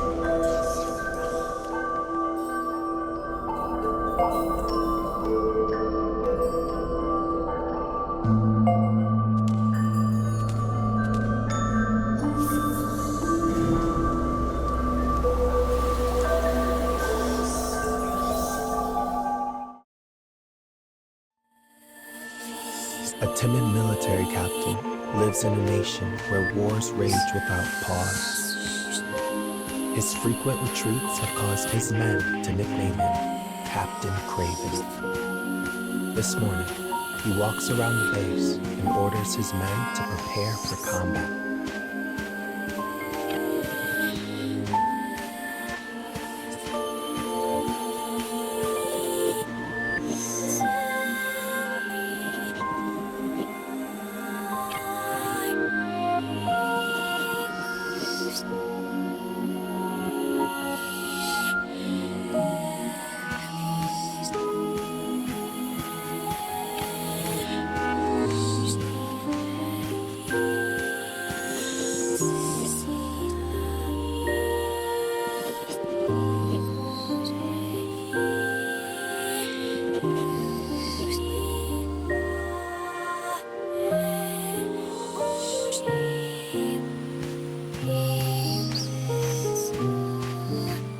Daily, the captain finds himself mediating quarrels among his hot-blooded men.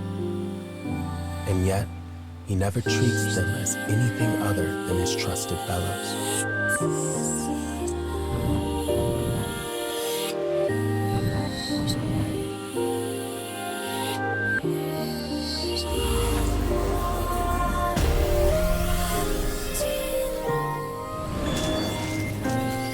I'll protect you all.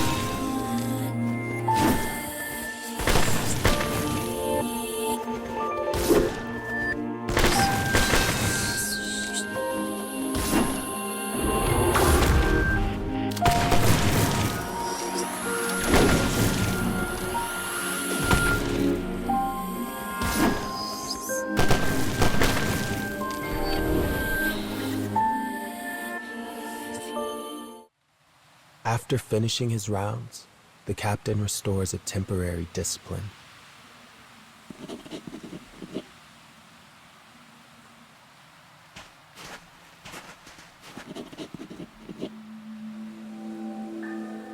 Earlier, a young boy had volunteered for combat so he could avenge his parents. But concerned for the boy's well-being, the captain had turned down his proposal. Dark clouds gather as they ready for combat, matching the captain's mood.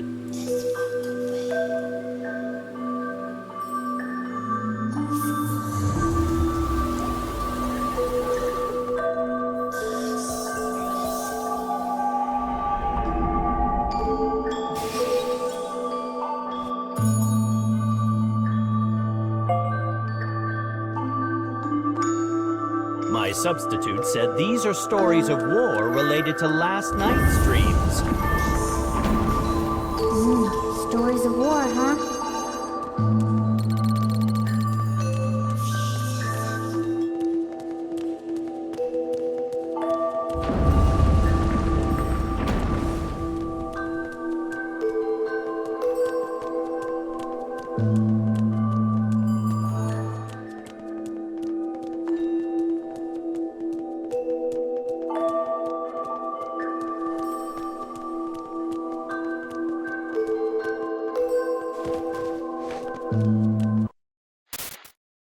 The girl always looked to be having fun as we traveled. She had been plagued by nightmares and spent untold nights in tears in her old life. But she looked downright cheerful in the world of the cage. Even though humans are at the whims of their emotions, it seems their souls shone brighter with each bout of emotional turmoil, and I could not understand why. That was the first time that I knew I wanted to be human, so I could see the world from the same perspective as her.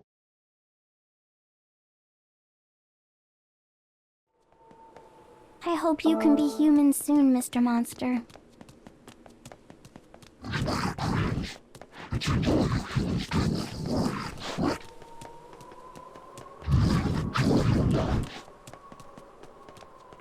Well, I sure do. I play with my friends, eat snacks, read books. I get to be with my mommy and daddy.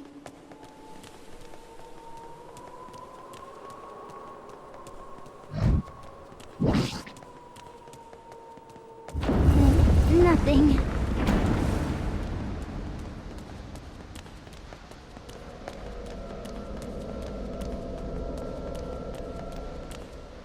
Mommy!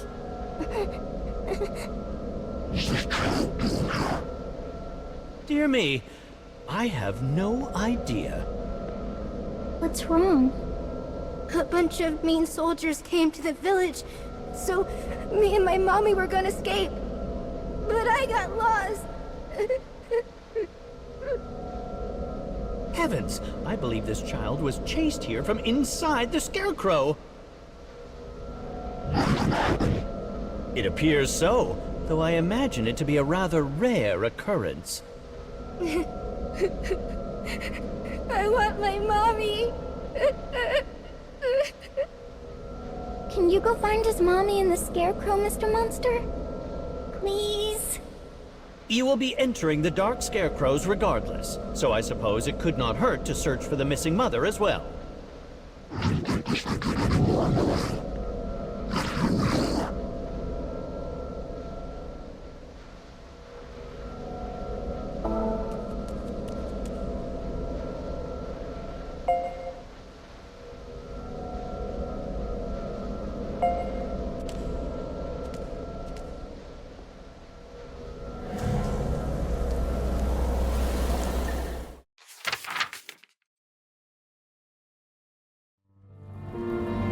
With several units in tow, the captain and his army marched for the enemy camp.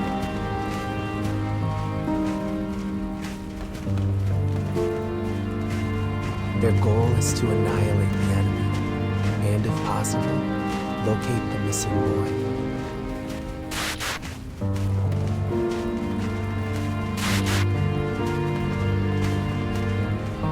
As always, his orders are cautious. The safety of his men is overriding concern.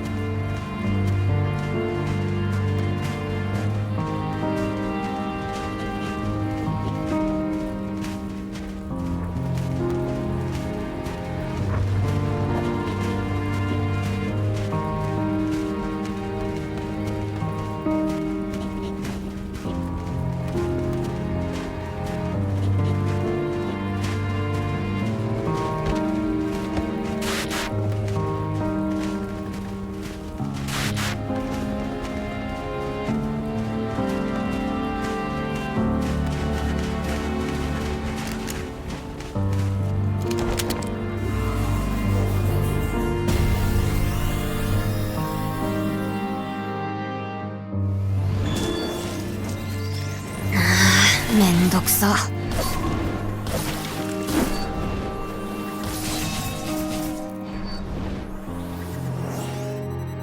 Move.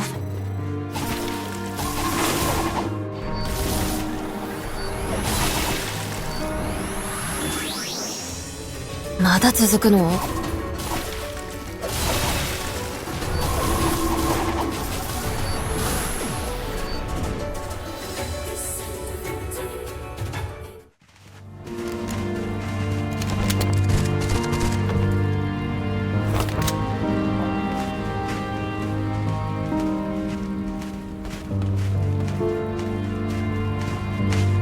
？The captain and his men soon arrive at the enemy camp. As planned, another team initiates a feint attack to draw attention. Cautiously, the captain moves into the enemy camp.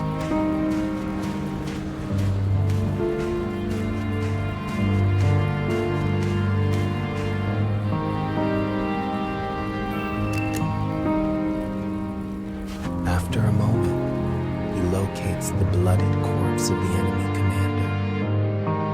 A familiar blade protrudes from a hole in his chest.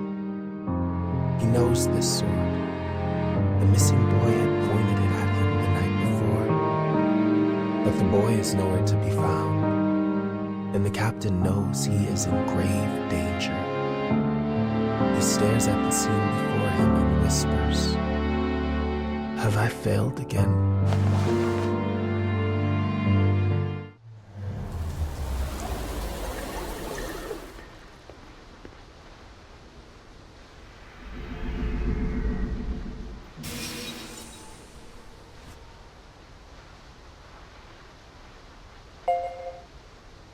Did you find the boy's mommy?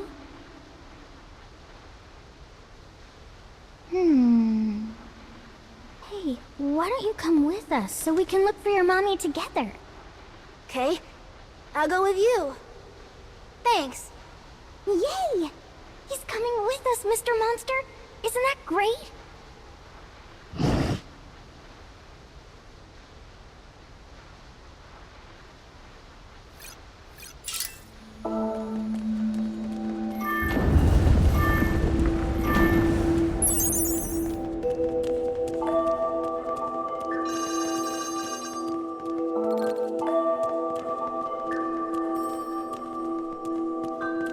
So the woman inside the scarecrow who died while searching for her son. That was the boy's missing mother, yes? If I may, why do you not tell him the truth?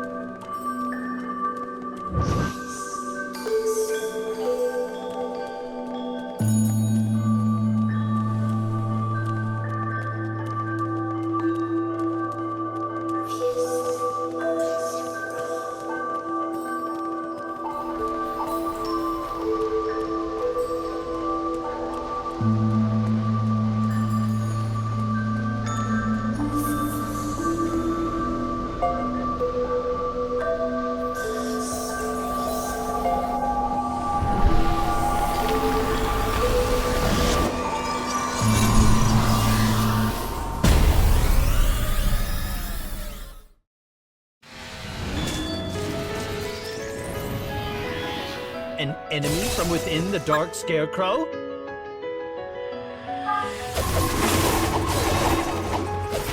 My son. よいしょ、これで終わりにして。Where is my son?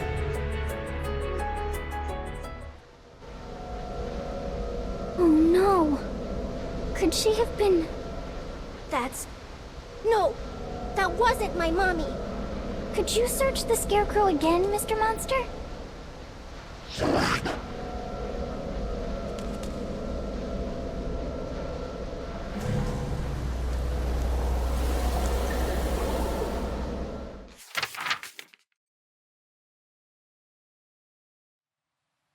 Years ago, the cowardly captain was but a meager foot soldier.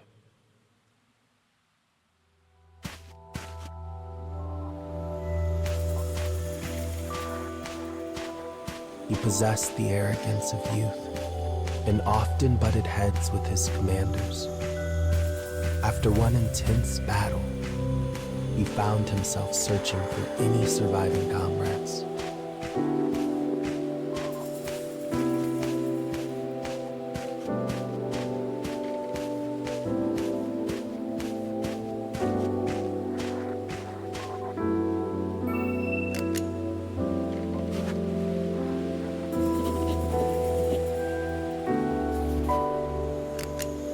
The first corpse he found was a senior officer who used to bark orders at him.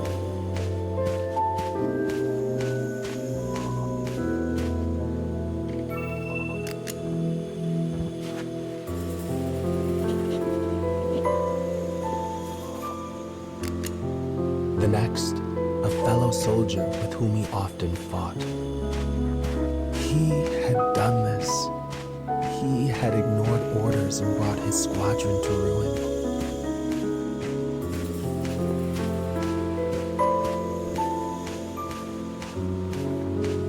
As he cursed himself, he found a survivor, an officer whom he had often mocked.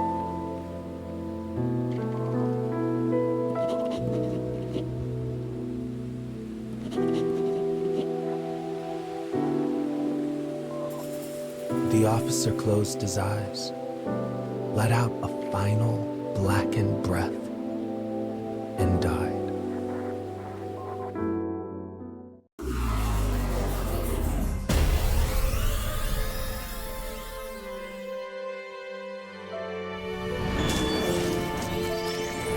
It's all your fault.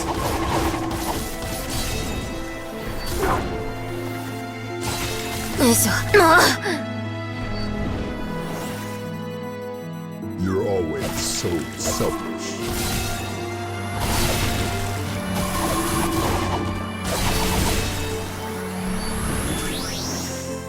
You killed all of us. Commencing repairs.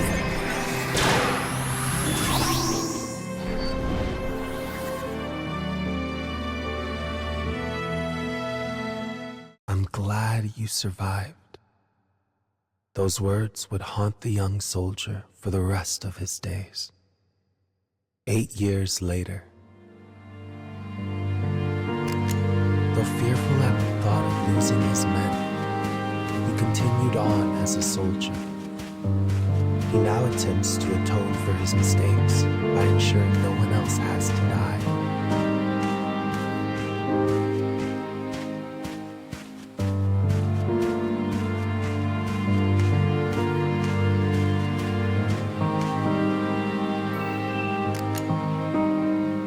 Finally, he finds the boy wounded and hiding behind a bit of cover. His heart skips a beat. It is like seeing himself some 8 years ago. I will do whatever I must to save him. With that thought in mind, the captain reaches down for the injured boy.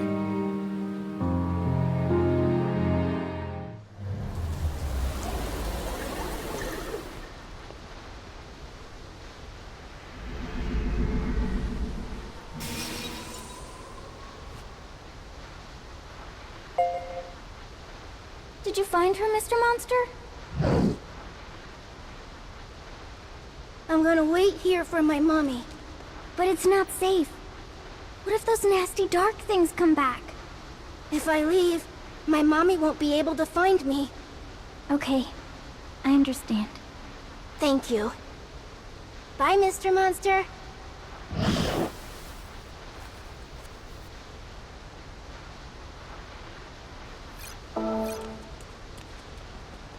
You were unable to tell him the truth, it seems.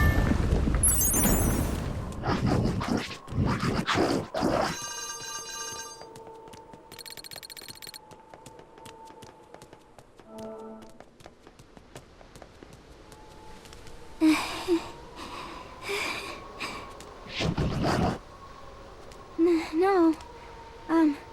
So, the next dream is the last one, right?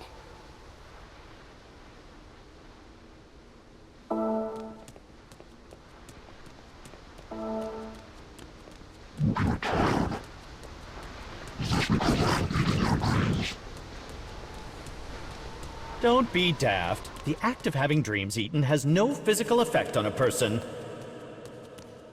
I'm okay. Don't worry.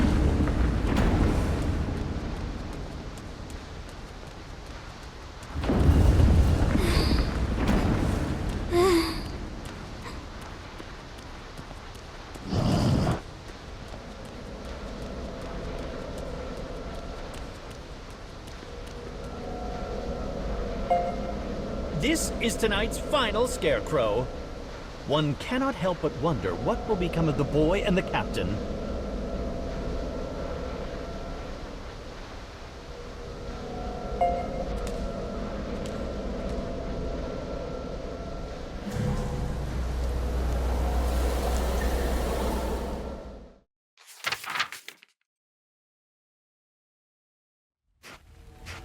The captain hauls the boy onto his back and starts making his return to the base. Despite the danger, he continues issuing orders remotely as they travel. He will not rest until every last one of his men is seen safely out of harm's way.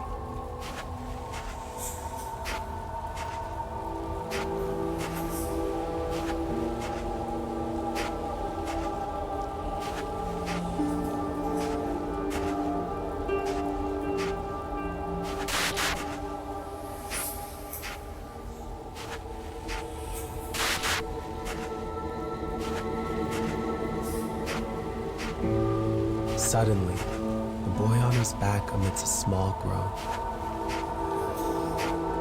In a thin voice, he admits his error and apologizes for his selfish actions.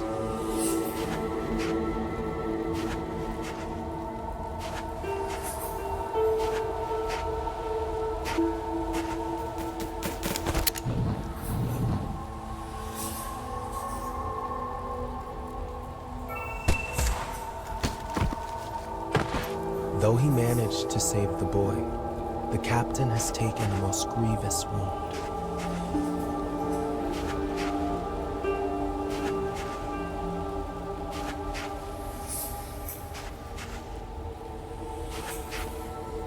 If another enemy were to find them now, he likely will not be able to fend them off. Pushing aside the pain, he continues his march.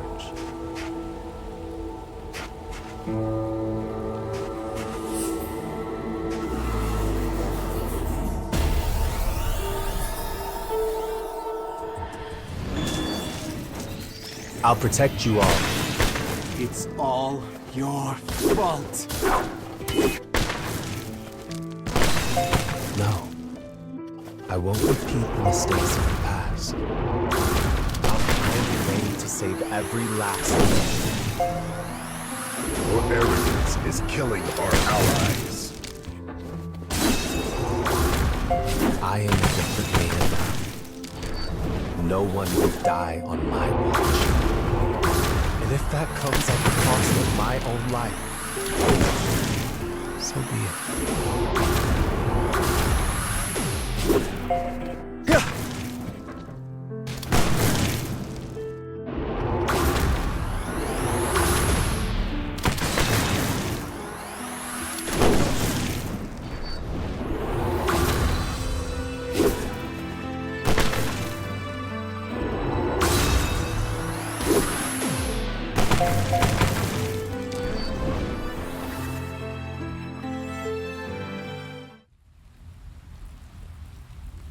The captain is reaching his physical limit. He will leave no man behind. He will let no man die. It is a naive belief, yet it keeps him going.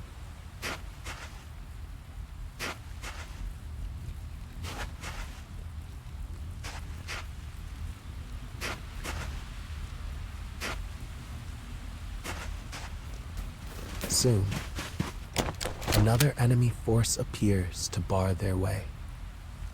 The captain stares them down, placing his own body between them and his young charge.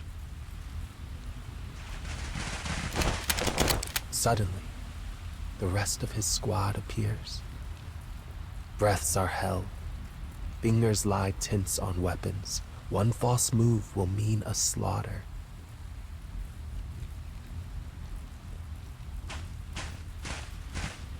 Finally, after a long moment, the enemy retreats. The squad had come to their captain's aid. Miraculously, they have all survived the mission.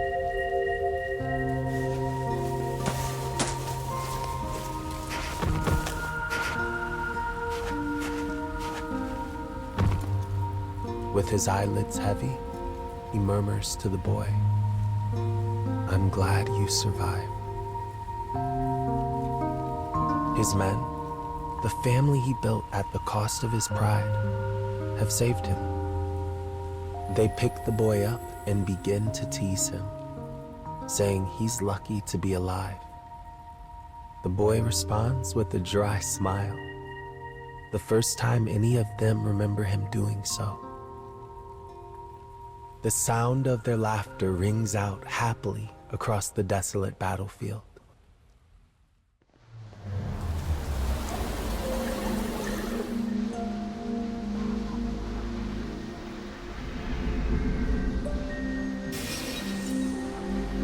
My word, a happy ending! How terribly unusual. It's good to see the captain's wish to not let anyone die seems to have prevailed. And now for our favorite event, Dream Time!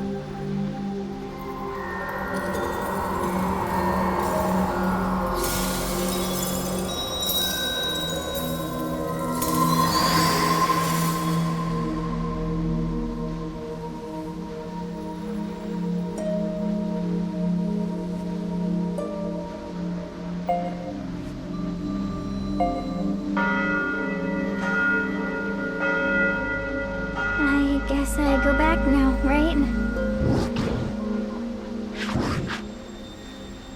I'm okay. See you tomorrow. And there we have it.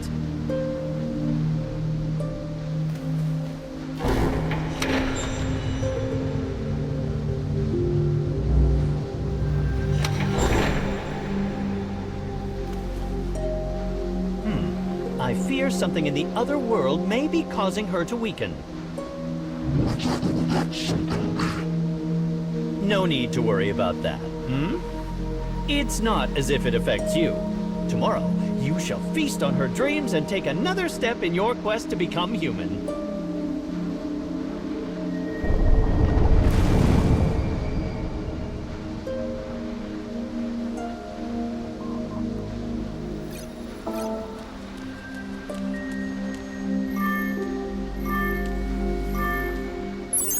Now, let us proceed to the next part of the cage. Quickly now!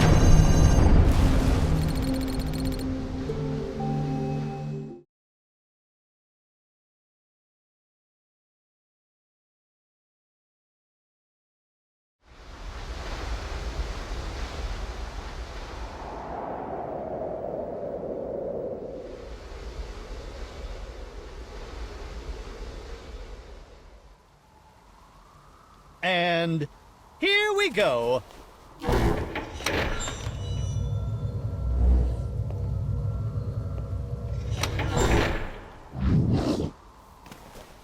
Yes, Mr. Monster. I'm sorry for worrying you. Now let us make our pilgrimage to each dark scarecrow with gusto.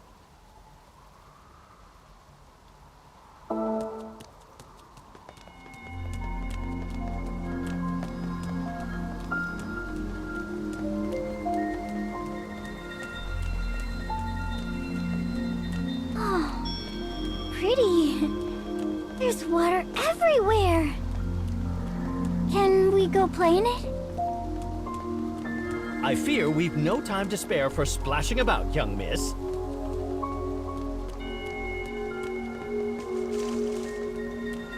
You have eaten quite a lot of the young miss's dreams. I believe the day you become human is nigh.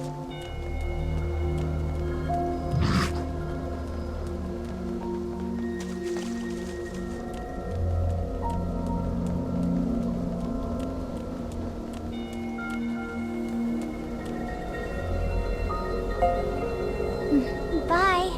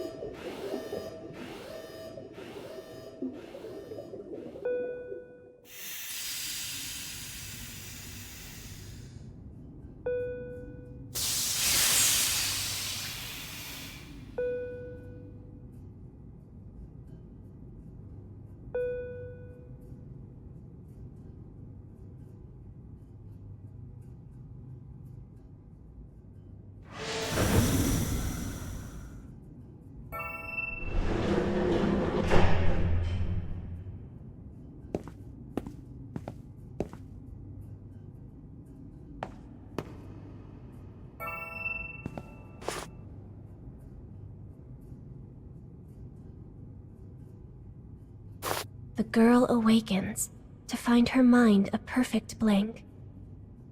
She knows not where she is, who she is. She does not even know if these are questions worth asking.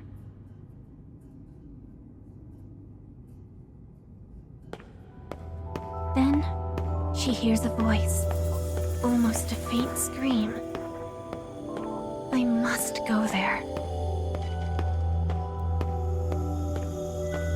She knows not where there is, yet she begins to walk all the same. She moves down the corridor as if the voice drives her.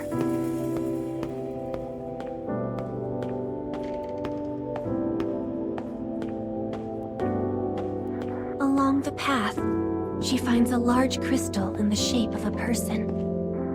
Her hand, acting of its own accord, reaches out for the strange object. Images flood her mind, memories left within the crystal. And through these memories, she suddenly understands. This crystal is the corpse of a girl of the same type as herself. We were created to be weapons.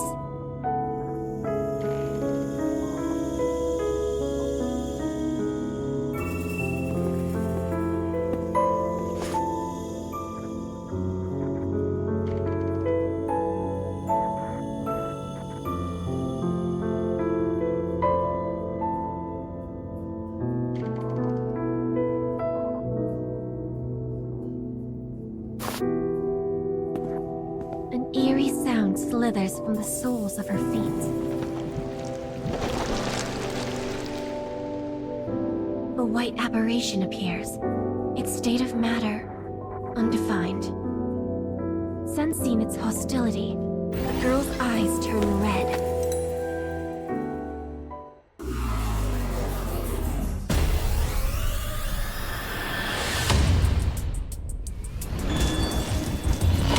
Who are you?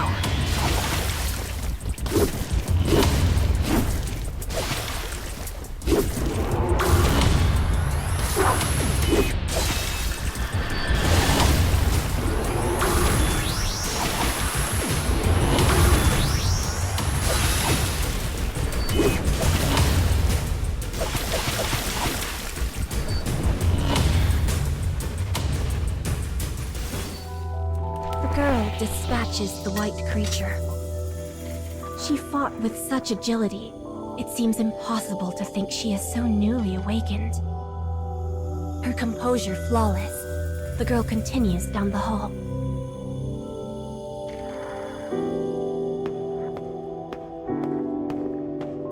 The voice in her head drives her on relentlessly.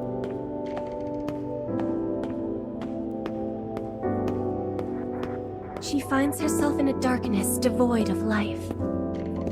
Yet she continues on in search of answers.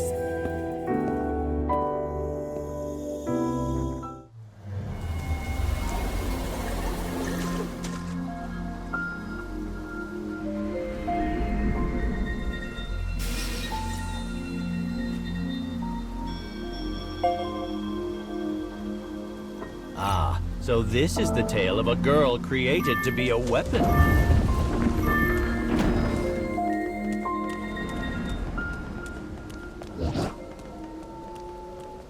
Good heavens! It ran off!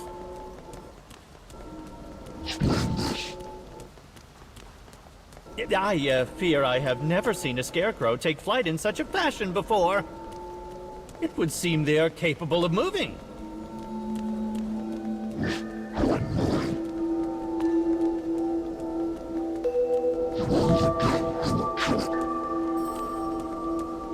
I'm not even certain you can kill it. It's made of a very strange substance.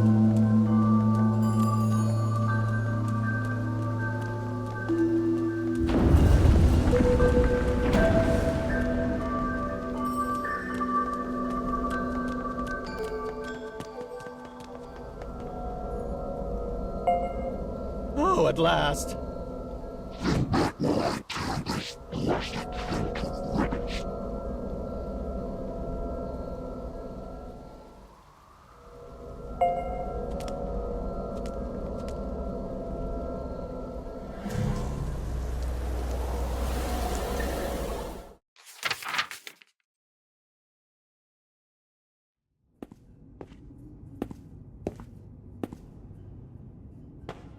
The girl traverses a corridor filled with rubble. A fight happened here. She spies a faint light filtering in through the collapsed ceiling. The girl climbs the rubble, seeking the light's source. Having climbed the wreckage, she spies row upon row of living plants. The light spilling into the corridor below had been for their benefit. Enraptured at the sight of the plants, the girl is suddenly beset by a terrible vertigo. Her vision spins, her mind reels. But she somehow manages to brush these feelings aside and continue her journey.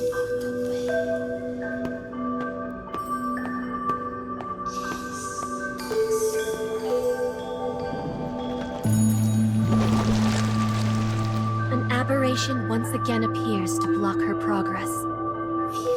She stares down her enemy with red eyes and utterly flawless composure.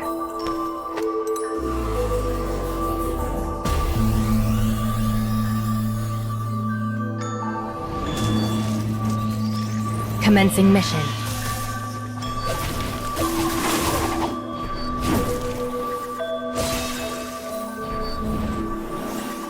Move. どうも。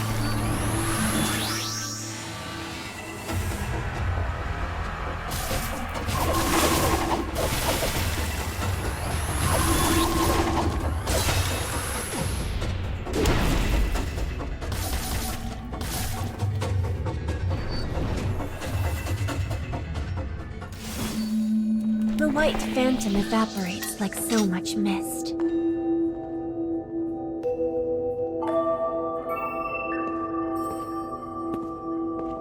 These corpses were weapons like her. She might have even called them her sisters. She holds up a hand to the crystal and closes her eyes.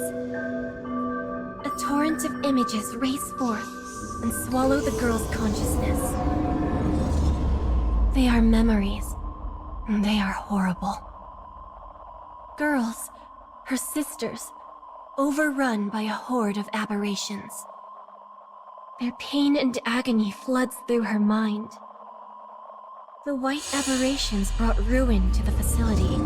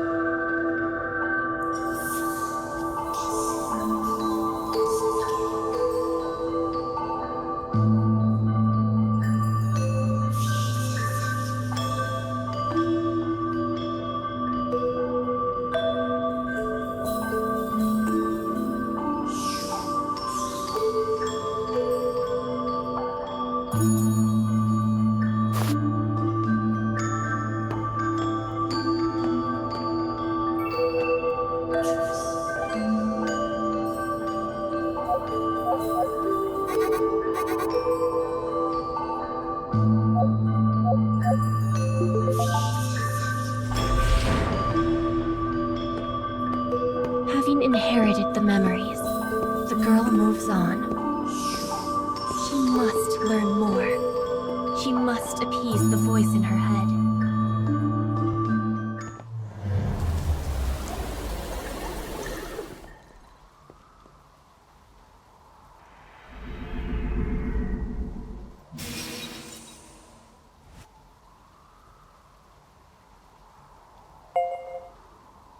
Ah, interesting. So this girl, this living weapon, goes about collecting memories, hmm?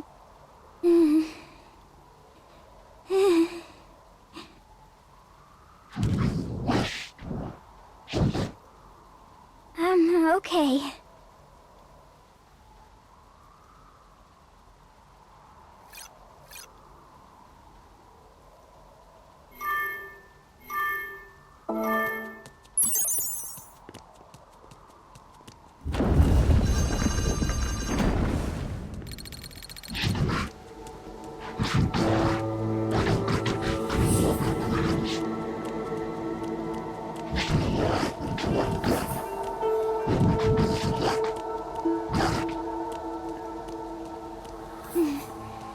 Got it.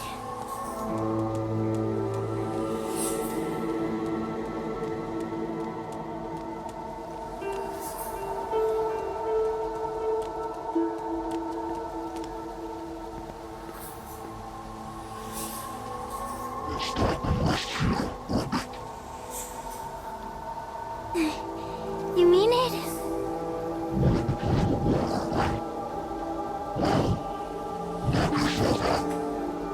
Yay!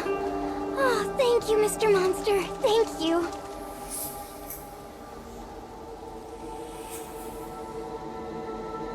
Are you certain we have the time to dawdle like this?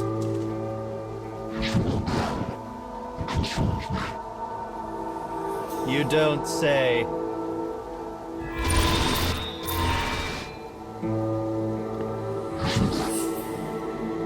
Hmm?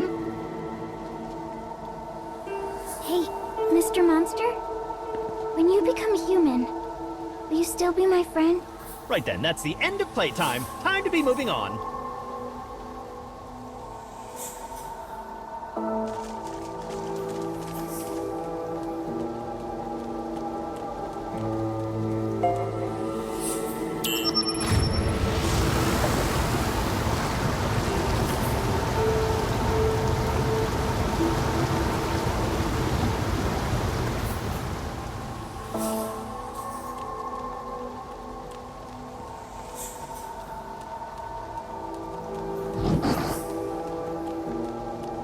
Yeah, lots.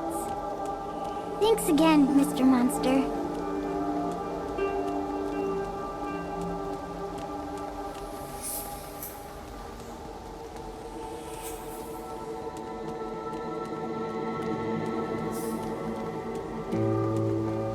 I see the next scarecrow.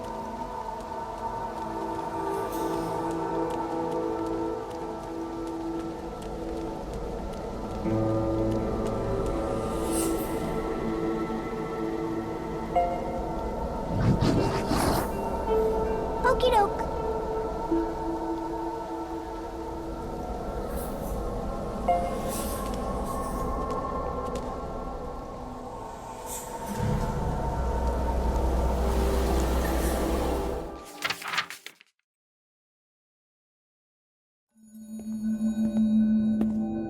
I must go there. The voice in her head leads the way once more.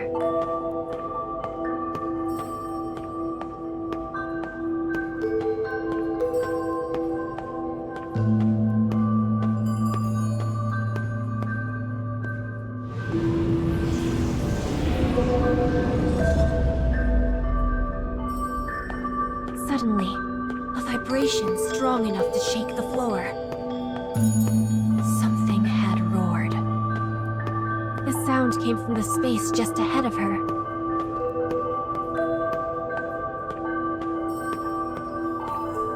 A glowing terminal stands before a dividing wall. She knows what this is. More precisely, her inherited memories know it. They know she needs a key in order to make this device open the wall beyond. She begins to search.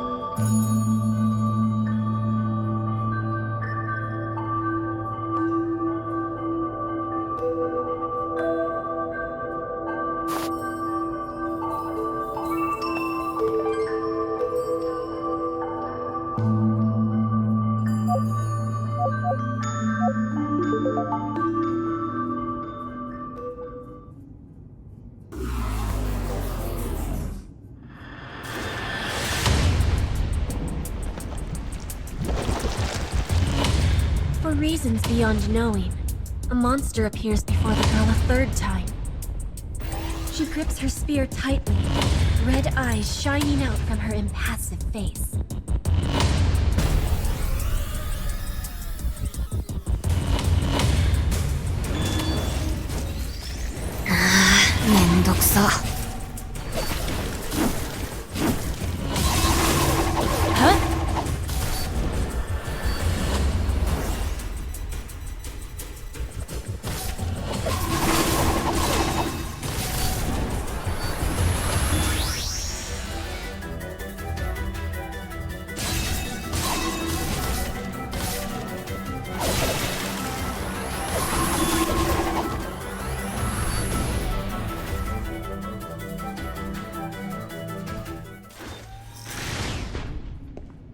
Stale air spills out from the other side of the door. It is an elevator.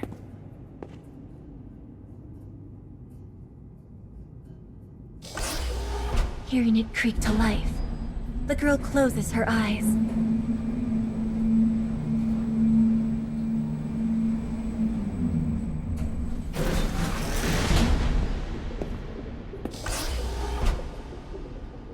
Illuminated in crimson, the room is enveloped in an odd atmosphere. The device in the middle of the room is filled with shimmering liquid. Suspended in the flux is an oddly shaped sphere.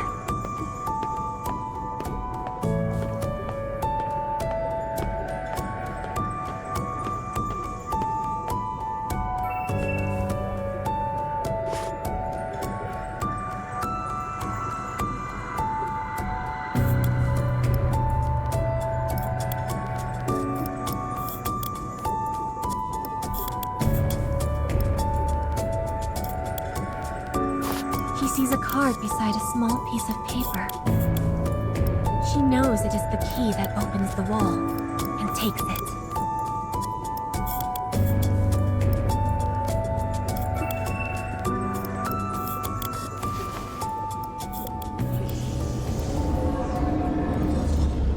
The memory she receives is of the beginning. The first of the living weapon sisters. The eldest of her sisters had lost control and birthed the aberrations. This was the cause of the facility's destruction.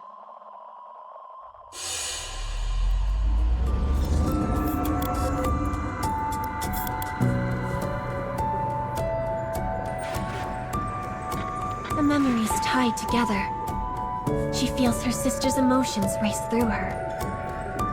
Enduring the flood of images, she presses on. She now understands that her eldest sister still suffers.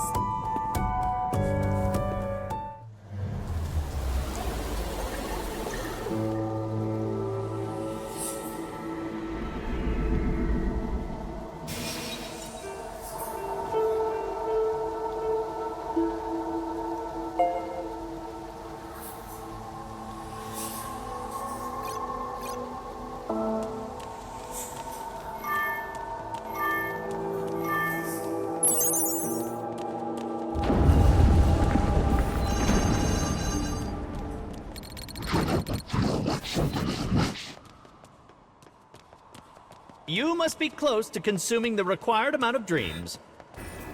I doubt there's any problem here. Carry on, my good man.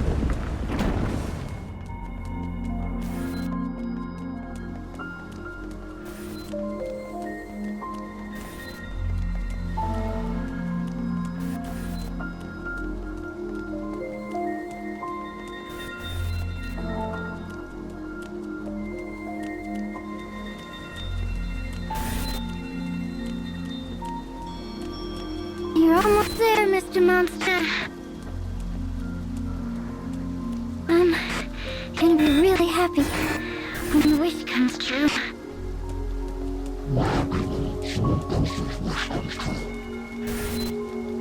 Yeah, 'cause when you're happy, I'm happy. And then we're all happy together. That's when I get your sex anyway.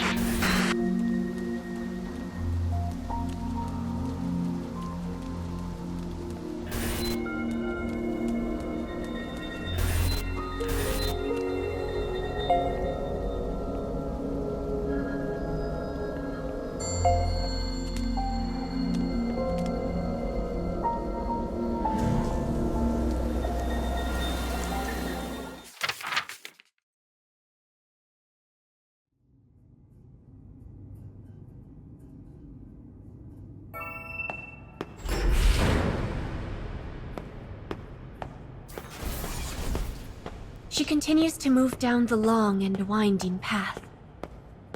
She knows the answers she seeks are waiting for her somewhere up ahead. And that her sister is waiting as well.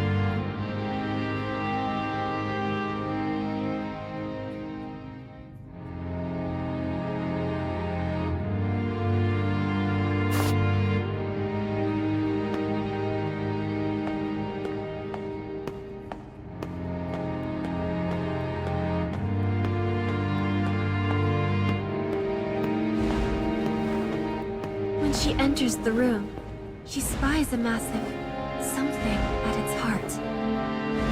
It is the leader of the aberrations. But it is more than that. It is also her older sister, the one who lost control.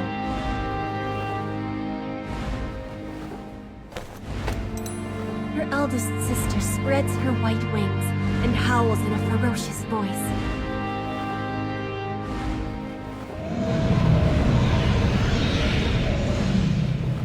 This cry of enmity toward the world shakes the entire facility to its foundation.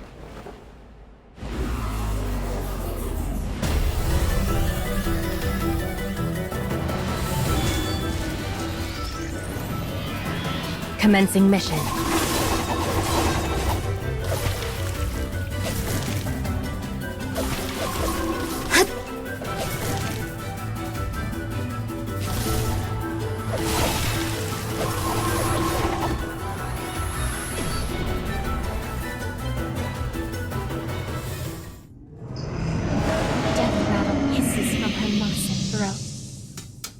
Her body falls to the floor.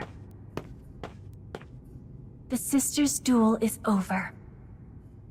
As her elder transforms into crystal, the girl slowly brings up her hand. Her sister's memories race through her like a tide.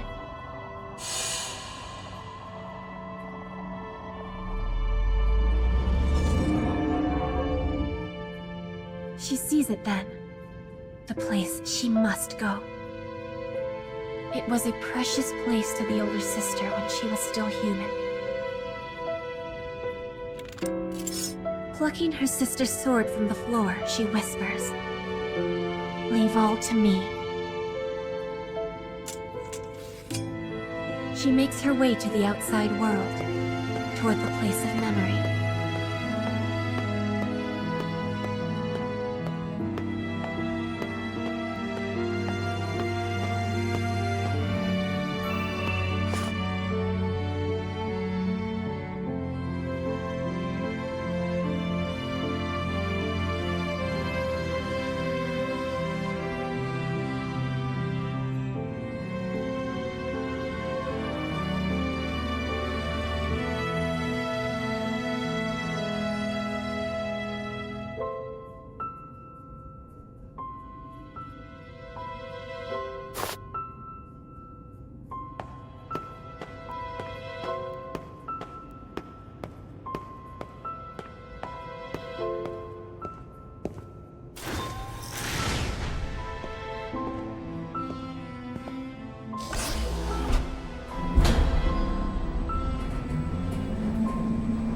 Though she sets off from her place of birth alone, she carries the hopes and dreams of all her sisters on her shoulders.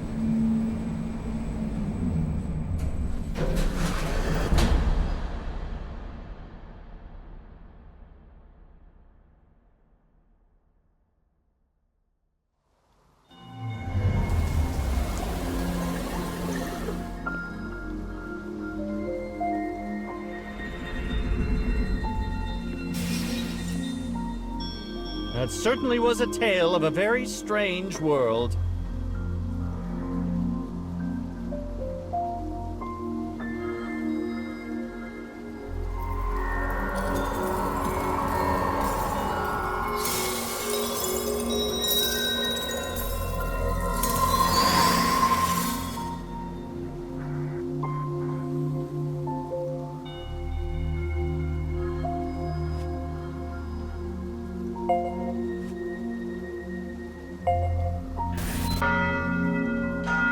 Oh my, it's almost time!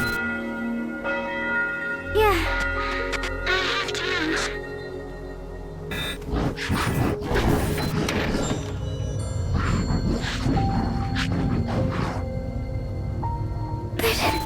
My mommy.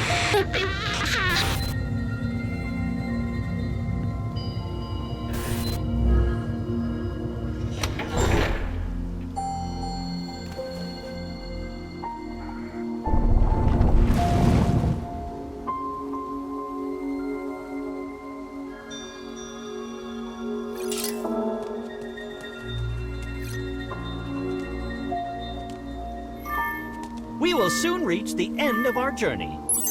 The day your wish comes true is so close now.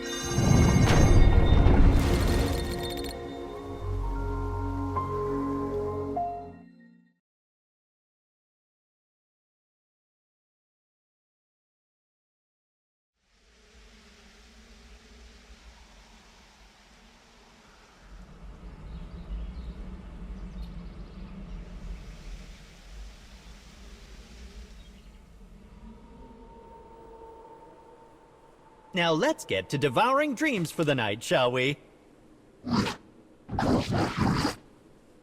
No need to worry, my hungry friend. You'll see her in 2 shakes of a scarecrow's tail.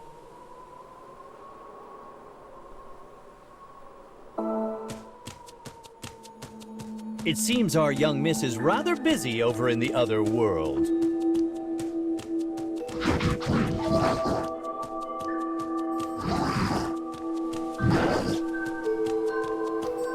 Easy now. No need to rush things, Luckily for you, I already have a plan in place for just such an occasion.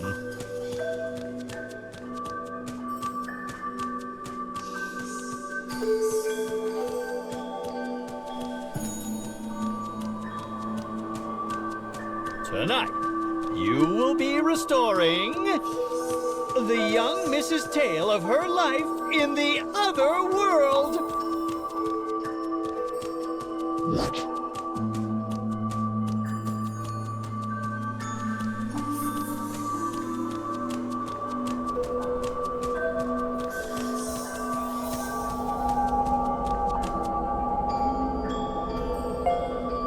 I know, I am just ever so clever. Oh, and this is the final step in order for you to turn human. Bit of good news there, eh? I'll be waiting right here. Much luck! Ta!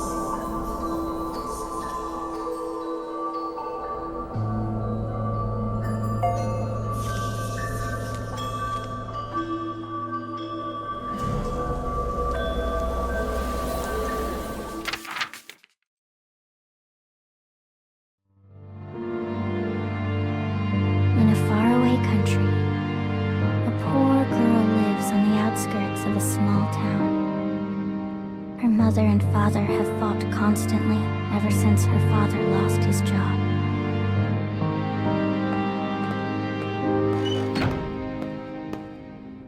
When the squabbling starts, the girl leaves her home and wanders aimlessly.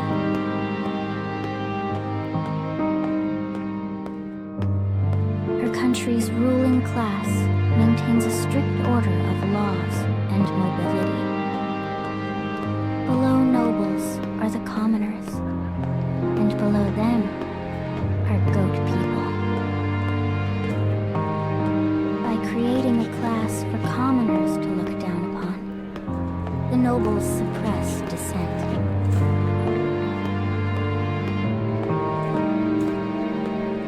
In fact, the girl's father lost his job when a commoner claimed it for his own.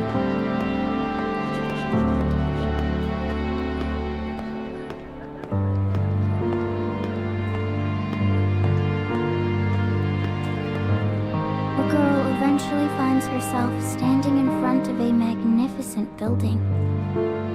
It is the assembly hall from which the nobility rule their great democracy. Real nice. Maybe they'll give my daddy his old job back.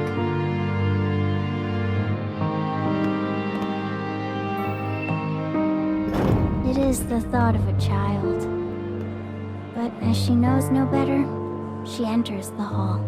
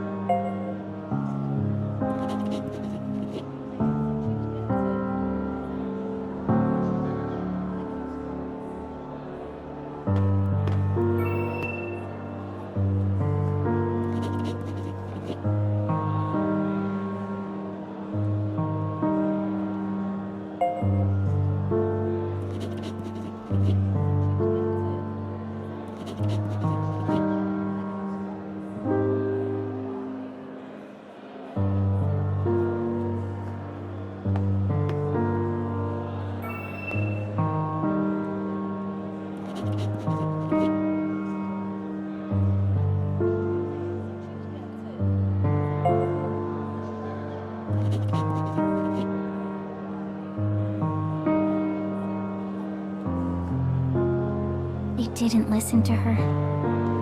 Why would they?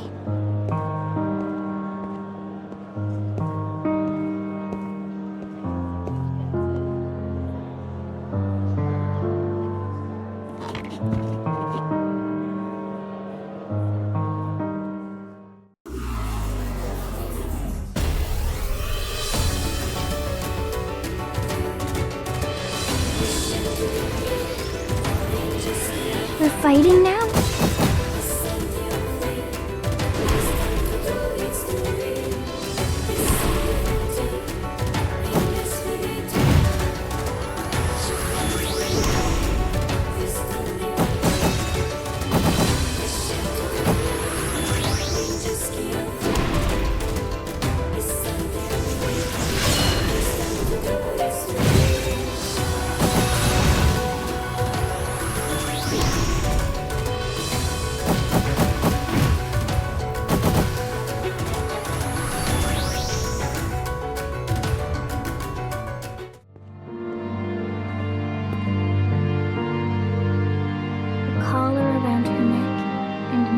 pearls on her wrists are stigmas of the goats.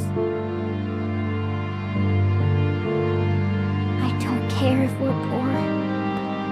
I just want Mommy and Daddy to smile again. Alas, the poor girl knows nothing of the world, so she clings to this foolish wish.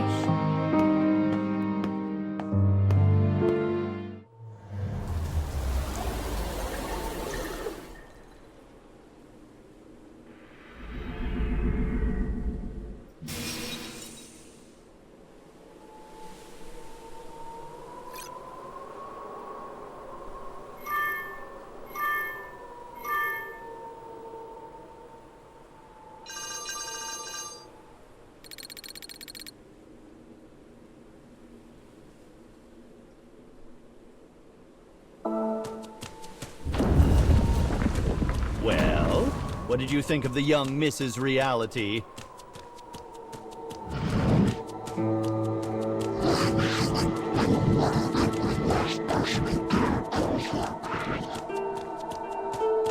It's good to have a goal, and yes, you'll be human soon, so no worries there.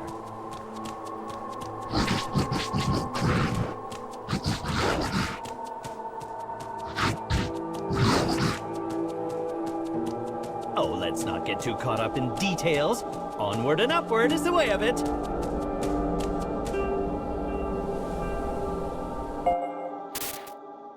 The girl didn't come to the cage.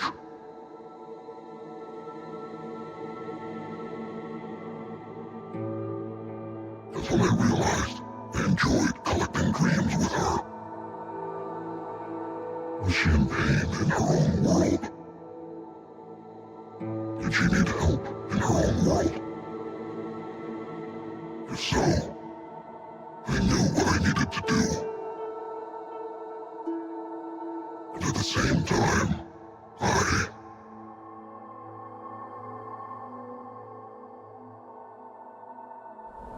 This is our next stop.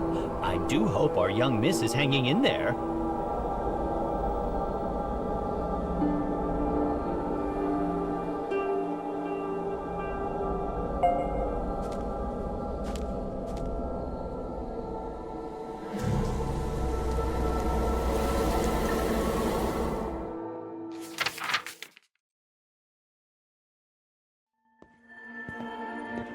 The next day, the girl's father leaves their home and doesn't return.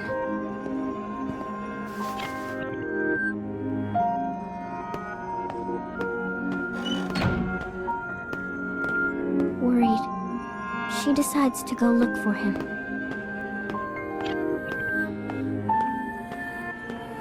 Her father used to be employed as a town guard. But after becoming a goat, his job was taken away. That day, he'd decided to make his way to the barracks and ask for his job back. If not his old job, any work would do. He was not too proud to take on menial tasks.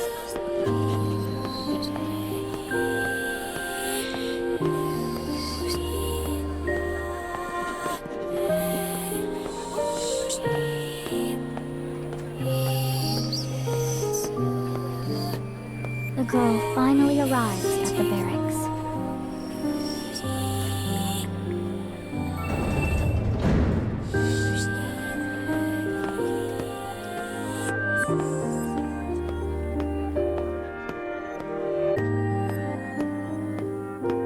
She walks in to see her father being beaten by his former friends and co-workers.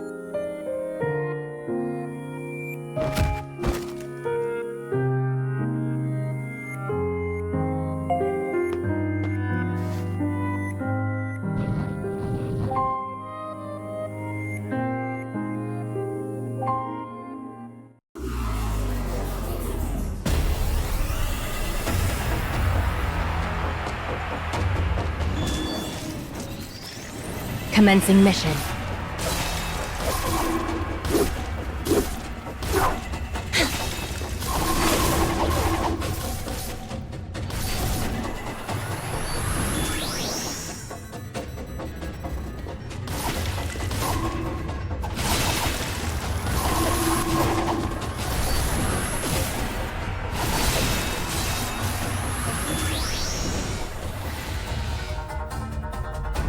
まだ続くの?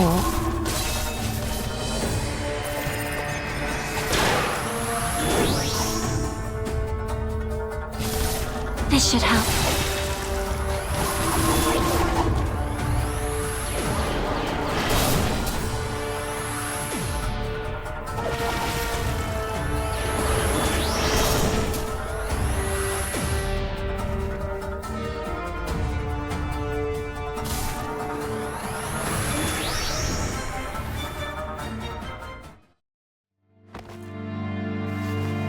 The girl's father is still. He no longer draws breath. Sensing she might be next, the girl takes heel and runs.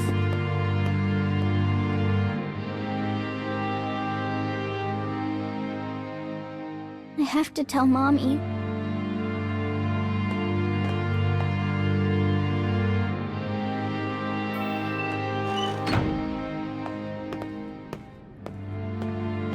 As she bursts through the door, she finds her mother in the arms of a stranger. Through her sobs, she manages to tell her mother what has occurred at the barracks.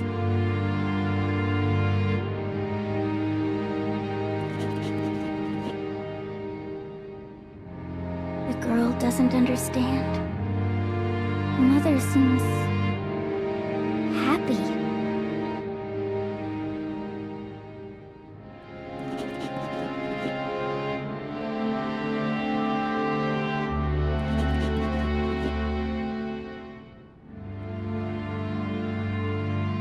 The next morning, the girl finds the house deserted. She waits and waits, but her mother does not return.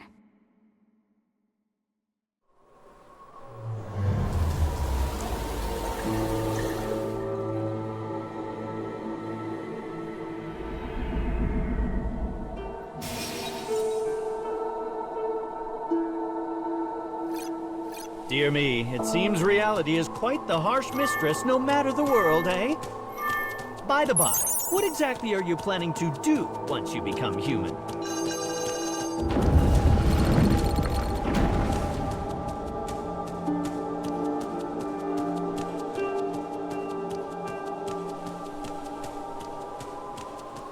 I've not had a raise in years, you see, and haven't even taken a holiday.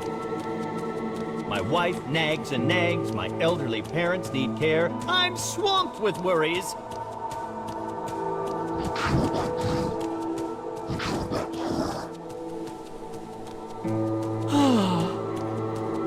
The next dark scarecrow is just up ahead. You should see it there. I wonder what fate awaits her now that she has lost both of her parents.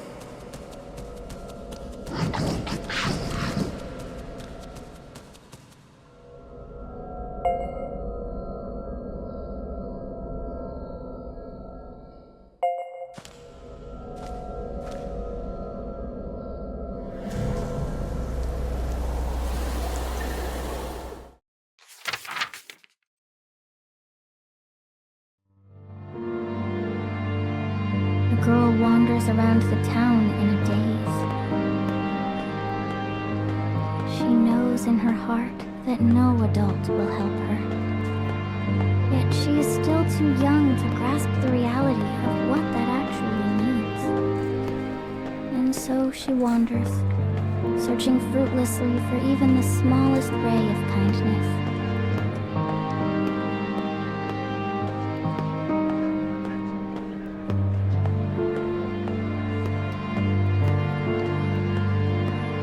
Having not eaten for a day, she stops at a stand and gazes longingly at an apple.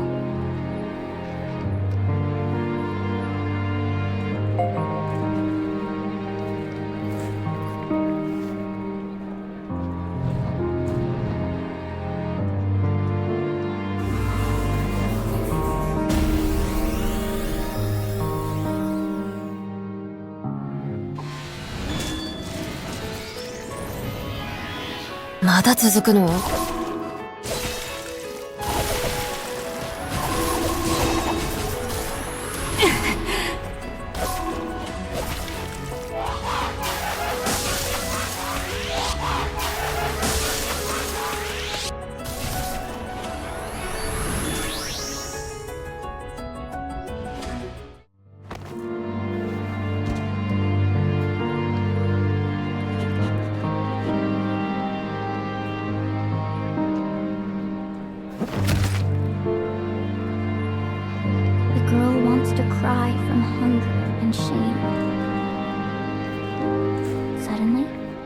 she spies an old friend with whom she used to be quite close.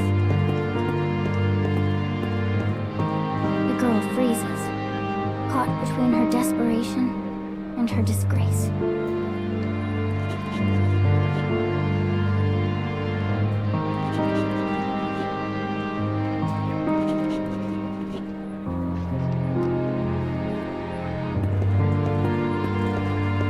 Only then does the poor girl truly understand the depths of her loss. Her status had taken not only her parents, but her friends.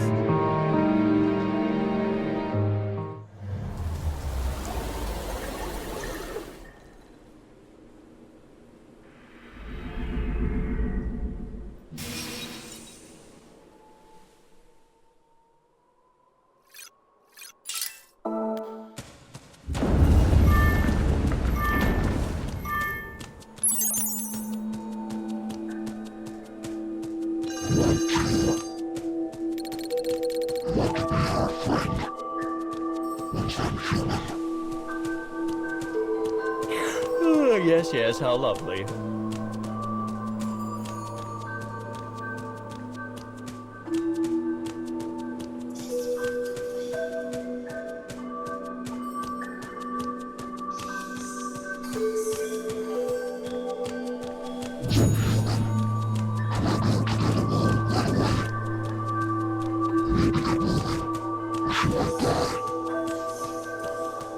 Yes, well, I'll have to run that little request by management, I'm afraid.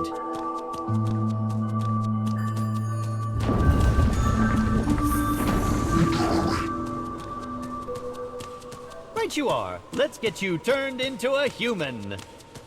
Goodness me, for a short journey, this has seemed so very long, yes?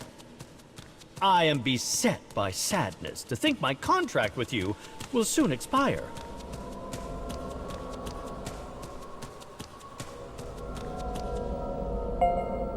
This is the final dark scarecrow of our young Mrs. Reality.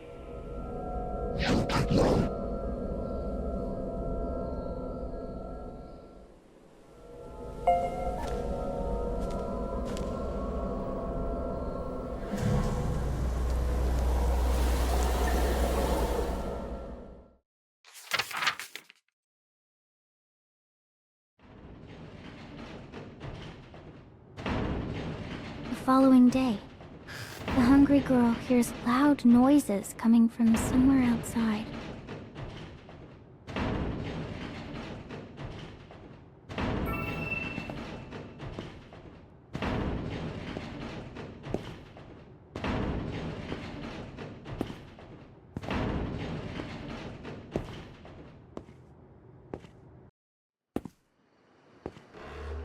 Workers have gathered in the yard and are beginning to demolish her home. Apparently, they have orders to turn the land into the local garbage dump.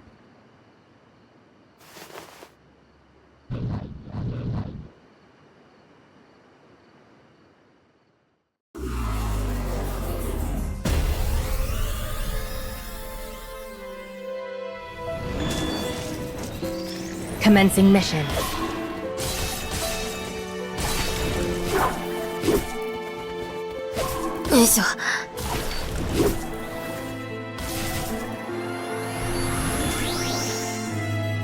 まだ続くの?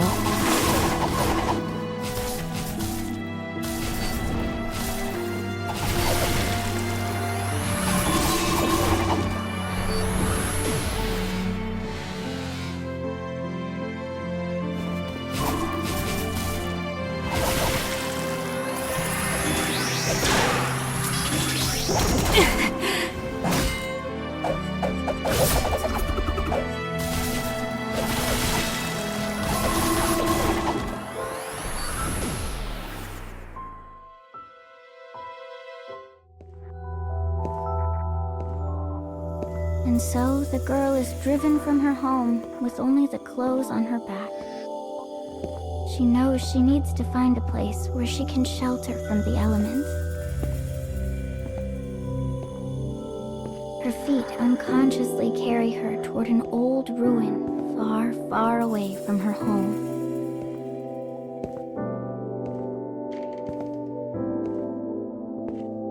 It is worn, dirty, abandoned, and yet she has always loved the place and played there often in better days. As she walks, she ponders the ways of the world. Why do people stare when they see someone beneath their own station? And why do they look so happy? Because they always break out in huge, happy grins. But they all look like the smiles of a madman. No matter how hard she thinks, the answer eludes her.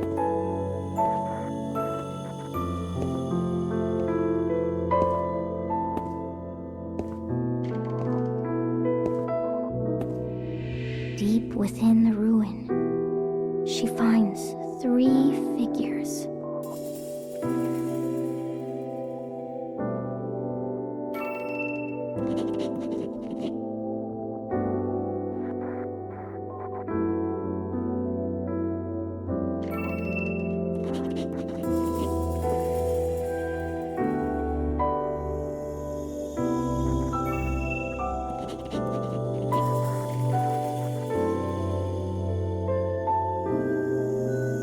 There is no one left who will even bother to care for her.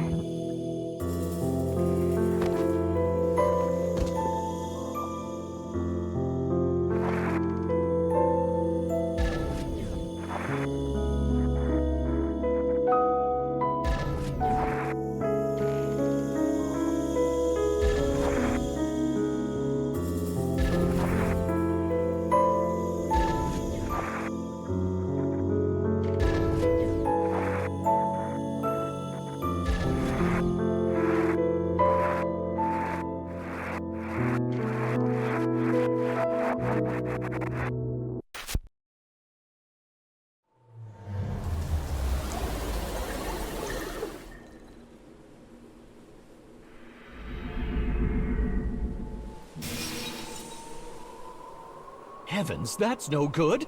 The poor thing collapsed. But no need to break out your mourning veil. She's not dead quite yet. Luckily, we are just in the nick of time.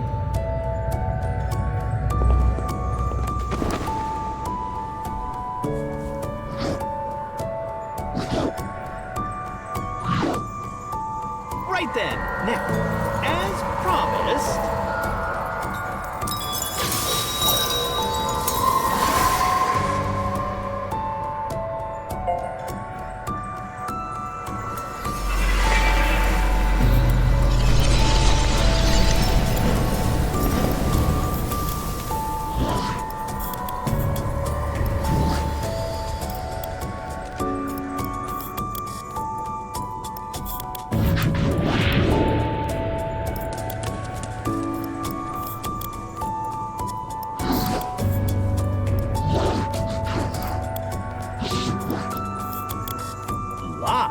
Why, I never lied to you, my friend.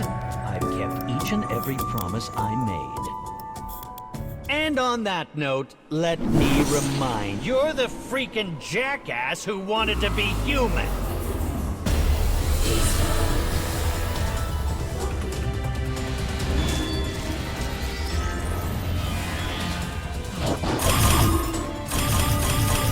You think you can make a fool out of me? Out of me? All we did was help you!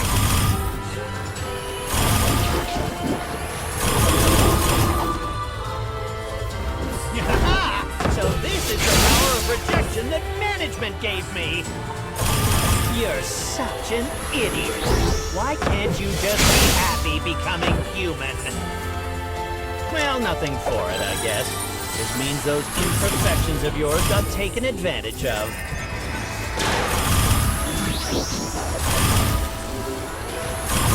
My stupid friend, before we meet, to know, and you not to find out.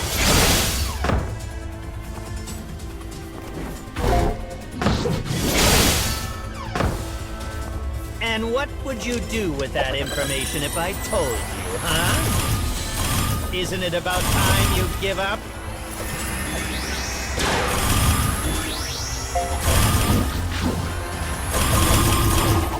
Because if I do, the path closes up on you. You don't need to worry about that, though. Tell you what, let me give you a little nugget to chew on. I've got orders to meddle in this world. And those orders come from an absolute being. Wait, my rejection. Coming undone. Don't tell me management has...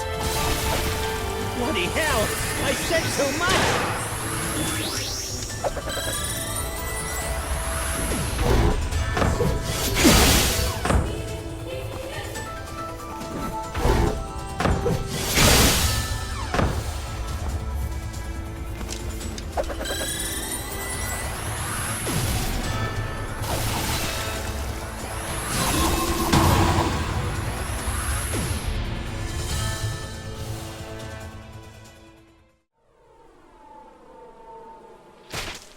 Killing me ain't gonna solve...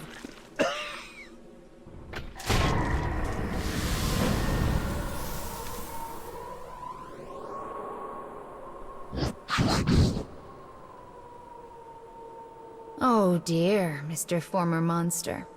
You seem troubled. There. Mama's not your enemy. In fact, I might just be the savior you're looking for. I think I know a way to return that poor child to her original form. Oh, I'm afraid it's going to require you to become much stronger. In fact, you'll need to do what you have been doing all over again. You need to collect more dreams, dear. And to do that, we must retrace our steps through the cage. But I'm afraid this all comes at a cost.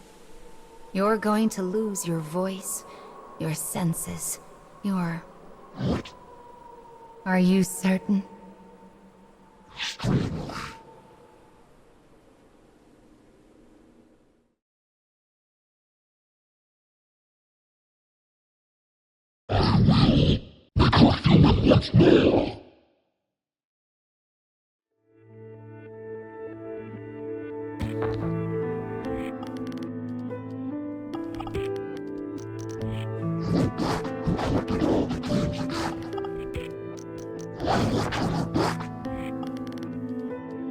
Keep going straight.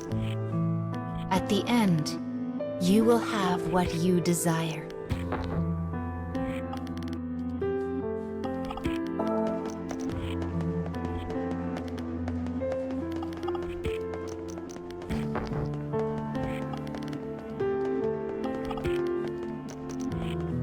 Mama knows the rules that govern this place.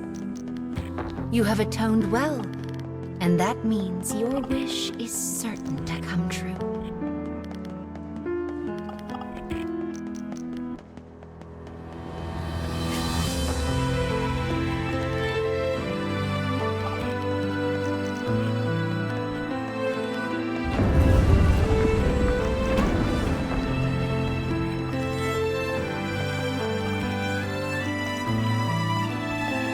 There she is.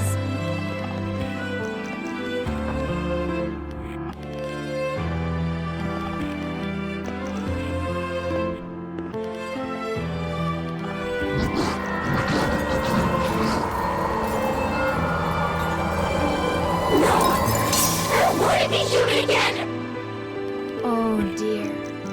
I'm afraid you have been rejected, poor thing. She has terribly sad memories from when she was human. And I'm afraid they're getting in the way.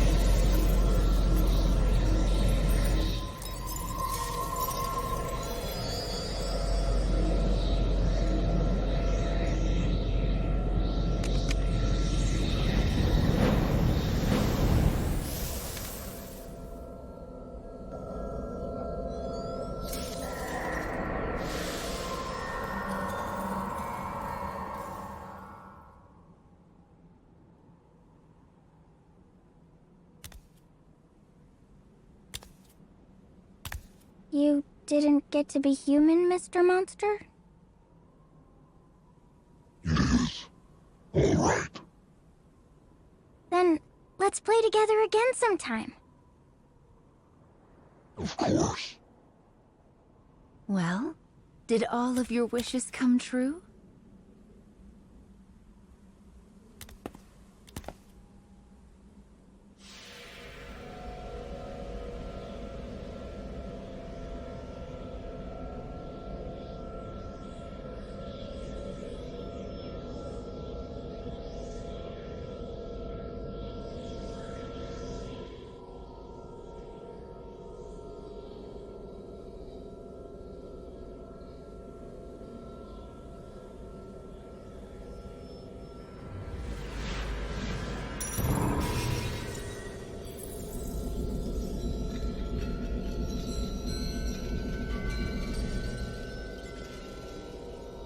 At long last, their memories have been restored.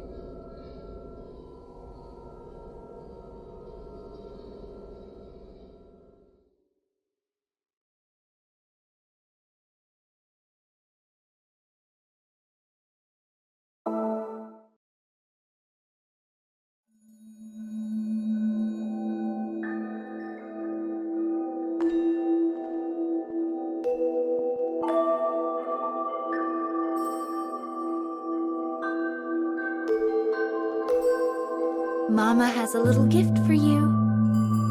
Thank you so much. You've been quite the help. Still, restoring the tales of both Fio and Lavania has been difficult work for poor Mama. Both of their memories were so broken. That was a close one. Honestly, it was such a tough job.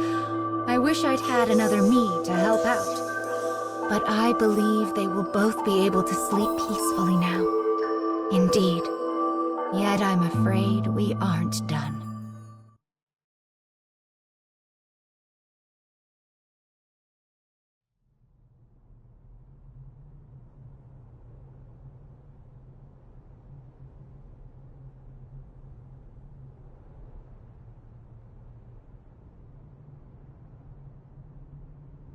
We must gather all the stories.